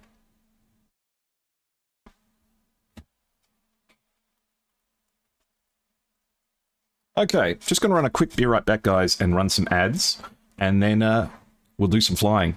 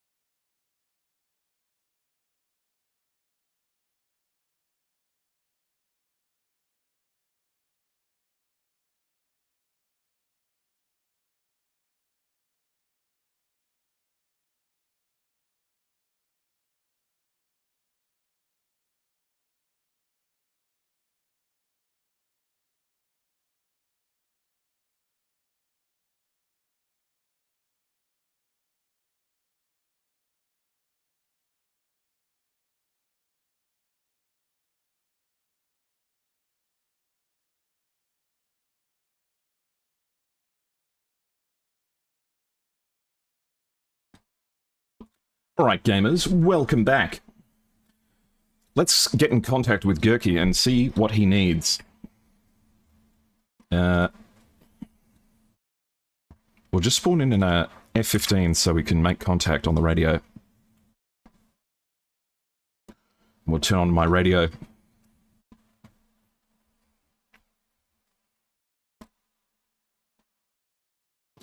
What a good fun day of flying it's been. Gurky, are you on this frequency?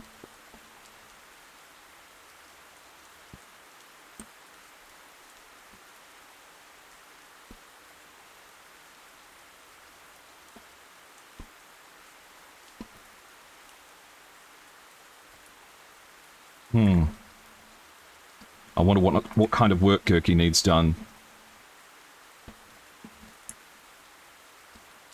See if we can just read.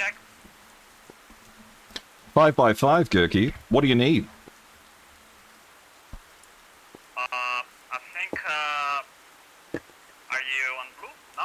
Yes, I am. Oh. Yes, I am. I can fulfill any role. You fly, Apache? Not very well, but I can.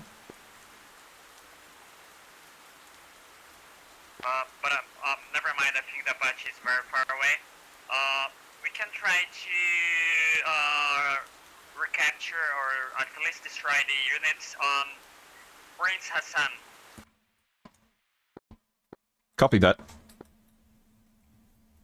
I recommend, some Mavericks because you gotta fly low. The altitude here is visibility is very, very poor.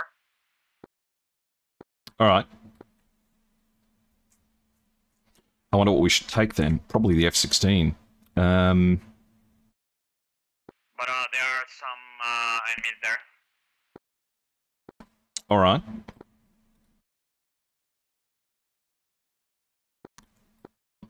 I could take a Harrier. I don't think there is Harrier in this. Oh no, there isn't, you're right.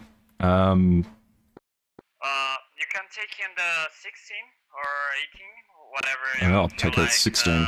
better. Alright. Charlie, Charlie, Charlie, and Charlie. AG missiles. We'll take triple Mavs, and fuel tanks, fuel tank, and lightning, and an HTS. And then we'll leave the middle pylon empty, and we'll take Kotobuki Kuri.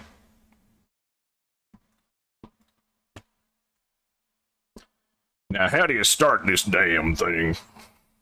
How do you start this gosh damn contraption?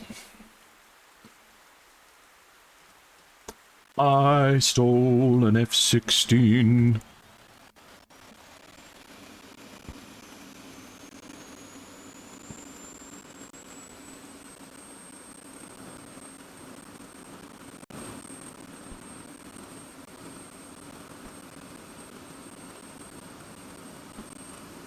Wait until the SEC light turns off. Advance the throttle.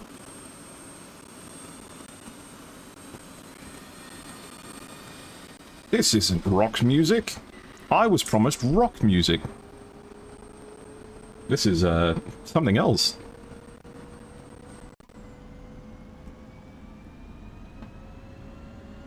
Alright, plane's on. Bright, bright, bright. Bright, bright. Right. Cool.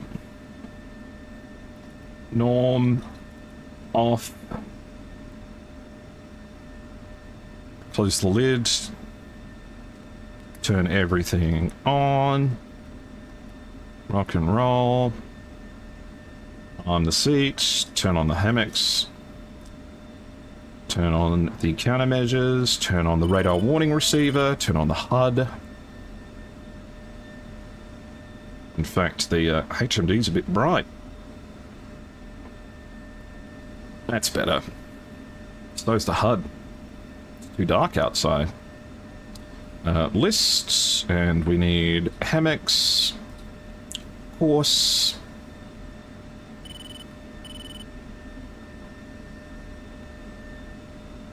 aligned. Cool. INS is aligning. Go to master arm, and laser arm on, air to ground, power onto the AGM-65s, air to air, bump over, and the FCR is on. Great. Radios to both. And we are looking for COM1 in 25100. Enter. Alright, I'm in an F-16. I'm getting started. Was that a Genshin skin? Yeah, probably.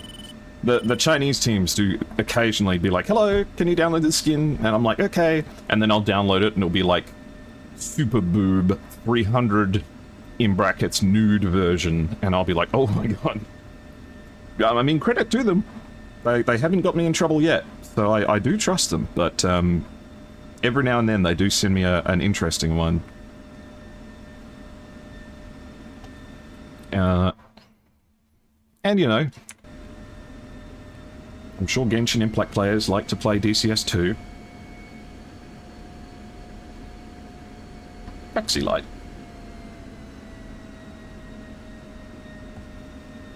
Where am I?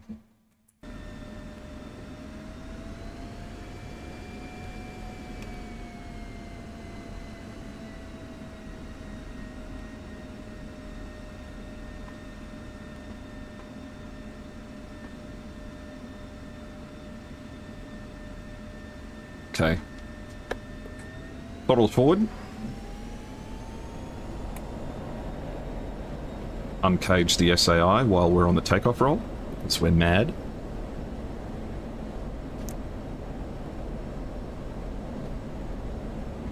V1, V2. Oh, don't let me crash on takeoff, please. That was so close. Oh my god. Okay. Don't tell Mika I did that in his plane.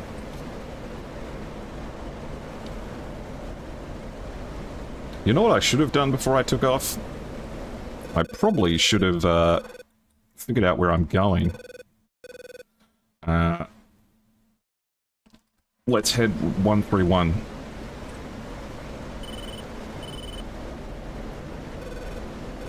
So this is what the pilots have been seeing this entire time.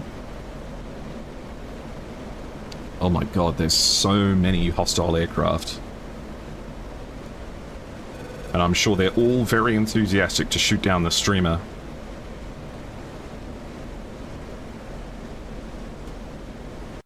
Let's plug in Princess Anne.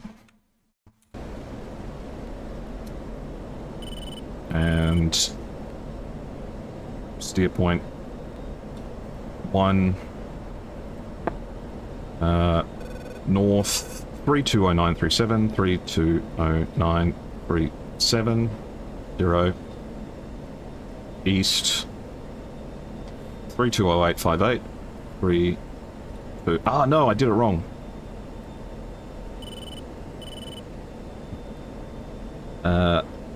Dobber down, and we want east 3708 580 0. Oh, I forgot to put the 0 in the front. East 0 370858. Enter. Altitude 2148. Enter. Cool.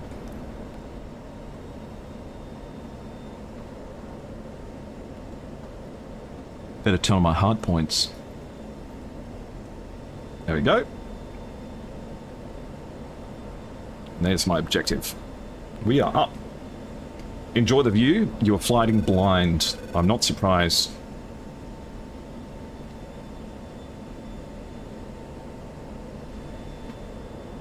Gurky's got me coming in with Mavericks while there's a big battle going on.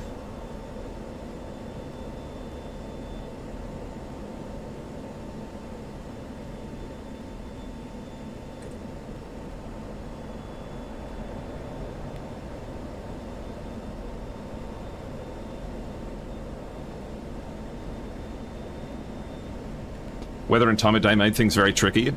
Yeah, but it leads to such cool moments.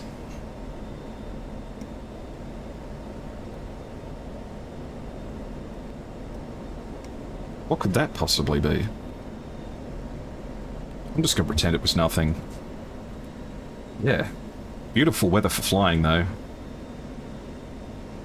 Check your air brakes every minute. You want to know why people leave their air brakes open? Because the only indication that you have your air brakes open at all is here. And it's, like, impossible to see.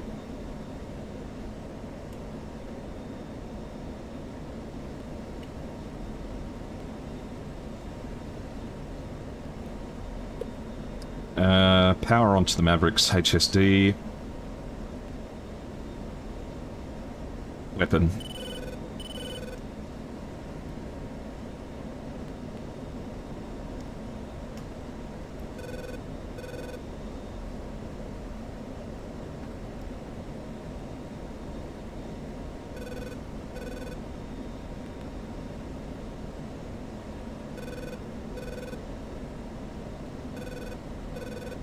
Okay.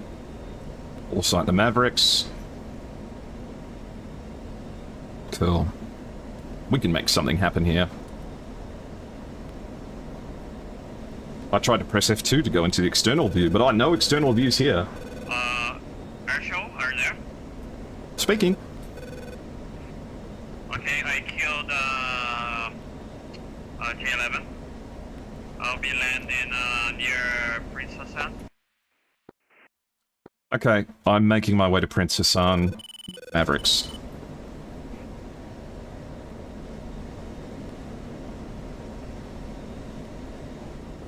Does anyone know where the baddies are?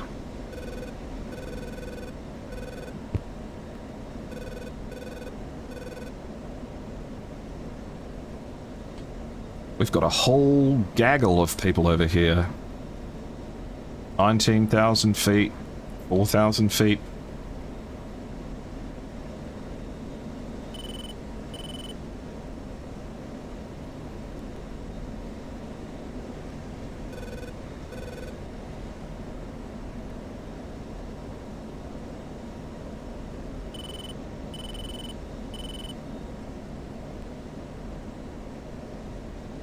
I love this song.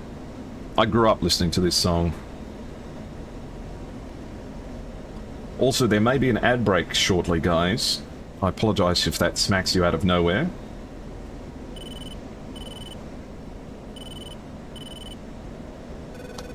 Also, yes, Cookie, I think one or two of your pilots was, flying with their air brakes down. But I can't blame them. It's easy to do.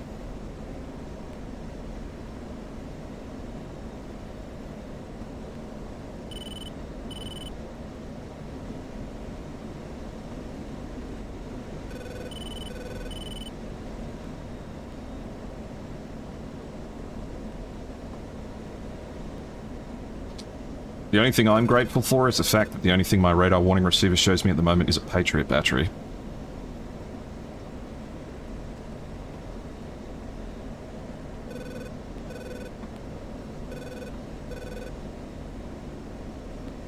Alright.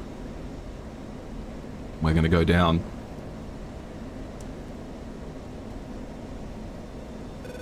Bearing 017 for 87. Ooh.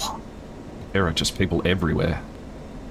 But everyone's going very far north, so hopefully they'll leave me alone.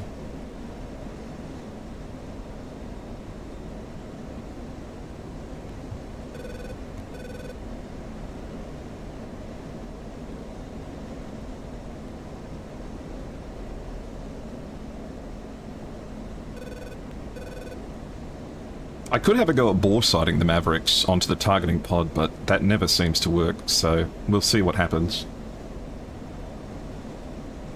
I'm not going to be able to compete with Eclipse Task Force and their BRM-1 90mm rockets. You did? It's always a bad feeling when you notice, isn't it? Cookie.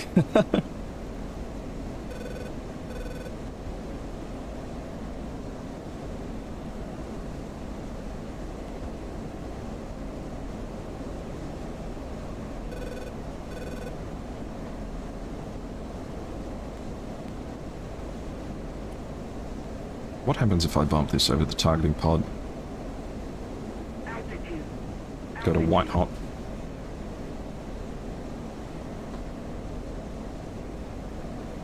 Snowplow.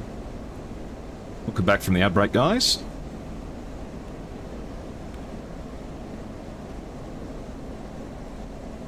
Turn down the brightness a couple of touches.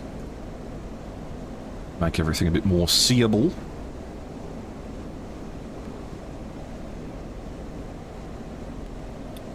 California knows how to party.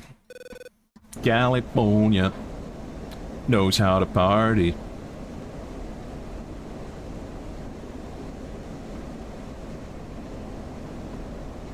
In the city of Compton.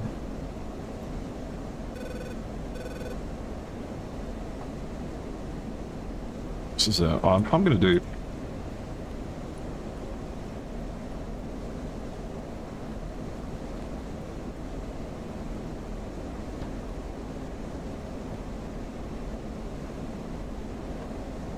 This is good music for cruising.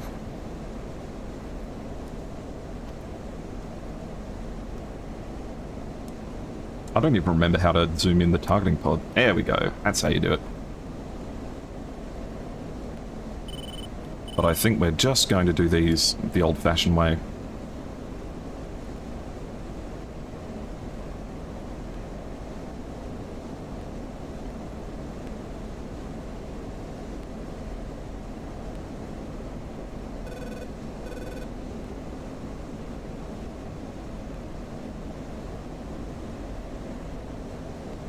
We've got about an hour and 10 minutes left, so plenty of time to get some damage done.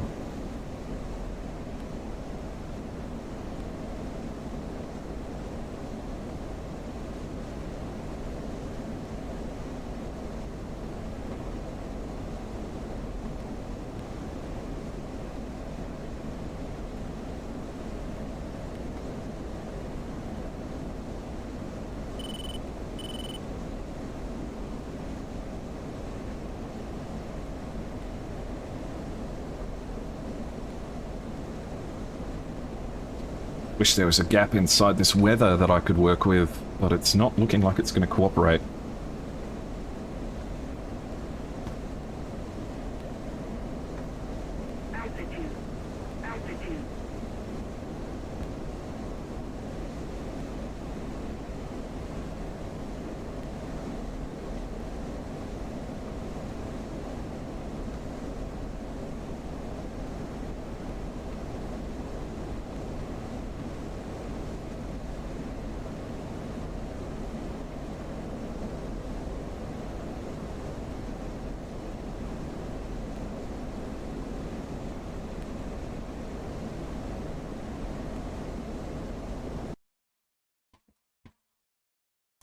Okay, let's get technical.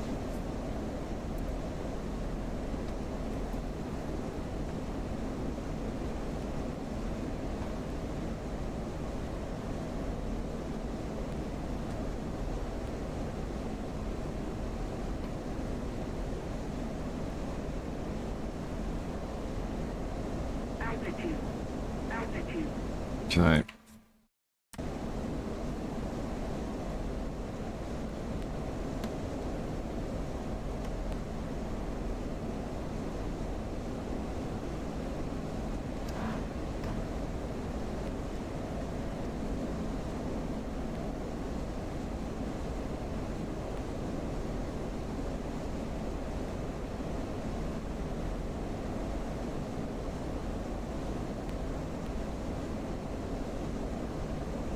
Oh.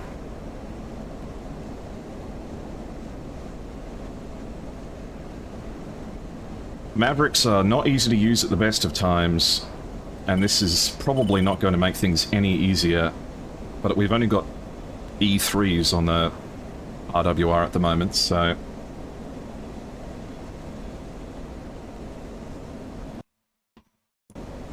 Princess Anna's off the nose.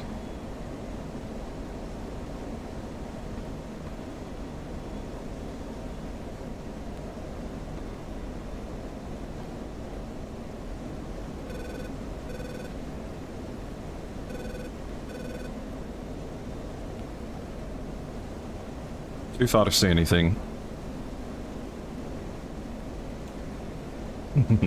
This is probably so amateurish compared to how other players are doing it.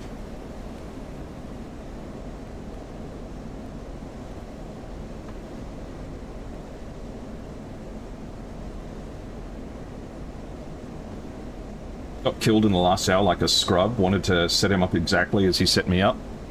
Oh no, what got you, Tech? Who got you?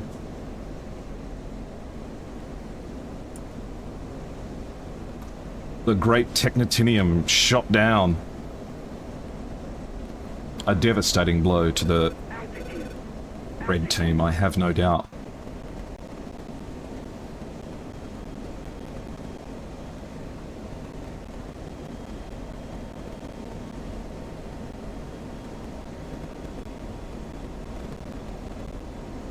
There it is. I mean, you've been flying for a while today, Tech. Oh, Tech, I meant to ask you, when you were flying in formation with Trout at the start, did you mean to have your air brakes open? We were talking about whether or not that was deliberate or not.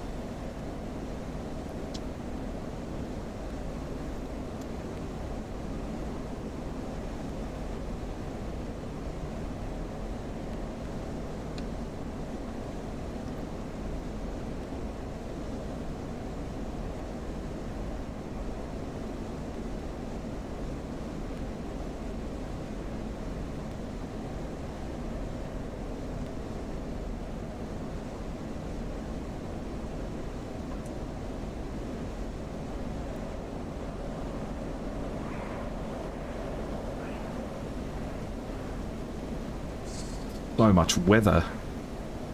At least I'm not getting shot at.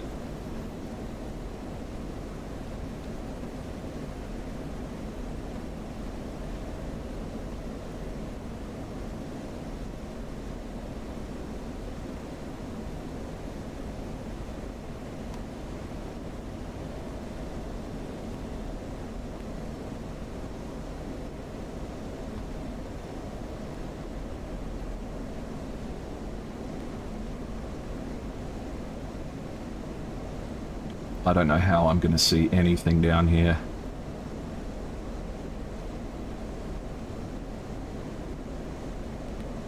Oh, Gurky got you? Gurky's pretty good. Gurky's been carrying the blue team pretty well. He set you up good? Uh-oh. Has Gurky been up to tricks?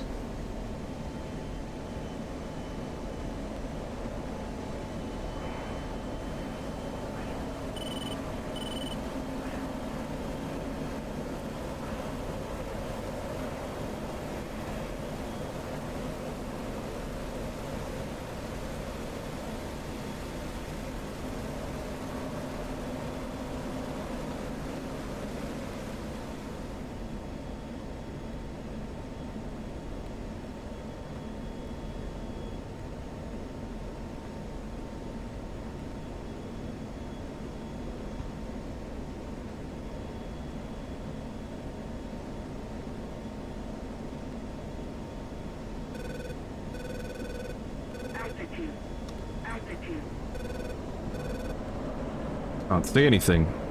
I'm gonna have to look with the targeting pod, I think. Which is not what I wanted to do, but that's okay. Snowplow. You? No, a miss regarding air brakes? Oh, that's okay. I think at least every single F-16 in the match has taken off or done at least some flying with their air brakes open.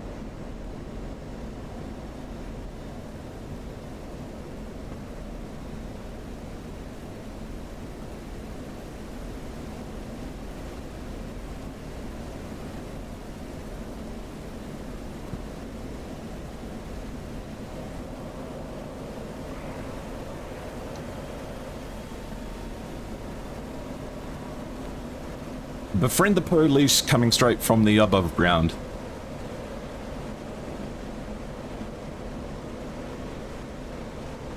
Well, I think we'll all have beers after this, tech.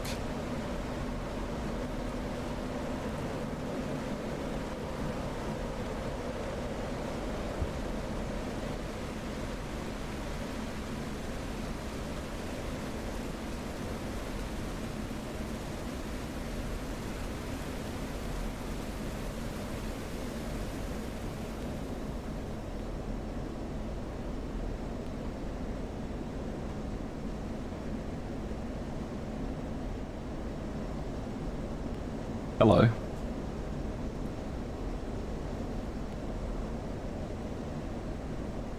Altitude. Altitude.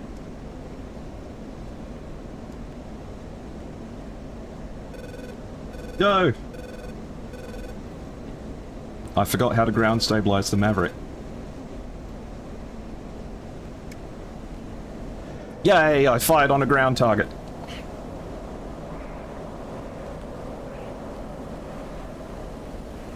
I should have bore-sighted my Mavericks.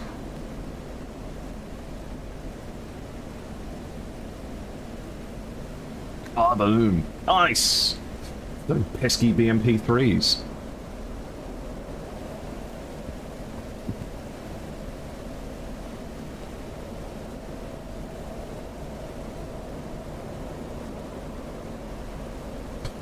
That was Ustio. People are asking if Eagle Eye can get... Gurky's asking if Eagle Eye can help with something.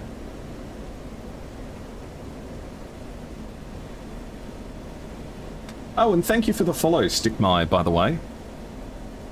Hope you're having a good time.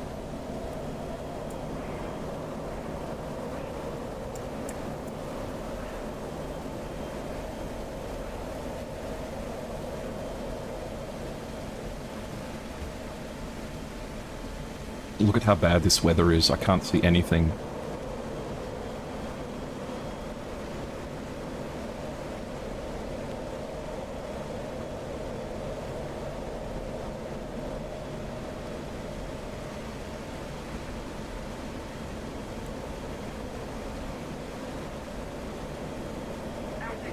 Oh shit.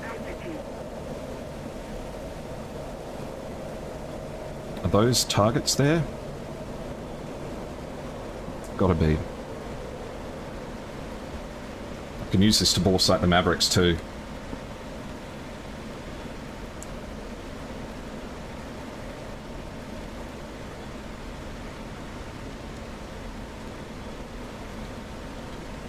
Oh boy.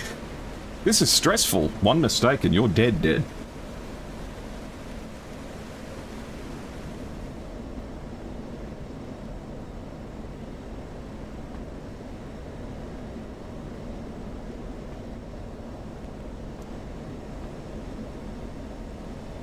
Okay, got the targeting pod on something.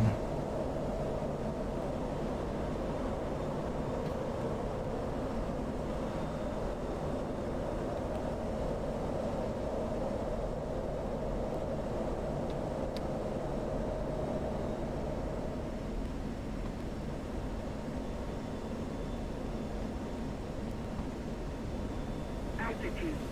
Altitude.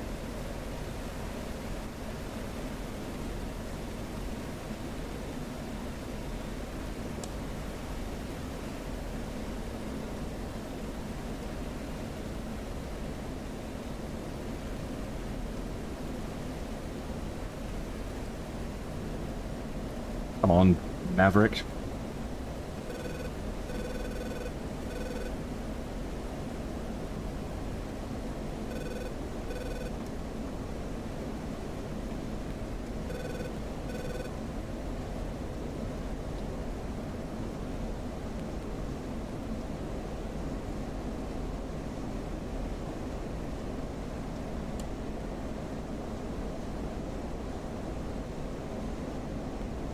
Altitude. Altitude. Ball sight? Okay. Okay, we've ball sighted the Mavericks now, so we might actually be able to do something. Wasn't mine, was long dead. Ustio. Was it you that was driving around the BMP-3 that got the Patriot? Because that is the meanest thing I think I've ever seen happen in DCS.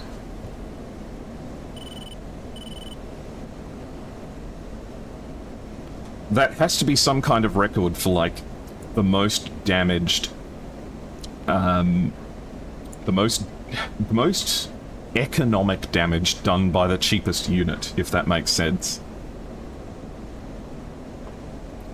Because, oh my god, did you guys get a lot done with a BMP-3? It was almost too much to shoot at. Altitude. Altitude.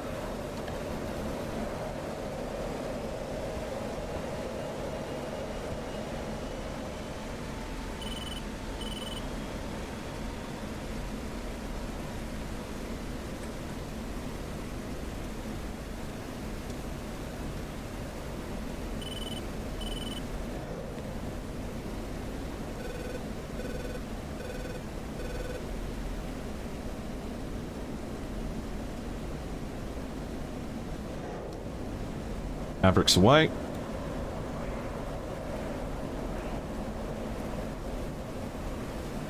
Hopefully that does damage. Nice. We're being effective, we're helping the team.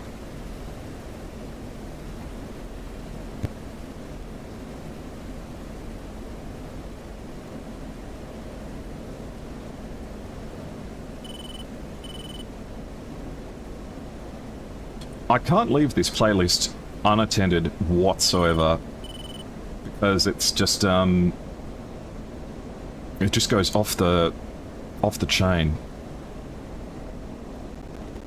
Almost instantly.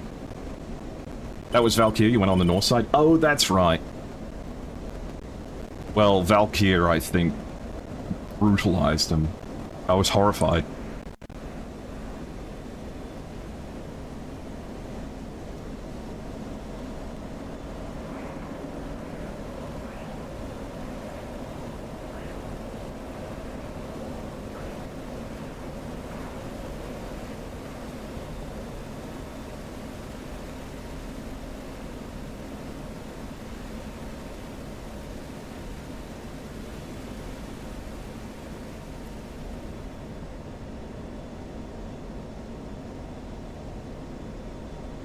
Altitude.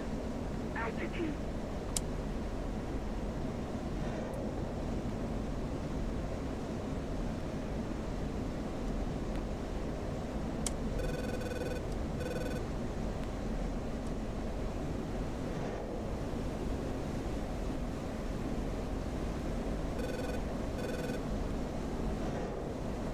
Hey, we're out of Mavericks.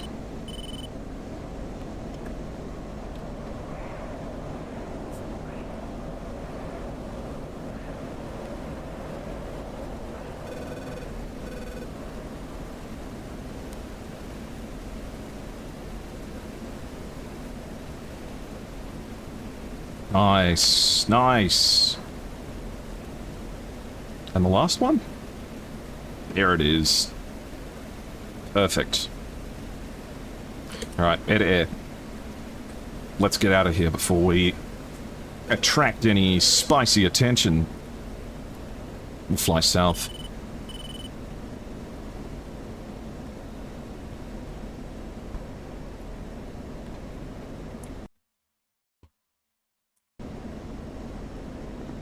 Right, Gurky, I'm out of Mavericks, returning base.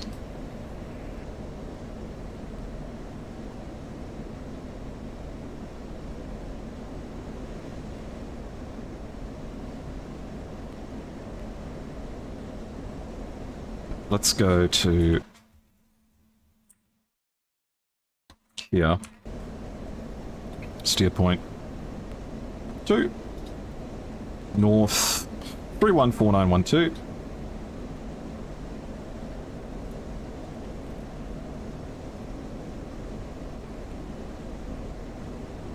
And east 03647390.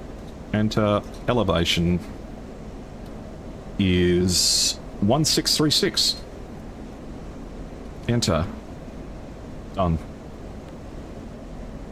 And we'll go to steer point 2. Nice. You try playing as a Sam Gremlin, if you don't mind driving as for hours. How long did that take, exactly, to get that SA-15? Also, what is it with you guys and getting maneuver kills in SA-15s?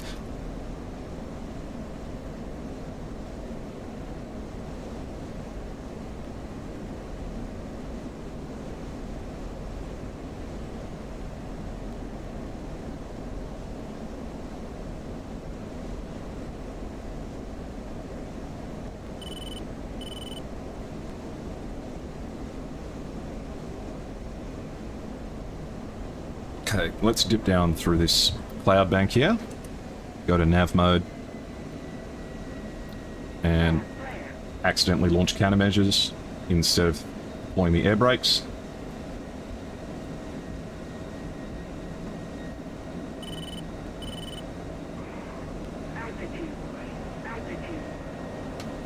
So there you go. That's how you do a mission in Syrian Incident. But it's not easy. You have to be in good control of your... Oh my god, where did this song come from?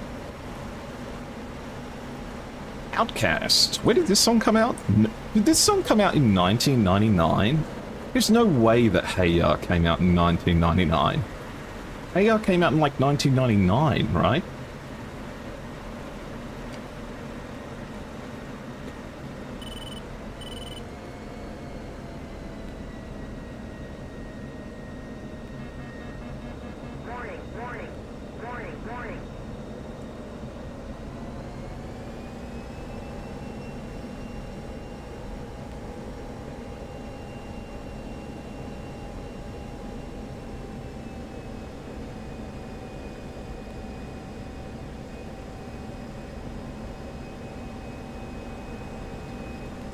There's lots of people doing low altitude work to the north.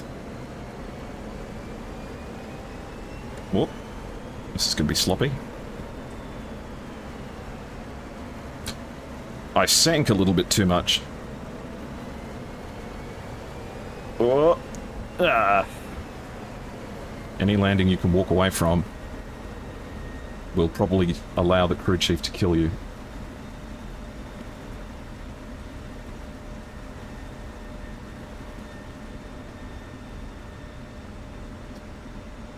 Nothing like massively overspeeding your air landing gear by landing at like 100 and 210 knots.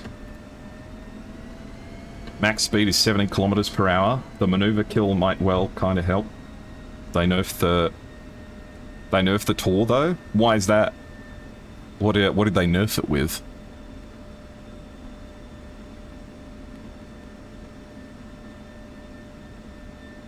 Okay, we're at Muffet Salty.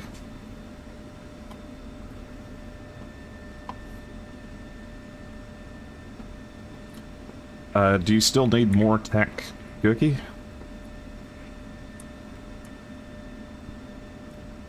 We could... Ice cold. Ice cold. Alright, alright, alright, alright, alright, alright, alright, alright, alright, alright, alright, alright, alright, alright, alright, alright, no, ladies. Yeah.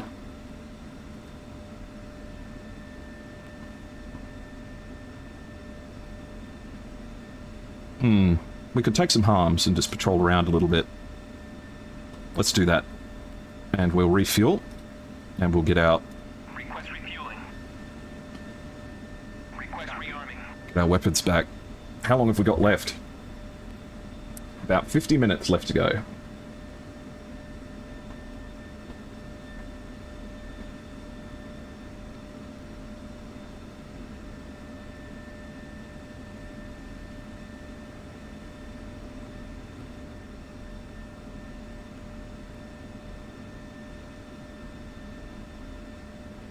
Okay, let's program a new waypoint while we're doing that. We'll go to Kiryat Shimon. And we'll want steer point 3. We'll do north 3313060.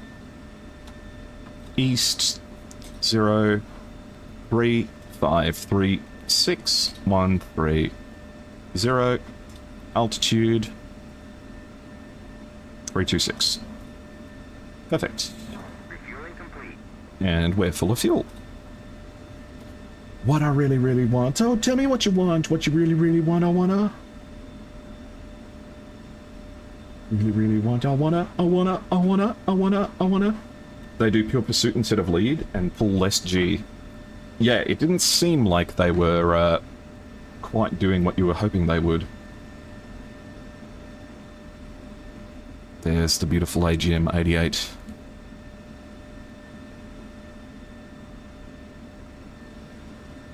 What I really, really want. So tell me what you want. What you really, really want. I wanna really, really, really want it to continue. Ah. Alright. Rearmed, refueled. Let's go up.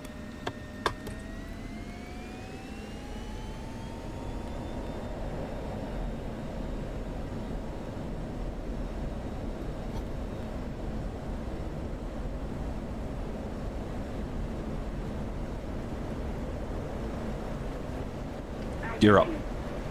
And let's start heading towards the target area.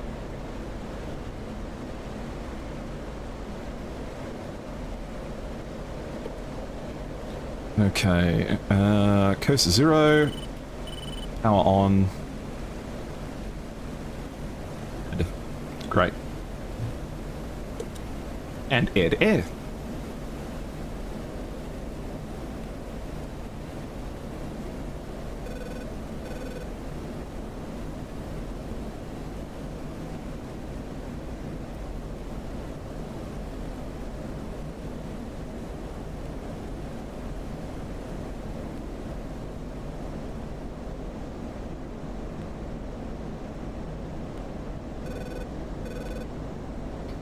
Ostensibly, I don't have anything that is that close, so that should be a friendly, but we'll keep an eye on things. We are heading into hostile territory, after all.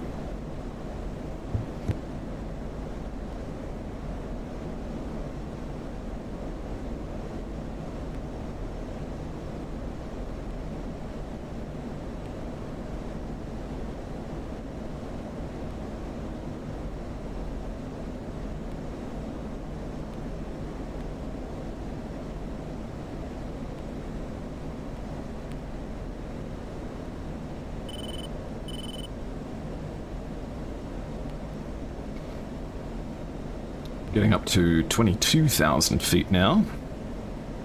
We do have some baddies, so we'll keep an eye on it.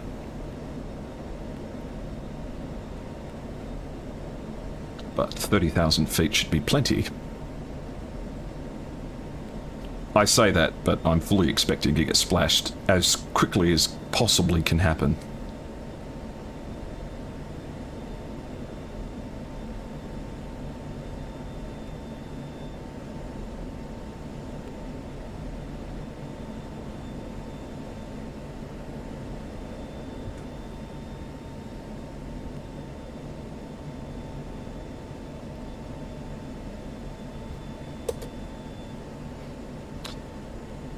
What do your elf eyes see? Add nothing just yet. We're happy to cruise up here. Present ourselves as a juicy target. See if we can take out an SA-6 or something like that. You can tell it was a horrible landing because my standby indicator is all busted now. That should fix it. Nice!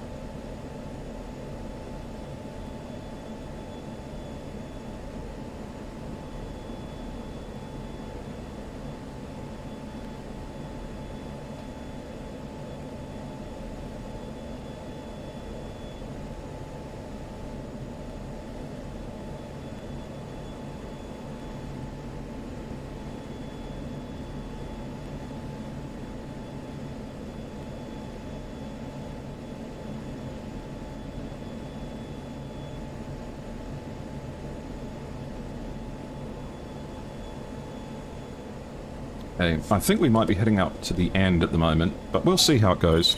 Oh.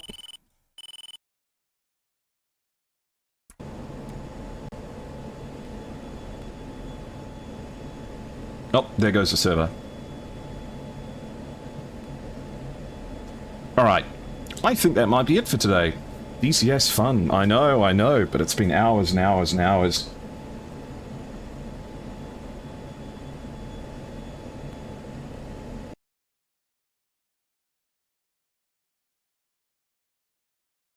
Just let me have a look with the organisers. How are you going, CVA58, by the way?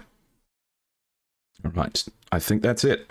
I think it's already happened. Alright, well, my DCS crashed at the very least. Cool. I wasn't paying attention to the chat. Loads of fun. Loads and loads of fun. I had lots of fun. And I hope you did too. Let me just check with everyone what's going on, but I think that's probably as far as we go. Don't forget the links to my Discord.